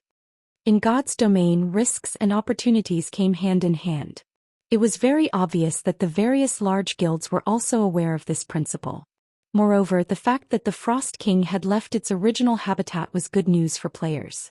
After all, the greatest hindrance preventing players from raiding the Frost King was not its strength but the boss's environment. Melancholic, notify the main force members and Dark Gods Legion members as well as the people on this list here. Have everyone gather at the guild residence. It's about time we let these guilds know about Zero Wing's strength. Chapter 1389, Gathering from All Sides. Chapter 1389, Gathering from All Sides. After Shifeng gave his command, Melancholic Smile promptly began contacting the relevant players. When everyone heard that they were being called upon by Shifeng, they immediately dropped what they were doing and rushed back to the guild residence. Meanwhile, Shifeng also took out a return scroll and traveled back to Zero Wing's residence in White River City. If it were simply an ordinary mutant, Shifeng would not have bothered gathering so many players. After all, a newly born mutant would only receive a small boost to their intellect and combat power. Given the minor level difference this time, he would only require a little effort to kill it. However, the Frost King was a slightly special boss. As the final boss of the Frozen Scar, the Frost King possessed the innate skill Frozen World that no other monster possessed. Although Frozen World was only a Tier 3 domain skill, due to it being the innate skill of a final boss, it possessed effects rivaling that of a Tier 4 domain skill. The skill covered a 1,500-yard radius, and players caught within range of Frozen World would have not only their basic attributes but also their skills and stamina forcibly weakened. Moreover, the more players there were fighting against the Frost King, the greater the boss's strength would become. Due to these reasons, despite being only a Grand Lord, the Frost King's raid difficulty was not one bit lower than a Tier 4 mythic monsters. After factoring in the severe environment, the Frost King might even be more difficult to raid than a mythic monster. Players who did not possess the appropriate countermeasures would definitely get annihilated by the Frost King. After returning to the guild residence in White River City, Shifeng quickly made his way to the guild's warehouse. Without hesitation, he retrieved 1,000+ bottles of Sea God's Blessing as well as the Ancient Weather Book. With these items, he would have the qualifications to raid the Frost King. Right then, Melancholic Smile contacted Shifeng and said, "Guild leader, everyone's already assembled at the residence. They are ready to move out at any moment." Okay. Shifeng immediately left the warehouse. Currently, Zero Wing's main force, the Dark Gods Legion, and the selected reserve members were gathered inside Zero Wing's residence in White River City. Even the lowest-leveled player among them was level 43, while the majority were level 45. Meanwhile, even the most inferior piece of equipment found on these players was at the level 40 fine gold standard. As for the main force members, practically every one of them was fully equipped in level 40 dark gold equipment. To ordinary players, this could already be considered a set of divine equipment. As the 1,000-plus players waited before the guild hall, the intense aura they radiated stupefied the prospective applicants lined up outside the residence as well as the passers-by on the street. When Zero Wing's members saw Shifeng walking over, they immediately dropped their conversations and stood at attention, looking at Shifeng with eyes filled with excitement. Although they had yet to hear the reason why Shifeng had called them here, they could mostly guess that it had something to do with the suddenly mutated Frost King. By this time, information about the Frost King was no longer a secret, as many large guilds had already organized their own armies and were hurrying over to the Frozen Scar. All of you come collect your sea god's blessing from me. Each person gets 1 bottle. Shifeng said as he sent a glance at everyone. Also, send your personal data to me. The combat method of a 1,000-man team was different from that of a 100-man team. Hence, before starting an operation, one needed to reorganize the team's formations. Otherwise, it would be very easy for chaos to ensue in battle. Following which, Shifeng spent roughly 20 minutes assigning specific roles to everyone in the team. As for the newly minted Dark Gods members, he also granted them the Berserk skill Power of Darkness. Now, Power of Darkness had already become much stronger than an ordinary Berserk skill. Alright, everyone move out. Our destination is the Frozen Scar. Shifeng said after seeing everyone already ready to go. Following which, everyone got on their mounts and followed Shifeng's demonic flame tiger to the teleportation hall. When the players on the street saw this lineup, they promptly stepped aside to give way to Zero Wing's members. Meanwhile, when the members of other guilds looked at the majestic Thunder Wolves Zero Wing's members rode on, they could not help growing envious. At an open plain at the Frozen Scar, a horde of players was currently gathered, their numbers easily exceeding 100,000. These players were all members of various large guilds in Starmoon Kingdom. As for independent players, they could only look at these guild players from the Frozen Scar's entrance. They did not dare to approach these guilds at all, afraid of getting caught in the crossfire of the competition between these guilds. After all, among the guilds present, even the guild that dispatched the fewest members to this place had over 2,000 members, while some of the more powerful guilds had sent over 6,000 members. In front of these guilds, the 100-man teams formed by independent players like themselves were like specks of dust. Is there a need to mobilize such a force just to take down one boss? Many independent players were perplexed as they watched the constant stream of guilds entering the Frozen Scar. Previously, the various large guilds had not been particularly enthusiastic about raiding the Frost King. Only a few powerful guilds had been seen actually trying to reach the Frost King. Yet now, after word spread that the Frost King had become stronger, rather than decrease, the number of guilds aiming for the king's head had increased instead. Don't you know? The various large guilds did not try to raid the Frost King before because the boss lived at the central area of the Frozen Scar. You need very high ice resistance if you want to survive there. However, the Frost King has already left the central area. Based on what I've heard, it seems that the Frost King is currently headed in our direction. Now that the raid difficulty has decreased significantly, the various large guilds naturally won't let go of this opportunity, a player knowledgeable about the situation explained. Just as everyone was having a hushed discussion among themselves, another large group of players arrived at the Frozen Scar's entrance.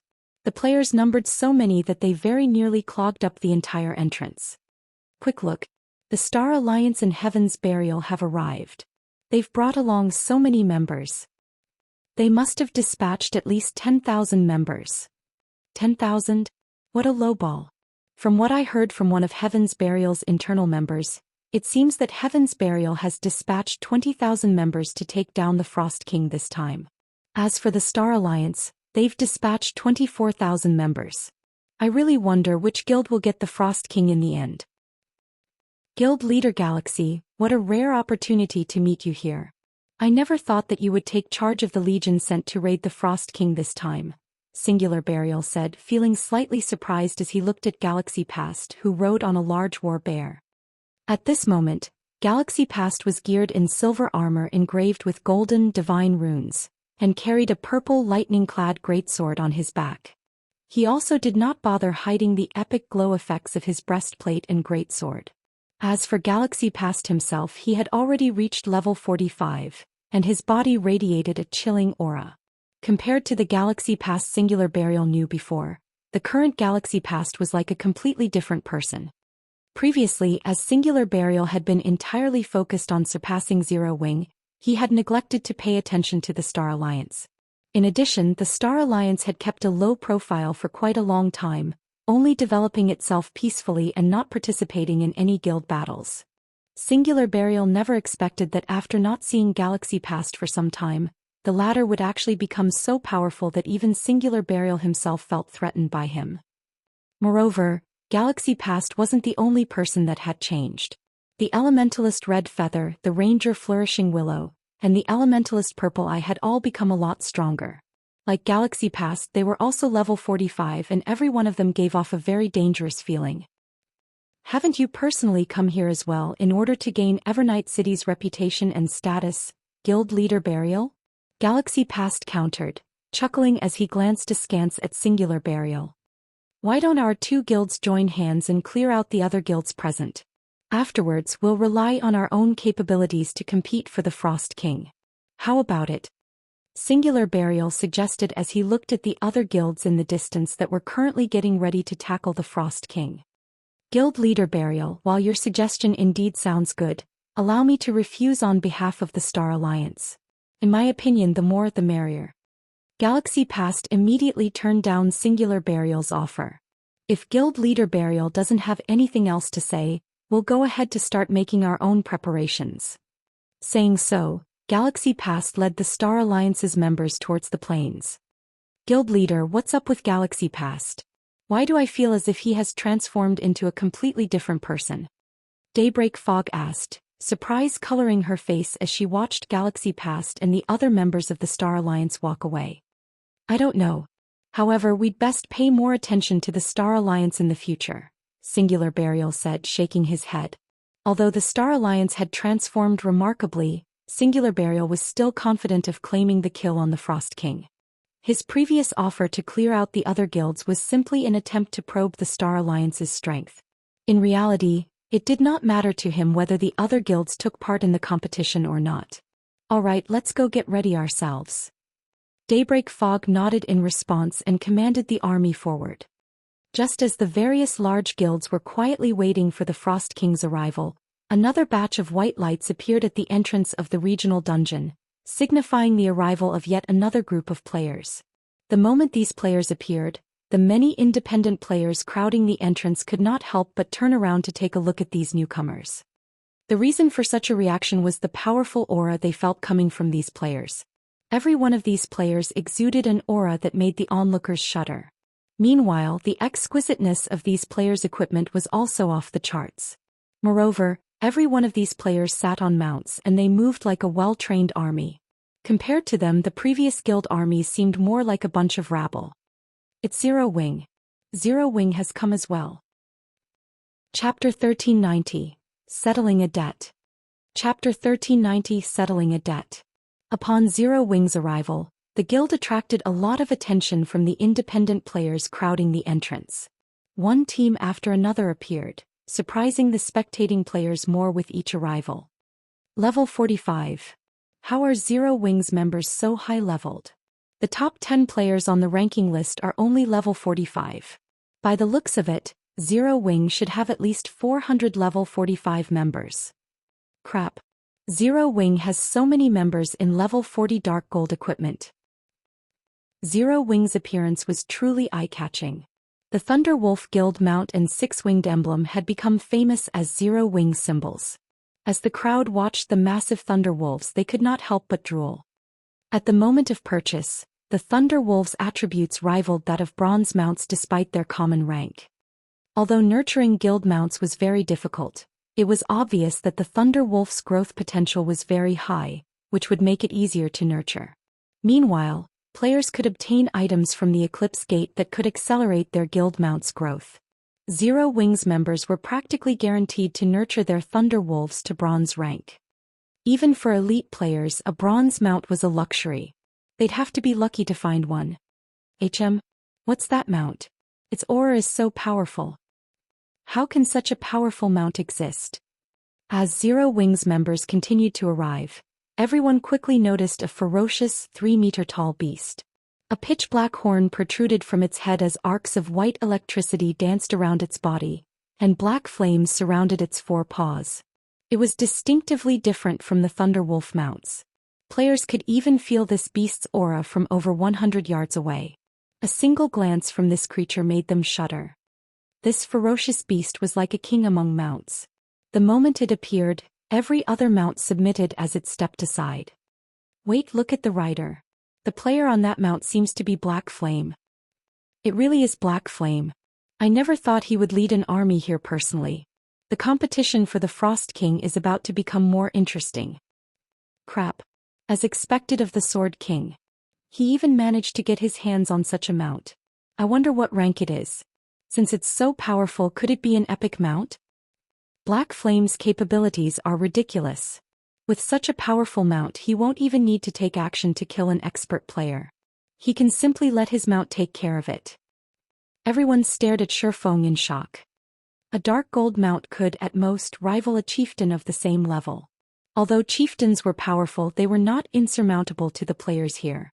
However, Shifeng's one-horned mount was clearly more powerful than a lord-ranked monster. At this point, the only explanation was that this demonic flame tiger was an epic mount. An epic mount. Even super guilds dreamed of obtaining such a creature. Unfortunately, the highest rank they had managed to secure was a dark gold mount. These players all for Shifeng continued to reach new heights.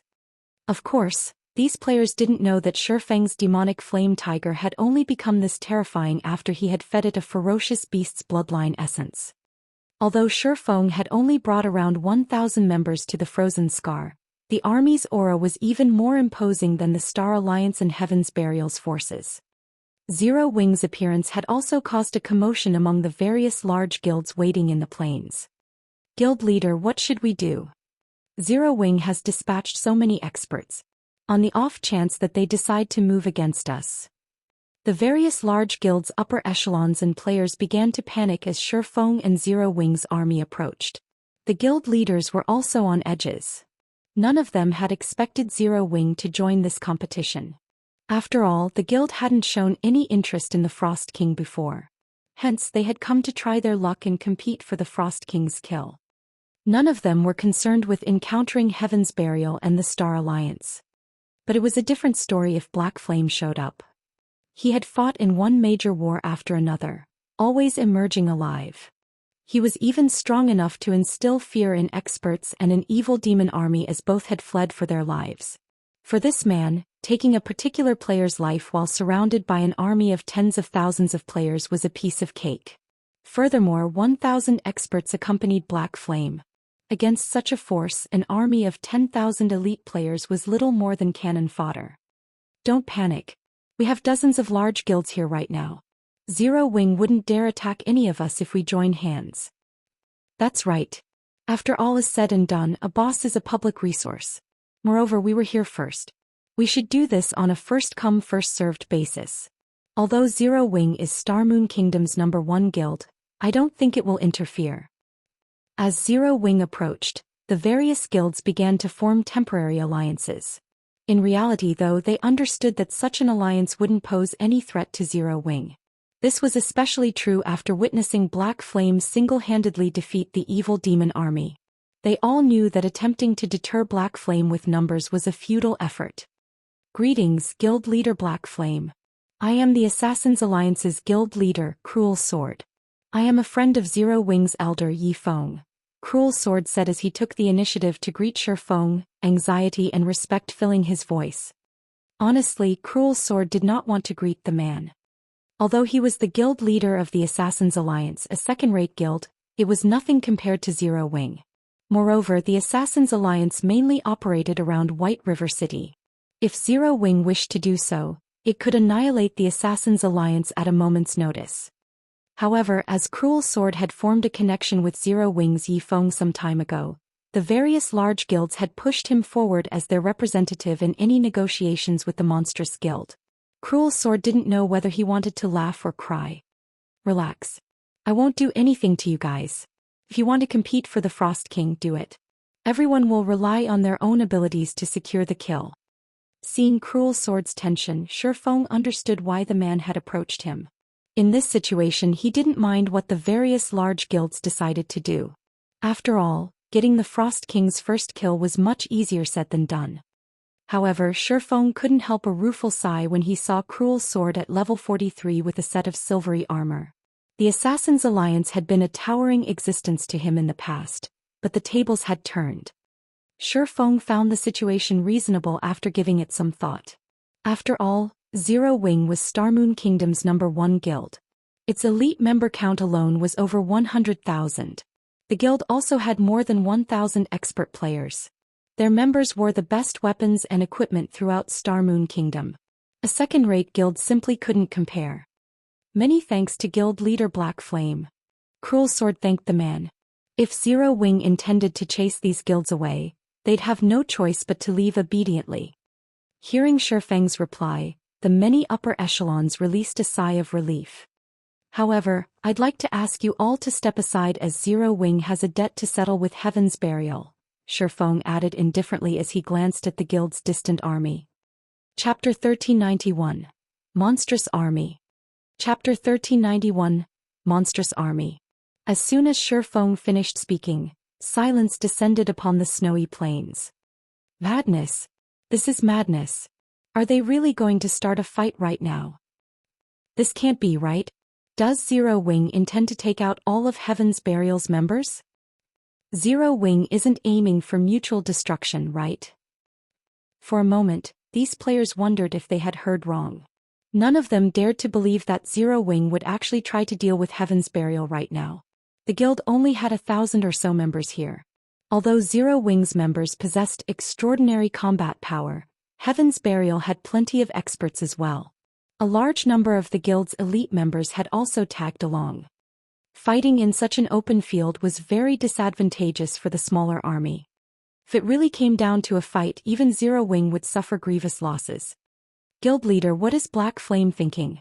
Is he actually planning to take on Heaven's Burial here? Purple Eye, wearing a set of luxurious mage robes, revealed a confused expression as she looked at the distant Shifeng. He's not joking, right? Although the Zero Wing was very powerful, she did not think that the guild could defeat Heaven's Burial's 20,000 members with only 1,000 experts. Not everyone was as powerful as Black Flame. There was a limit to their strength. I don't know, but Singular Burial must be pretty frustrated right now, Galaxy Pass said, smiling faintly as he glanced at the guild leader. Of course, we'll benefit most from their mutual destruction. Warn our members to stay away when they start fighting. Do not let us get dragged into this. Understood. I'll notify them right away.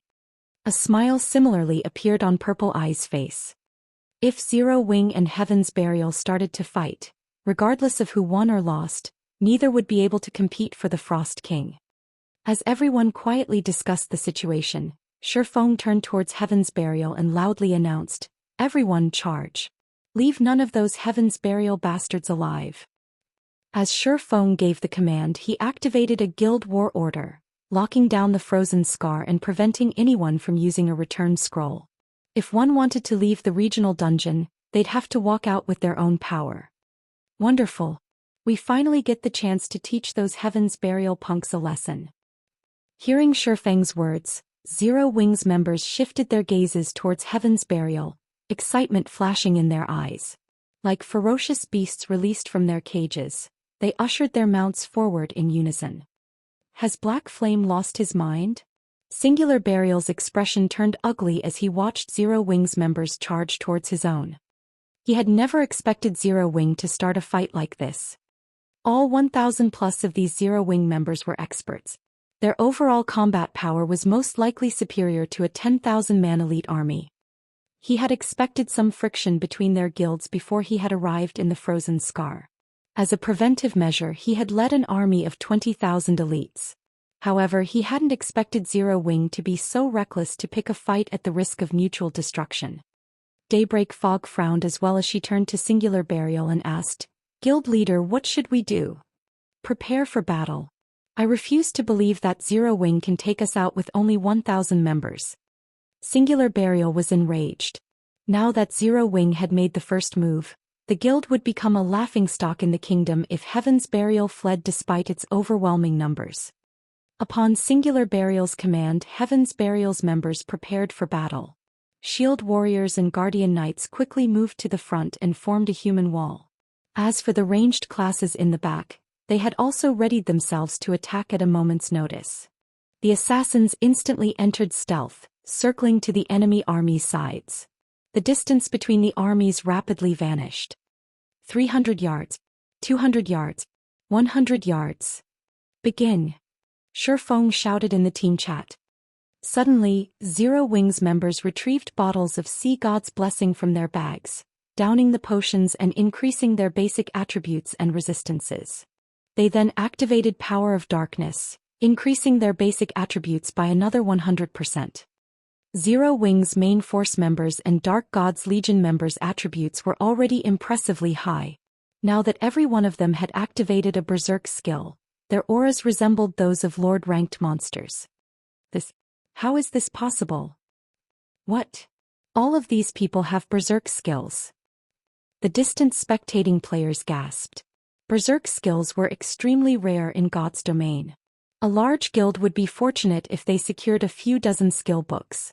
Even first-rate guilds generally had around 200 or 300 Berserk skill books. These players would be shocked to see Zero Wing have 400 or 500 members with Berserk skills, but all 1,000+ members had activated these rare buffs. Moreover, it was obvious that these Berserk skills were extraordinary based on the guild members' auras. While everyone stared in shock, Shifeng used space movement to appear among Heaven's Burial's rear line. He then switched the aura of space to the aura of fire before turning Flame Domain on Heaven's Burial's healers. Suddenly, a crimson ripple devoured the healers. A towering pillar of fire rose from the ground, flames enveloping a large portion of the enemy's healing force. Even from the Frozen Scar's entrance, everyone could see the burning pillar.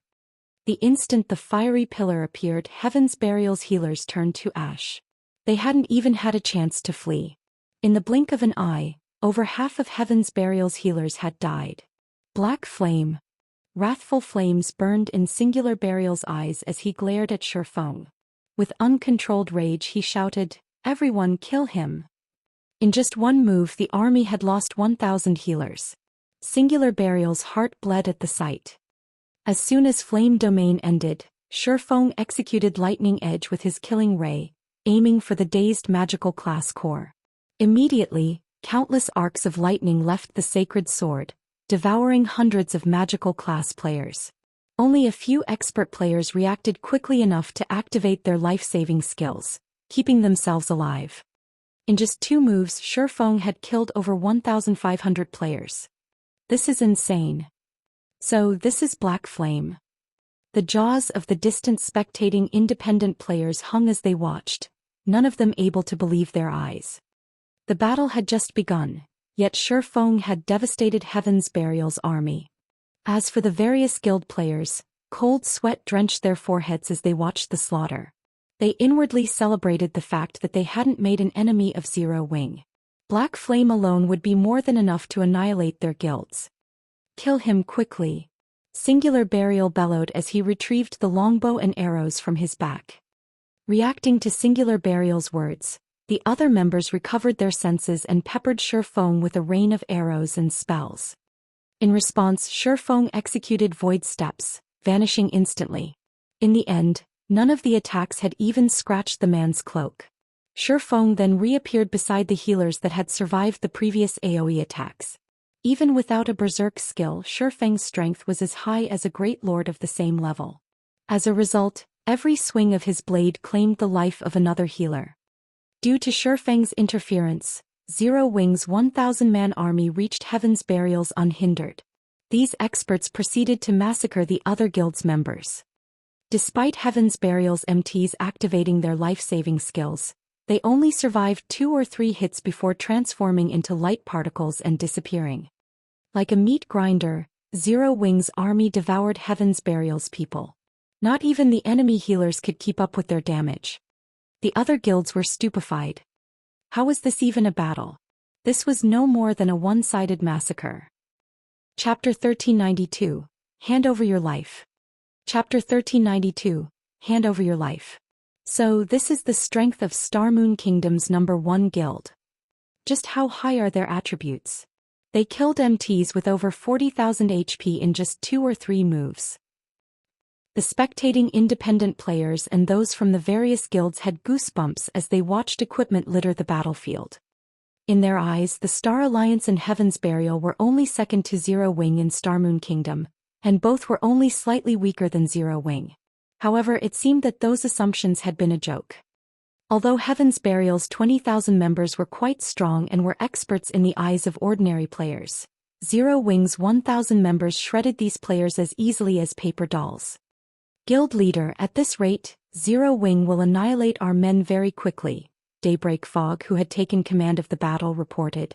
Her expression darkened as she watched the slaughter. Heaven's Burial had suffered over 4,000 casualties since the battle had begun. Even when 5 or 6 berserkers had changed at Zero Wing's MTs, they had failed to block the MT's advance and lost over 10,000 HP in the attempt.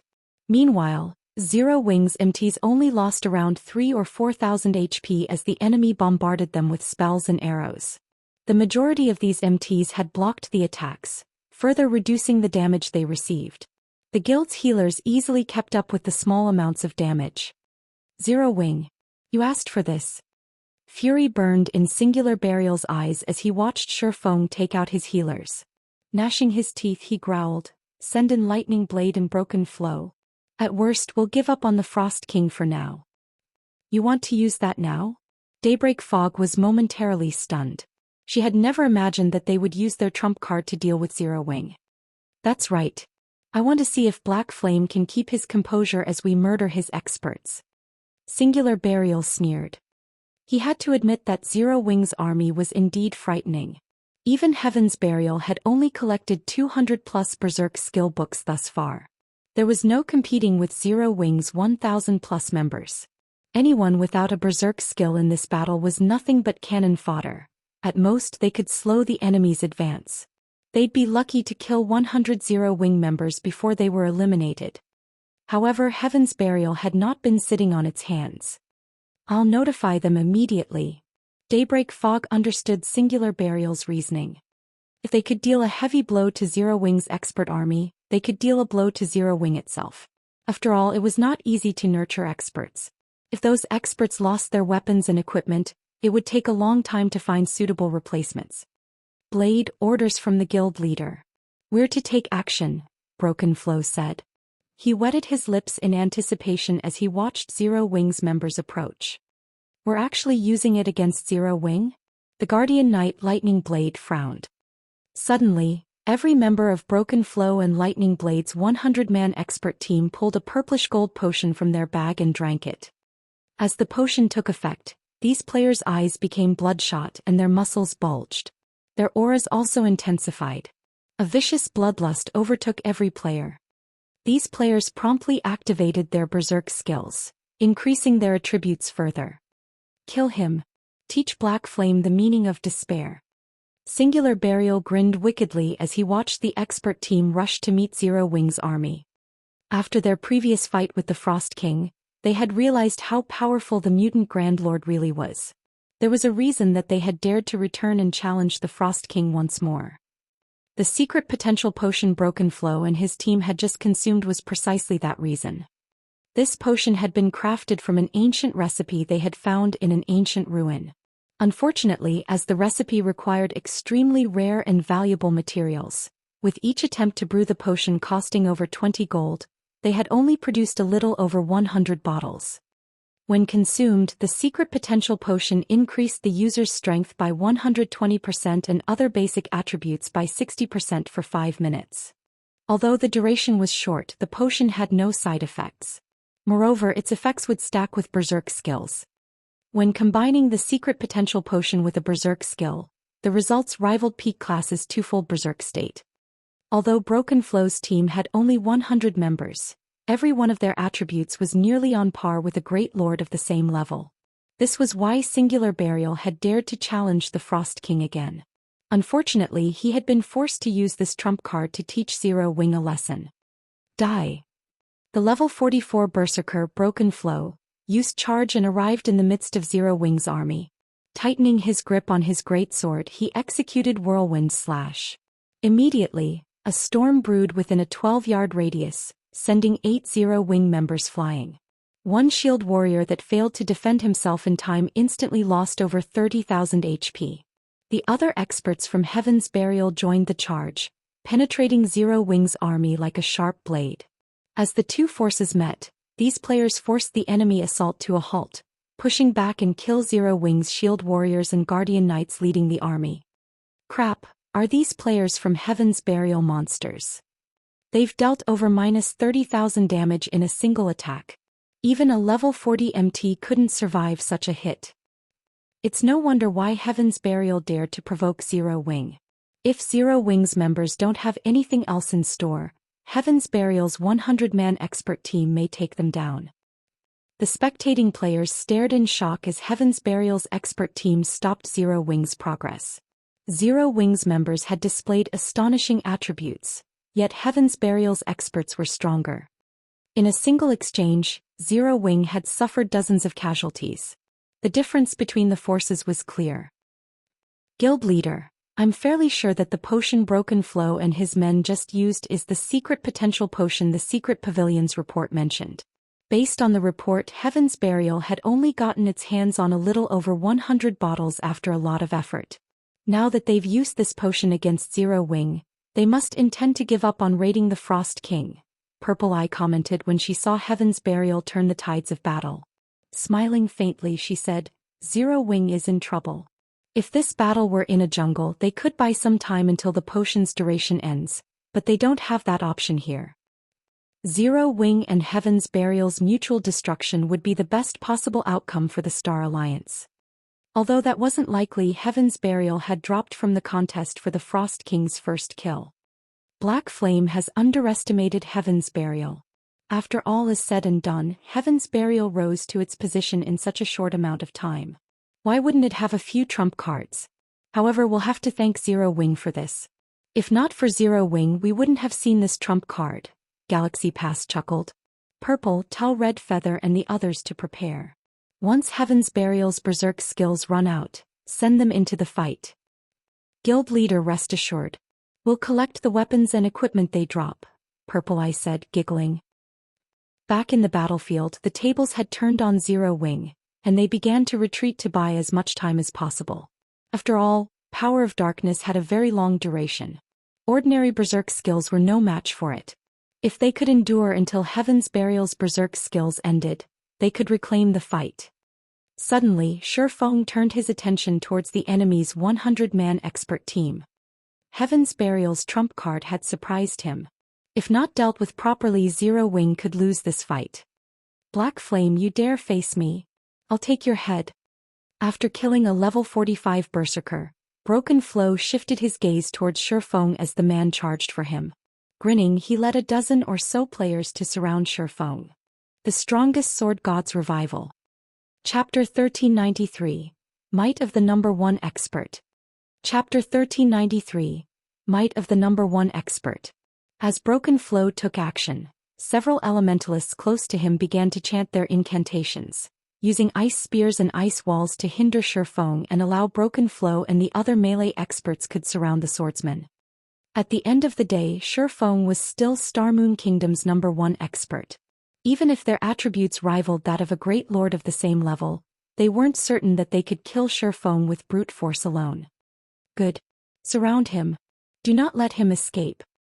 Singular Burial had also activated his berserk skill, a silvery glow wrapping around his body. He then unfurled the magic scroll in his hands. Suddenly, one silver arrow after another manifested in his hand, flying towards Shifeng as he dodged the incoming ice spears. Dozens of silver arrows formed silvery streaks of light as they shot towards their target. Not only were they astonishingly fast, but they cut off Shifeng's escape path. The guild leader must be really angry. He's even using his precious Tier 3 curse. Even if Black Flame survives the attack, he'll be severely injured. Broken Flow was slightly astonished as he watched the arrows bombard Shifeng. The magic scroll Singular Burial had just used contained the Tier 3 curse, Light's Guidance. When activated, it would allow the user to fire 30 arrows per second, each arrow containing the might of a Tier 3 spell. Not only could these arrows repulse a Great Lord, but they also dealt divine damage. All damage reduction effects were useless against this attack. Even mythic monsters would receive significant damage if the arrows hit, not to mention players. Meanwhile, Light's Guidance had a duration of 10 seconds. In other words, Singular Burial could launch a total of 300 arrows. With damage reduction effects nullified, a Tier 3 spell could kill current players instantly. Of course, dodging all 300 arrows was impossible. Even if Shifeng had an invulnerability skill, it wouldn't last him through all 10 seconds. To make matters worse, when rangers used this magic scroll, the arrows would receive a 30% speed boost. The arrows would move so fast that even great lords of the same level would not be able to react in time. As the arrows were about to hit their target, Shifeng adjusted his footwork and executed Sword's Orbit. Immediately, a galaxy of stars danced around his body, striking down one arrow after another and causing a series of explosions. The resulting shockwaves were so powerful that even Broken Flow, who stood over 20 yards away, nearly lost his footing. The resulting white flashes blinded those watching, but even after a few seconds of this attack, not a single arrow had struck Shifeng. The most these silver arrows did was push Shifeng back. The ground shattered with each retreating step Shifeng took. By the time Light's Guidance's 10-second duration ended, craters pocked the ground where the arrows had landed. When the dust settled, Shifeng was still in one piece, with silver arrows decorating the ground around him. How is this possible? Seeing this scene, Heaven's Burial's experts were stupefied. Even Broken Flow, the expert team's leader, was speechless. While Broken Flow had considered the minute possibility of Shifeng successfully blocking Light's Guidance, he had never expected the man to do so without using a single skill. Shifeng had negated the Tier 3 curse relying solely on his swordsmanship. It was truly inconceivable. The silver arrows even packed enough power to knock back a Tier 3 Great Lord. If Broken Flow had to face 30 of those arrows per second, even with the secret potential potion and a berserk skill, he was only confident in blocking a dozen or so. The arrows were simply too fast. Yet out of the 300 arrows Singular Burial had launched, not a single one had struck Shifeng. They hadn't even torn the swordsman's cloak. No matter how Broken Flow thought about it, the feat should have been impossible, yet he had just witnessed it. Sure enough, using Sword's Orbit to block that attack really pushed the envelope, Shifeng thought to himself as he looked at his own HP. Currently he only had a little over 30,000 HP remaining. He had lost over half of his HP from countering the attack. Those silver arrows' power could rival even that of a Grand Lord. Despite blocking them successfully, he still received damage. Had the assault continued for several more seconds, he would have been forced to use Absolute Domain. He's not dead. Singular Burial was dazed when he saw Shifeng standing. He was more familiar with Light's Guidance's power than anyone. Most players only knew that the attack was powerful. They didn't realize that the arrow's strongest aspect was their speed. Keeping up with the arrow's speed visually was already a challenging feat, not to mention keeping up with them physically. Just how fast are his reflexes? Daybreak Fog's eyes widened. She hadn't even been able to follow the arrows with her eyes, yet Shifeng had casually deflected every one. If she allowed this player to get too close, the consequences would be unimaginable. If this battle had taken place before Shifeng had upgraded the 7 Luminaries ring, he would have failed to block all of the arrows. He had only dodged and countered the fast, powerful attacks thanks to the physique bonus he had received from the fragmented legendary ring's hidden effect and the Abyssal Blade's passive skill. He's a monster. Is this the Sword King's true strength? The spectating crowd was flabbergasted. Shifeng had countered such a devastating spell with only his weapons. This was simply unheard of. Quick. Kill him. He doesn't have much HP left. Don't give him a chance to recover. Singular Burial hurriedly shouted after regaining his composure. Although his Tier 3 curse had failed to kill Shifeng, the latter had less than half of his HP remaining. As Singular Burial gave the order, he retrieved another Tier 3 magic scroll from his bag and activated it. Suddenly, multiple small magic arrays formed around Singular Burial. Meanwhile, Broken Flow and the other experts of Heaven's Burial recovered their senses as well and charged at Shifeng, not giving him an opportunity to move closer to Zero Wings healers. In the blink of an eye, 36 spears of dark fog appeared behind Singular Burial, each spear radiating a deathly aura. Die. Singular Burial sneered at Shifeng. This spell was called Soul Sanction. Although it was not as powerful as Light's guidance, the 36 spears were not physical. They could not be blocked, only dodged. Soul Sanction? Shifeng's expression darkened when he noticed the soul spears appear behind Singular Burial. An unstoppable spell was far more dangerous than a powerful one. Immediately he executed void steps and disappeared. Don't even think of running away. Broken Flow reacted quickly and used charge, aiming for Shifeng's previous location. Upon arriving he stomped the ground powerfully. Tier 1 skill Thunderclap. When activated, the skill dealt 20% physical damage to all enemies within a 20-yard radius and inflicted a numbing effect for 5 seconds. As Void Steps was a combat technique, not a skill, the slightest interference could easily disrupt the technique. Suddenly, Shifeng's appeared a short distance away from Broken Flow. Meanwhile, Singular Burial had locked onto Shifeng the moment latter reappeared. He then controlled the 36 soul spears, sending them flying towards the swordsman. In the blink of an eye, the spears appeared before Shifeng, giving him no time to react. The split second before the attack landed, however, Shifeng activated Divine Steps and switched positions with one of his doppelgangers. He dodged the spears and appeared beside Broken Flow. Reacting quickly, Broken Flow used Beheaded, his greatsword splitting into 3 identical copies as it slashed towards Shifeng. Elusive Strike. In response, Shifeng ignored the 3 incoming attacks as he swung Killing Ray at an empty space. Dang! Suddenly, a greatsword appeared out of thin air, Shifeng's sacred sword forcing the massive blade to a halt. Impossible. Confusion twisted Broken Flow's expression as Shifeng blocked his attack. Although the 3 greatswords appeared real, all 3 were fakes. The true attack was hidden in a corner. Broken Flow had created this technique personally and had yet to use it in battle, yet Shifeng had stopped the attack without hesitation. However, Broken Flow didn't know that Shifeng had seen Elusive Strike hundreds of times. He had long since familiarized himself with the technique. You've made your move. Now it's my turn. Chapter 1394. Killing Heaven's Burial's Guild Leader. Chapter 1394. Killing Heaven's Burial's Guild Leader. The moment Shifeng spoke, 3 assassins emerged from behind him. The assassins had appeared swiftly and without a sound. Immediately they thrust their daggers at Shifeng's back from 3 different directions with excellent coordination. You won't have the chance. Seeing his companions, Broken Flow grinned. His biceps bulged as he swung his greatsword towards Shifeng's throat. Tier 1 Taboo Skill Mountain Splitter. The Taboo skill instantly increased Broken Flow's strength by 120% and attack speed by 100% for 3 seconds. With attacks from both sides, Shifeng had nowhere to flee, and due to the close proximity he had no time to dodge. As the 4 players' weapons were about to bite into their target, Shifeng emitted a dark aura. 4 sword lights then bloomed around him. Power of Darkness. 4 Moon Lotus. Ding, ding, dang. A series of clangs rang out, and dazzling sparks appeared around Shifeng's body. Among the 4 that had attacked him, the 3 assassins had been thrown backward, slamming into the ground.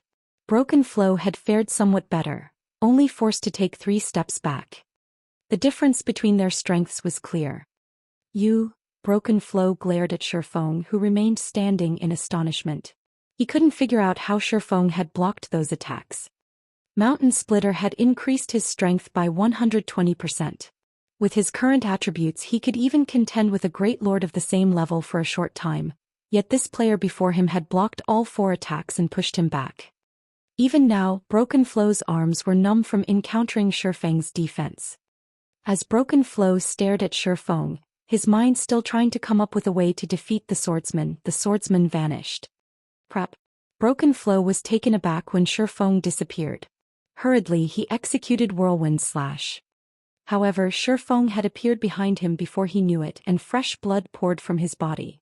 The magic weapon Abyssal Blade had stopped his Whirlwind Slash. Before Broken Flow could react, 2 more sword lights, one blue and one white, cut across his body, devouring his remaining HP. Although Broken Flow tried to say something, his vision had already begun to darken. As his body collapsed, he dropped a pair of combat boots. From the moment that fight had begun to its ending, Broken Flow's nearby companions hadn't been able to offer their leader any support. They only saw Shifeng vanish and reappear beside Broken Flow. Following which, one sword light after another cut through the berserker, and before they even realized it, Broken Flow fell. The fight had ended so quickly that even the nearby healers had not managed to cast Truth Shield on the berserker in time. Damn it! Singular Burial paled at this scene. Broken Flow was the strongest berserker in Heaven's Burial. Not even Ghost Shadow or Singular Burial himself were a match for the berserker's techniques. Yet even after the man had consumed the secret potential potion, Shifeng had effortlessly taken his life. Meanwhile, the spectators watching from a distance were dumbfounded. This is a trick, right? Broken Flow died just like that. Can someone tell me what just happened? The distant spectators were confused to see Broken Flow fall. After a single exchange, Broken Flow had died. Silence reigned over the battlefield. Shifeng's swordsmanship had astonished every player watching. Before anyone could react, Shifeng disappeared again and emerged before the 3 assassins that had attacked him as they stood up. He then swung Killing Ray lightly at the 3 assassins. Shadow Blade. 1 streak of blue light accompanied by 9 streaks of black light flashed around the 3 players. The 3 assassins were experts, so they instinctively activated Vanish to block Shifeng's attack. However, when they tried to do so, they suddenly discovered that their skills were unusable. They then noticed that the light around them had dimmed. This was the aura of Time's forbidden domain. For 30 seconds, all enemies within a 500-yard radius couldn't use any of their skills or tools. The 3 assassins could only watch as the numerous sword lights descended. Without time to defend themselves, all 3 assassins died instantly, their bodies transforming into particles of light and disappearing. At the same time, they dropped 3 pieces of equipment. After killing the 3 assassins, Shifeng set his sights on Heaven's Burial's melee experts a short distance away. These several melee experts who had brimmed with confidence previously, felt chills crawl down their spines. They turned and fled as if they had just seen the devil himself. Run. A single word etched itself into their minds. Even Heaven's Burial's #1 berserker could not stop Shifeng. And now that they couldn't use any of their skills, even if they worked together, they'd be throwing away their lives if they tried to face that monstrous player. Everyone retreat. Get out of the silencing domain's range. Singular Burial shouted in the guild chat. Although the guild leader had given the command, Forbidden Domain covered a 500-yard radius area. It would take quite some time to escape. Zero Wings members excitedly chased after the fleeing Heaven's Burial experts. Now they only needed a little effort to kill an opponent. In seconds, the battle had turned to Zero Wings' favor. Guild leader, what should we do? Purple Eye frowned as she watched Heaven's Burial's members hit the ground, one after another. She had originally thought that once Zero Wing was wounded and Heaven's Burial had used up its trump cards, the Star Alliance could sweep in to harvest the top-tier equipment. Now, however, Zero Wing dominated over Heaven's Burial. The Star Alliance had no hope of reaping the rewards from the 2 guilds' destruction. Forget it. Recall the others. Galaxy Past could not help but sigh as he watched Heaven's Burial's members run for their lives. If Zero Wing had suffered some grievous losses, the Star Alliance would have had an opportunity to take action once Heaven's Burial's berserk skills ended. Not only would Zero Wing owe them a favor, but they'd also deal a heavy blow to Heaven's Burial. The Star Alliance could also pocket some of the weapons and equipment the 2 guilds had dropped. It had been a perfect plan, killing 3 birds with 1 stone. And yet Black Flame alone had disrupted that perfect plan. Until now it had been unheard of for a single player to turn the tide of battle, but Black Flame had done just that. Only now did Galaxy Past understand why the Secret Pavilion had warned him not to provoke Zero Wing. Not even the Secret Pavilion could guarantee the Star Alliance's survival in Star Moon Kingdom. He now realized that in God's domain quality was vastly more important than quantity. This was no longer a virtual reality game that one could rule over with a large enough army. After killing a few more melee experts, Shifeng shifted his attention to Singular Burial, his gaze containing a chilling killing intent. Even though Shifeng hadn't said a word, Singular Burial could sense the swordman's intent. "You wish to kill me? How arrogant." Singular Burial's expression darkened. He was less than 100 yards away from Forbidden Domain's edge, and Shifeng was over 200 yards away from him. After consuming the secret potential potion and activating a berserk skill, his movement speed was higher than an ordinary Great Lord's. Shifeng could never catch him. Once he was outside of the Forbidden Domain, he had plenty of escape routes. The spectators in the distance could also feel Shifeng's intentions. This can't be right. He's trying to kill Singular Burial? He's insane. Everyone's excitement grew as they watched. Over 10,000 surviving Heaven's Burial members protected their guild leader. A few experts even stood by his side. Including the fact that Singular Burial himself was a skilled player, Shifeng was just too far away to kill the man. Boldly, Shifeng advanced towards Singular Burial. "Stop him!" Daybreak Fog commanded. Losing this battle was a huge hit to Heaven's Burial's reputation. If their guild leader died standing among an army of over 10,000 players, the guild would suffer even greater embarrassment. They would become the laughingstock of Star Moon Kingdom. The other guild members understood the severity of the situation as well. The fleeing members stopped and turned to face Shifeng. Although they could not do any damage to him, they could buy some time. Despite the tidal wave of players surging towards him, Shifeng showed no signs of retreating. Instead, he activated Thunder God's Descent, increasing his speed and damage significantly.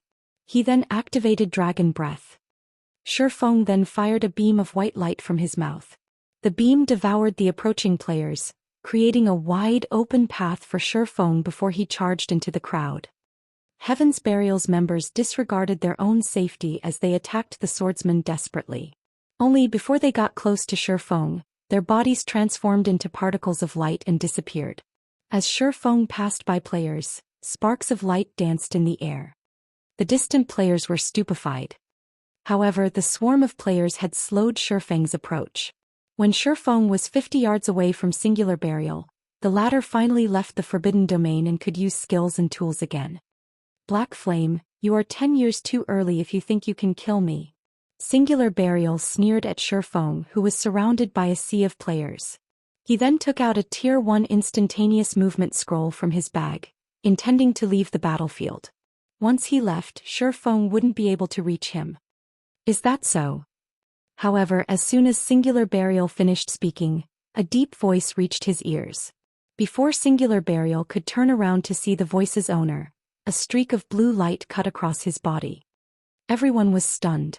Like magic, Shifeng had appeared behind Singular Burial, dragging his blade across the man's body. Tier 2 Taboo skill Instant Strike.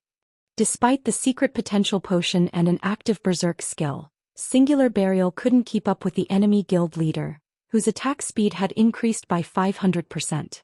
Before Singular Burial could even activate his instantaneous movement scroll, several streaks of light had blossomed across his body, devouring his HP. Chapter 1395. Uproar in Star Moon Kingdom. Chapter 1395. Uproar in Star Moon Kingdom. When Singular Burial collapsed, everyone on the battlefield was dazed. He died. How is this possible? They can't even escape. Everyone's gaze shifted to Shifeng. As they looked at the cloaked figure standing among thousands of enemies with one blue and one white sword in hand, they were filled with a sudden reverence. Shifeng had charged into the enemy ranks by himself, yet his advance never faltered. Moreover, everywhere he passed, life ceased to exist. Even when he took the life of Heaven's Burial's guild leader, Heaven's Burial's members could only watch, powerless. Now this was a real expert. He even killed Singular Burial in such a predicament? Galaxy Past could not help his astonishment as he watched Singular Burial's body hit the ground, still holding the instantaneous movement scroll. Unlike return scrolls, instantaneous movement scrolls could be used without an activation process. Yet not even Singular Burial had reacted in time to save his own life. One could just imagine how fast Shifeng was. If Galaxy Past had been in that position, he had no doubt that he would have suffered a similar fate. Kill him. Daybreak Fog bellowed. Now that quite a few people had already escaped the Forbidden Domain, they could naturally use skills and tools against Shifeng. Moreover, Shifeng stood in the heart of Heaven's Burial's army. He had also just used several skills consecutively, so they should be on cooldown. They still had a chance to kill this man. Moreover, Shifeng had less than half of his HP remaining, which increased their chances of killing him. Hearing Daybreak Fog's command, many of Heaven's Burial's experts recovered their senses. Some immediately launched powerful skills and spells, while some used magic scrolls. Watching these attacks rain down on him, Shifeng activated Void Shield before dashing towards the nearby experts. Shifeng was already fast enough to dodge the majority of the spells and skills. Even when targeted by some rare, unavoidable attack, he could rely on his extraordinary senses to block them. Meanwhile, Void Shield created a shield that had 10 times its user's maximum HP. After activating Power of Darkness, Shifeng's HP had broken past the 160,000 threshold. In other words, the shield could absorb over 1,600,000 damage in addition to increasing Shifeng's HP recovery rate by 500% and movement speed by 100%. Shifeng bobbed and weaved, avoiding the ranged attacks. Not only hadn't his HP decreased, but it had begun to recover at a visible rate. As Shifeng passed, the players in his path promptly faded in a shower of sparkles. None of these players could survive his hits. Even the expert players died by the time Shifeng was within melee range if they didn't activate a life-saving skill in time. After a brief moment, hundreds of weapons and equipment joined the battlefield, dropping from Heaven's Burial's elites and experts that Shifeng had killed. The bloodlust Shifeng radiated was many times stronger than that of Heaven's Burial's experts after they had consumed the secret potential potion. His bloodlust was so intense that Heaven's Burial's members shuddered, unconsciously backing away. They now realized that they hadn't trapped Shifeng. Rather, they had jumped into the tiger's den as an offering. Impossible. Is he the incarnation of a god? The distant spectating players were stupefied. As Shifeng took a step forward, Heaven's Burial's members took a step back. They maintained a distance of over 20 yards away from Zero Wing's leader, not daring to move an inch forward. Heaven's Burial's army consisted of over 10,000 elite members, yet not one of these players dared to charge at Shifeng. Seeing this, the various large guilds in the distance inwardly celebrated. They were thankful that they had never provoked Zero Wing. Big Sis Fog, what should we do now? A core member from Heaven's Burial asked Daybreak Fog, who currently wore a grim expression. Do we continue fighting? Fight. When Daybreak Fog watched Shifeng walk through Heaven's Burial's army as if he were strolling through his own backyard, she could not help but shake her head and order, have everyone retreat. Shifeng's horrific combat power had long since frightened these players. They had lost any will to fight.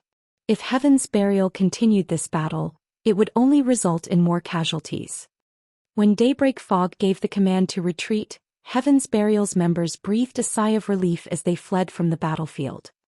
However, Shifeng had no intention of letting Heaven's Burial go. He led his guildmates in the continued slaughter. He only gave up the chase after the enemy players left the frozen scar. Meanwhile, recordings of this battle were instantly uploaded to the official forums, the outcome causing an uproar throughout Starmoon Kingdom. Crap. Zero Wing is too strong. It exterminated over half of Heaven's Burial's 20,000-man army with just a team of 1,000 players. Who would dare doubt Zero Wing's strength after this? Now that is what I call a swordsman. As expected of the man nicknamed the Sword King by the secret pavilion. This won't do. I must join Zero Wing right away. For a time the names Black Flame and Zero Wing became the focal point of Starmoon Kingdom once again. Black Flame's newfound fame inspired many independent players to join Zero Wing, eager to learn some of these combat techniques. One player had repelled an entire guild by himself. No one had ever thought it was possible. Without a doubt, the Sword King Black Flame was the perfect role model for independent experts. Why wouldn't they want to join Zero Wing? After the battle in the Frozen Scar ended, all kinds of weapons and equipment decorated the spacious battlefield. Every one of these items was enough to drive an ordinary player mad. These items would even tempt guild elites, yet despite so many precious items laying on the ground, not a single player dared to approach them. They stood by quietly as Zero Wing's members looted the battlefield. Zero Wing struck gold this time. Those are all items from over 10,000 elite players. Purple Eye watched Zero Wing's members jealously as they collected the weapons and equipment. Weapons and equipment were vital to a large guild's development. Due to the lack of available weapons and equipment in a large guild, ordinary members were sometimes forced to stay that way despite having combat standards of an elite member.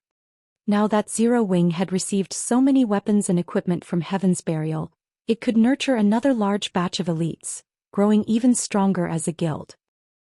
Heaven's Burial's members sure are wealthy.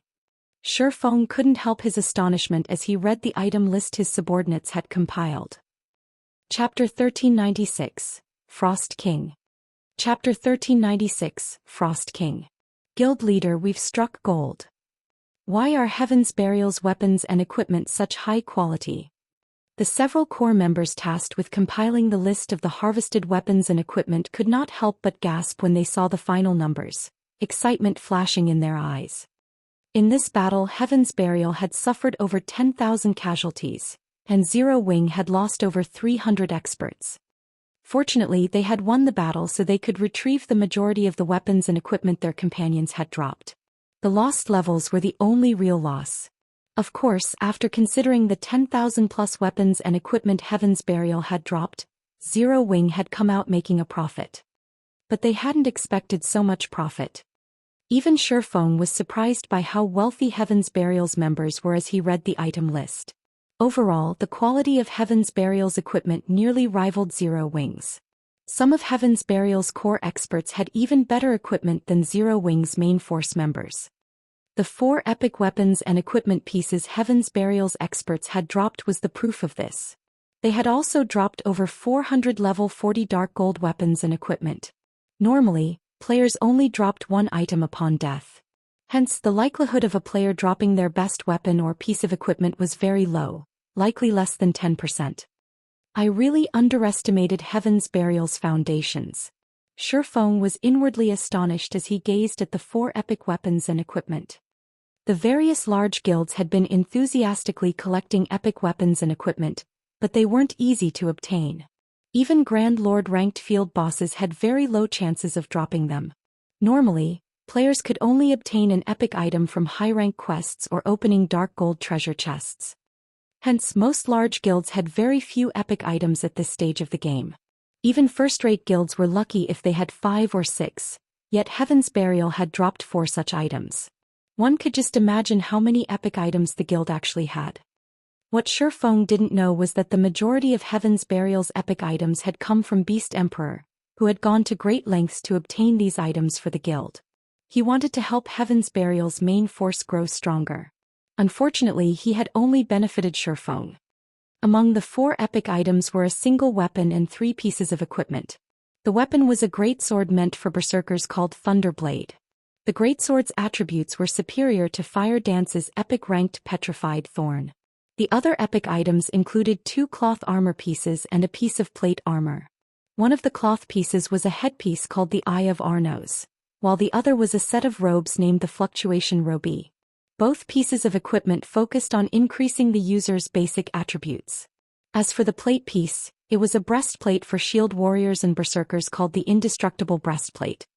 With these 4 epic items, his top-tier experts would have an easier time with their Tier 2 promotion quests.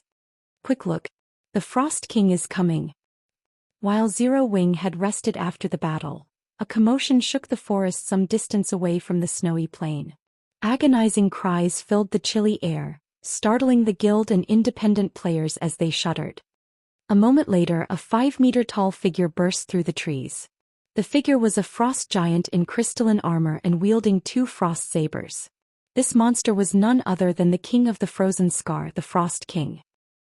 Frost King, elemental creature, mutant grand lord. Level 54. HP 260, 000, 000/260, 000, 000. Everyone's eyes nearly fell from their sockets when they saw the Frost King's stats. How is this possible? The Frost King has leveled. Crap. He has 260 million HP. How can a Grand Lord have so much? He's even tankier than a mythic monster of the same level. Why does it feel like the temperature has dropped? Can a team of 1,000 players really defeat a monster like that? Once they saw the Frost King's stats, fear tore through the crowd. Even the various large guilds that had come to raid this monster panicked as the Frost King's stats were far beyond their expectations. As the Frost King approached the massive crowd of players, some guild experts felt an invisible pressure weigh down their bodies. Some guilds began to hesitate, reconsidering the raid. Based on their reports, they could only raid the Frost King using 1,000-man teams. If more than 1,000 players were within 1,500 yards of the Frost King, the boss's stats would increase substantially. The more players there were nearby, the greater the Frost King's self-buff would be. He would very quickly grow beyond players' capabilities. Staring at the Frost King's current information, however, many of these players didn't know if it was even possible to take the monster down with only a 1,000-man team. The pressure radiating from the Frost King was just too strong. This boss might even be able to suppress mythic monsters. This pressure would significantly hinder players' combat power in a fight. What a powerful pressure. No wonder why Heaven's Burial planned to use Zerg tactics against him. Purple Eye also felt the Frost King's pressure bear down on her as it approached. However, rather than worry, excitement and anticipation made her eyes sparkle. Based on the prior reports, they knew that the Frost King was very powerful. As a preventive measure, the Star Alliance had dispatched over 20,000 members and intended to use the most common strategy to deal with field bosses, Zerg tactic. Only, the Star Alliance intended to use a tactic that was slightly different from those in other virtual reality games. Since God's Domain's field bosses grew stronger when a certain number of players was within range, it wouldn't be wise to dispatch all of one's forces during the raid. Instead, they would send in a limited number of players, keeping the remaining forces on standby. When someone died, they'd send in another player to the fallen player's place. This way, a team could continue the raid with the optimum number of players, slowly whittling the boss down. As one of the most common strategies the various large guilds used to raid field bosses, it was the reason that these guilds preferred to kill field bosses over dungeon bosses. If they lacked quality, they could make up for it with quantity. Furthermore, the more powerful a monster was, the better loot it would drop. For a horrifically powerful monster like the Frost King, needless to say, his loot would be awe-inspiring. The Frost King's first kill would also grant access to Evernight City. It seems that the Frost King belongs to us this time. When Galaxy Pass saw how powerful the Frost King was, he began to laugh. He had worried that Zero Wing would be a powerful opponent for the Star Alliance, but the guild didn't seem capable of raiding the Frost King at this point. Zero Wing had only sent a little over 1,000 members to the Frozen Scar. The guild's few reinforcements weren't enough to take down the Frost King. Even if Zero Wing called for more reinforcements now, the Star Alliance would have long since defeated the Frost King by the time those players arrived. Suddenly, the Frost King, who was 2,000 yards away from the nearest group of players, released a low, wordless shout, and a human-like sneer appeared on his face as he stared at the players from the various guilds. Then he vanished. By the time he reappeared, he was less than 500 yards away from the guilds. Since well over 1,500 players were now within range, the Frost King's basic attributes instantly skyrocketed. The Frost King raised his sabers and swept them at the players before him. 2 energy beams shot forth from the sabers, devouring the army of players. Everything in the beam's path froze instantly. In the blink of an eye, Frost covered the world in a 1,000-yard cone before the boss. Every player caught in the attack had transformed into an ice sculpture. Even MTs who had activated their life-saving skills had lost their lives. Only a few players with quick reactions and invulnerability skills had survived. In just one move, the various large guilds had suffered over 2,000 casualties. Impossible.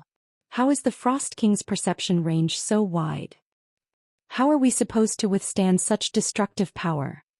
Everyone was astonished. The guilds that had intended to defeat the Frost King with Zerg tactics in particular felt faint. Abruptly, the Frost King charged into the nearest crowd, massacring the players. Despite so many players desperately trying to hinder and attack the boss, the Frost King's movement speed was simply too high. Not only did the mutant easily dodge the incoming attacks, but he also dealt horrific damage. With a single stroke of his saber, the Frost King could create a groove in the ground that extended for over 50 yards, killing dozens of players instantly. Even when the occasional player's attack struck the Frost King, they couldn't deal more than -500 damage. The Frost King's defense was almost more powerful than mythic monsters of the same level. In contrast, the Frost King's HP had increased to 500 million.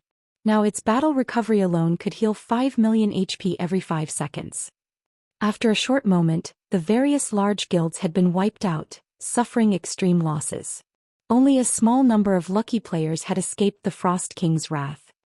Guild leader, are we still going to raid it? Purple Eye asked, her expression darkening as she watched the various large guilds fall. Damn it! Why did things end up like this? Galaxy Past frowned as he watched the Frost King's unstoppable rampage. The boss had actually taken advantage of the guild's plans to use Zerg tactics to strengthen itself. That was simply unheard of. Retreat. Pull away from the boss. Immediately, the Star Alliance's members fled from the battlefield, not daring to linger. After a few more moments, only a small number of players occupied the previously crowded plains as most had fled to the Frozen Scars entrance. Everyone's gone? Shurfeng muttered as he glanced at the crowd by the dungeon's entrance. He then swept his glance towards the Frost King, who had calmed. Smiling, he then said in the team chat, "All right, let's move out." He had guessed that this would happen. After all, even he had only dared to come this far after thorough preparation. It was only natural that the various large guilds, which had very little understanding of mutants, would end up like this. Hearing Shurfeng's words, his guildmates' excitement grew. They followed after Shurfeng and slowly approached the Frost King. The guilds and independent players at the entrance noticed the movement. What's Zero Wing trying to do? They're insane. They're going to fight that thing. Chapter 1397. Zero Wing takes action. Chapter 1397. Zero Wing takes action. The players near the Frozen Scars entrance were confused as they watched Zero Wing's members approach the Frost King. Every one of these players had seen for themselves how powerful the Frost King was. Not only did the boss have a domain that could suppress his enemies' attributes, but he also possessed frightening, destructive power. Current players had no hope against this monster. Not even the most common Zerg tactics had any effect on the Frost King, much less a measly army of 1,000 players. Even level 44 shield warriors with over 40,000 HP had died instantly after activating Shield Wall. If none of their MTs could tank the Frost King, how were they supposed to raid this boss? Although Zero Wing's 1,000-man team was incredibly powerful, that strength was nothing more than a joke before the Frost King. Guild leader, they're not really trying to raid that thing, are they? Curiosity overtook Purple Eye as she watched Zero Wing's army inch closer to the Frost King. I don't know, but Black Flame should be fully aware of the Frost King's might. He shouldn't be foolish enough to challenge that boss. Perhaps he's trying to gather some intel to prepare for a future raid attempt, Galaxy Pass said, shaking his head. He didn't understand Zero Wing's actions either. In his opinion, they'd likely need a 1,000-man team of Tier 2 players to kill the Frost King.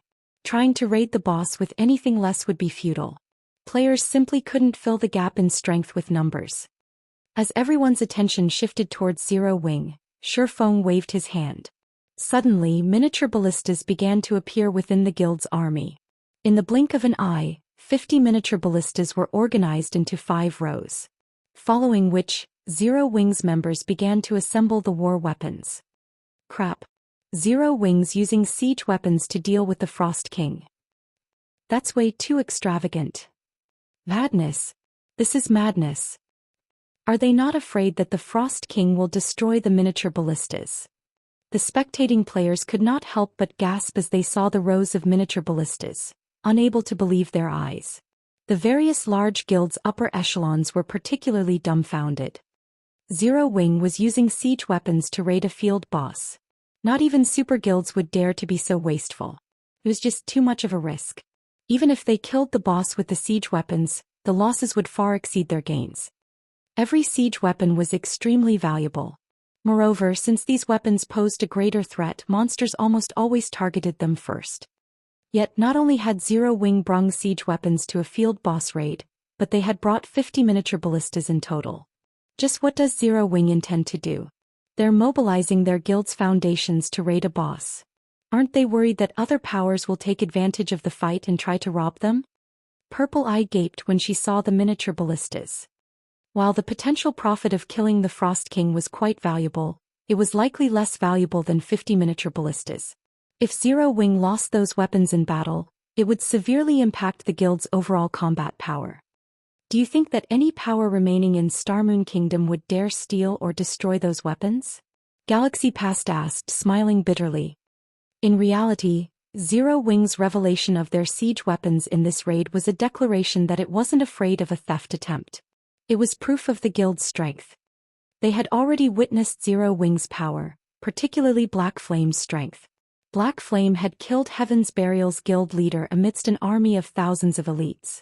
The other members from Heaven's Burial had only been able to watch helplessly as he took their guild leader's life. With such strength, who would possibly dare pick a fight with Zero Wing? To put it bluntly, doing so was suicidal. It was much different from the attitude Zero Wing had adopted when the weapons and equipment Heaven's Burial had dropped littered the battlefield. Despite so much precious loot before them, none of the various large guilds or independent players had dared to claim them. Along with the miniature ballistas, Shifeng had used demon summoning and called forth a level 72 Tier 3 Inferno demon. Due to Demon Ruler's effect, the Inferno demon's attributes received a 30% buff, becoming significantly stronger than a normal Tier 3 demon. Inferno Demon, Dark Creature, Demon. Level 72. HP 33, 800, 000/33, 800, 000. Shifeng also summoned Anna. As a Grand Lord ranked mutant, the Frost King was even stronger than a mythic monster of the same level. As a mutant, its intellect was also quite high. Zerg tactics wouldn't be effective against this boss. If they were, the various large guilds of the past wouldn't have suffered so many losses to deal with a single mutant, even going as far as mobilizing siege weapons to exterminate the creature. Not even an army of hundreds of thousands of players could defeat it. Of course, the mutants back then had grown over a considerable amount of time. They weren't like the Frost King, who had just become a mutant and hadn't had much time to increase his strength. However, as the Frost King's initial tier was high, it could even annihilate a 1,000-man team of Tier 2 players if not dealt with properly. Guild leader, the boss is coming, a ranger scout announced. Good. Main force, prepare to move. Dark God's Legion, protect the miniature ballistas. Exterminate anyone that dares to approach. Shifeng instructed. Guild leader, rest assured, if any guild or player tries to pull something, we'll wipe them off the map, the Dark God's Legion members guaranteed as they patted their chests. Saying so, the Dark God's Legion members spread out around the miniature ballistas. A few members took out magic array scrolls for the double protection barrier, constructing a magic barrier around the siege weapons. Meanwhile, the main force members spread out and charged towards the Frost King. Due to the Frost King's domain, the main force members' attributes fell significantly upon entering the boss's sphere of influence. Upon sensing the approaching players, the Frost King swung one of his sabers at the crowd. A streak of blue light swept towards Zero Wing's MTs.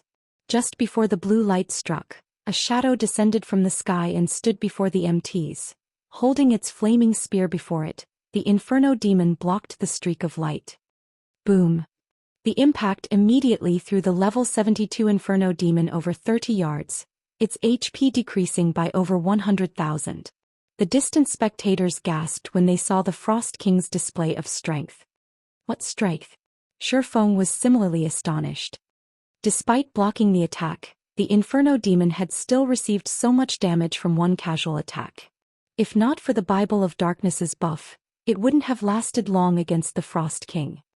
Noticing the boss prepare to launch his second attack, Shifeng took out the ancient weather book and used weather control. Suddenly, the chilling atmosphere began to warm rapidly as a scorchingly hot sun dominated the sky. While the ancient weather book didn't seem to have any practical effect against monsters, the exact opposite was true. In God's domain, players weren't the only ones affected by their environment. The same was true for monsters. If a monster fought in an environment that ran counter to its nature, the monster's combat power at least would decrease by half. This was also why the various large guilds had searched for any skills or spells that could affect weather in the past. However, skills and spells of this type were even rarer than curses and taboo skills of the same tier. Generally, only superpowers could get their hands on one. Suddenly, the snowy plains transformed into a burning hellscape. Although players didn't prefer this fiery environment either, Zero Wings members had consumed the sea god's blessing. They could adapt to hot or cold adequately. In contrast, the Frost King and Ice Elemental was exceedingly uncomfortable. Disregarding Zero Wings members, the Frost King turned and attempted to flee the hellscape. Stop him. Don't let him get away. All ballistas attack. Upon Shifeng's command, the assembled miniature ballistas launched exploding arrows simultaneously. Shoo, shoo, shoo. A rain of fire descended upon the Frost King, the scene far more spectacular than normal boss raids. Chapter 1398, Tier 4 Strength. Chapter 1398, Tier 4 Strength. The 50 exploding arrows rained down on the Frost King like meteors. Roar. Noticing the incoming attacks, the Frost King roared. It then brandished its twin sabers, cutting down the exploding arrows before they could land. The boss knocked the majority of the exploding arrows off course. As for the remaining arrows, the Frost King simply took a step forward and dodged most of them, while blocking a small portion with his sabers. In the end, only 3 exploding arrows had connected with their target. Minus 32,964. Minus 33,157. Minus 32,849. Such high defense. Zero Wings members could not help their surprise. On its own, an exploding arrow was as powerful as a Tier 2 spell, but with the miniature ballista's damage modifier, these arrows could compete with the strongest Tier 2 spells. Overall, a single exploding arrow could deal over minus 100,000 damage against a Great Lord of the same level, yet the few that had struck the Grand Lord-ranked Frost King had only dealt a little over minus 30,000 damage. One could imagine how pitiful their damage would be if players relied on Tier 1 skills and spells to take down this boss. Everyone finally understood why Shifeng wanted to utilize the miniature ballistas. With the minute damage players' attacks would deal, even a 1,000-man team was unlikely to overcome the Frost King's battle recovery. If more than 1,000 players fought the Frost King at the same time, the boss would become even stronger, his strength and defense reaching new heights. The Grand Lord would be unstoppable. As expected of a mutant. Despite such an uncomfortable environment, its reaction speed is still so fast, Shifeng commented, smiling slightly as he watched the Frost King who still attempted to flee the hellscape. In truth, Shifeng hadn't expected 3 of the 50 arrows to hit the Frost King. After all, he was very familiar with how terrifying a mutant was. Tier 2 attacks would have a limited effect on this creature. Finally, Anna finished her incantation. With a wave of her staff, a level 75 Tier 3 Golden Giant and 10 level 75, Tier 2 Rock Guardians appeared before her. The Rock Guardians immediately formed a magic barrier to trap the Frost King. However, the Frost King was simply too powerful. Despite the barrier, his basic attributes remained unaffected. Fortunately, the Rock Guardians' barrier created an opportunity for the 50 miniature ballistas to bombard the boss. Following which, the miniature ballistas launched another volley at the Frost King. This time, due to the limited space the Frost King had to maneuver, he dodged and blocked significantly fewer arrows. In the end, over a dozen exploding arrows found their mark, damages over minus 30,000 appearing above the boss's head, one after another. Suddenly, the Inferno demon descended from the sky and activated the Tier 3 skill Macropyre.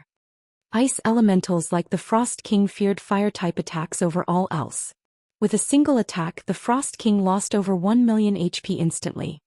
Upon receiving such a significant amount of damage, the Frost King retaliated, swinging one of his sabers at the Inferno Demon with lightning speed. Although the Inferno Demon had used its flame spear to block the attack, it still lost over 100,000 HP. Fortunately, Zero Wings healers supported the summoned demon from a safe distance, granting the creature the ability to fight the Frost King for a long time. With the Inferno Demon and Golden Giant tanking the Frost King, Zero Wings members could freely attack the boss from the sides. Although their damage was insignificant at best, they could more or less hinder the Frost King's movements by attacking his joints. For a time, the Frost King engaged in a fierce battle against the Inferno Demon and the Golden Giant, the sounds of weapons clashing echoing throughout the plains. At the same time, the miniature ballistas continued to fire one exploding arrow volley after another, whittling down the Frost King's HP. Meanwhile, Shifeng switched to the aura of fire and circled to the Frost King's back before activating Flame Burst. The Frost King released an agonizing cry as he received Shifeng's 15 consecutive strikes. -61,574. -123,487. -61,746. In total, Shifeng's 15 attacks dealt over -1 million damage. Is he a monster? The watching upper echelons from the various large guilds were stupefied. Even their guild's top-tier experts had only dealt several hundred damage to the Grand Lord with their skills, yet Shifeng's normal attacks dealt over -5,000 damage, while his skills dealt over -10,000. Aside from Shifeng's individual performance, these upper echelons winced as they watched Zero Wings members waste the precious exploding arrows. This situation showed them how truly powerful Zero Wings' foundations were. Throughout Starmoon Kingdom, only Zero Wing would dare to raid a measly field boss with such an extravagant method. Following which, the Frost King's HP rapidly decreased under Zero Wing's combined assault. 99%, 95%, 89%. As time passed, the originally peerless Frost King's maneuverability suffered as his HP decreased. When the Frost King had only 30% HP remaining, he finally seemed to realize that his life was in danger. Suddenly, the Frost King stomped his foot, causing the ground beneath him to sink slightly. Following which, pillars of ice rose from the dirt, surrounding the Grand Lord. The cage of ice rendered the miniature ballistas and players' attacks ineffective. After another 5 seconds, the Frost King split into two identical clones. However, both Frost Kings only had 15% of their total HPs. Is this a joke? The distant spectating players gaped when they saw two Frost Kings. One Frost King was frightening enough, yet now Zero Wing had to face two of them. Just how were players supposed to defeat such a boss? The large guild's members weren't the only ones horrified. Zero Wing's members' hearts sank at the sight. For a moment they were at a loss. The Inferno Demon and the Golden Giant had already struggled to tank the mutant. Moreover, after such a long fight, the healer's mana was close to depletion. The healers couldn't possibly keep up with the damage if they had to face two Frost Kings simultaneously. After all, not even the Tier 3 Inferno Demon and the Golden Giant could defend themselves and the players against two Grand Lord mutants' attacks properly. Any attack they failed to block would instantly deal over -1 million damage, while skills would deal 2 to 3 million damage. At this rate, the Inferno Demon and Golden Giant would die very quickly. Without these two summoned monsters in the way, the Frost Kings wouldn't need long to annihilate Zero Wing's team. Suddenly, one of the Frost Kings threw the Golden Giant from the magic barrier, leaving the Inferno Demon alone to deal with the two bosses' pincer attack. Both Frost Kings revealed sinister smiles, their sabers releasing a frosty aura that dropped the surrounding temperature sharply. They then swung their sabers down at the Inferno Demon. All living creatures must die, the two Frost Kings bellowed as one as they sent 4 arcs of blue light at the Inferno Demon. When struck, the Inferno Demon's HP, which had been at 50%, plummeted to 0, its body transforming into particles of light and disappearing. How is that possible? Everyone was stunned. The two Frost Kings had killed a Tier 3 Inferno Demon instantly. It's over. Zero Wing's loss is inevitable. Galaxy Past was indescribably shocked as he watched the Inferno demon vanish from the battlefield. He hadn't dreamed that the Frost King was this powerful. However, after using this powerful skill to execute the Inferno demon, each of the Frost Kings had lost 5% of their HPs. Now they only had 10% HP remaining. After dealing with the Inferno demon, one of the Frost Kings moved to deal with the Golden Giant, while the other attacked the Rock Guardians. Before they could, however, a figure appeared before the Frost King that targeted the Rock Guardians. This figure was none other than Shifeng. Despite noticing the swordsman, the Frost King didn't even spare him a glance. Instead, he swatted at Shifeng as if he were a fly. Despite such a casual attack, a black spatial tear ripped along the saber's trajectory. Guild leader. Zero Wings members panicked. The attack could even send a Tier 3 Great Lord flying. No player could possibly avoid it. But as they watched, the spectating players were astonished yet again. Activating Heavenly Dragon's power, a golden glow swallowed Shifeng. He also activated Blade Liberation. Immediately he swung Killing Ray to meet the Frost King's saber. The instant the two weapons collided, the saber was thrown back as if it had been struck by a cannonball. Impossible. He repelled the boss. The various large guilds in the distance could not believe their eyes. While they had considered the possibility that Shifeng might use a life-saving skill to block the attack, they had never expected the man to repel the Frost King's attack with one of his own. My strength is already on par with a mythic monster of the same level? Shifeng glanced at the sacred sword in his hand in confusion. This was the first time he had activated twofold Berserk since upgrading the 7 Luminaries ring to the fragmented legendary rank.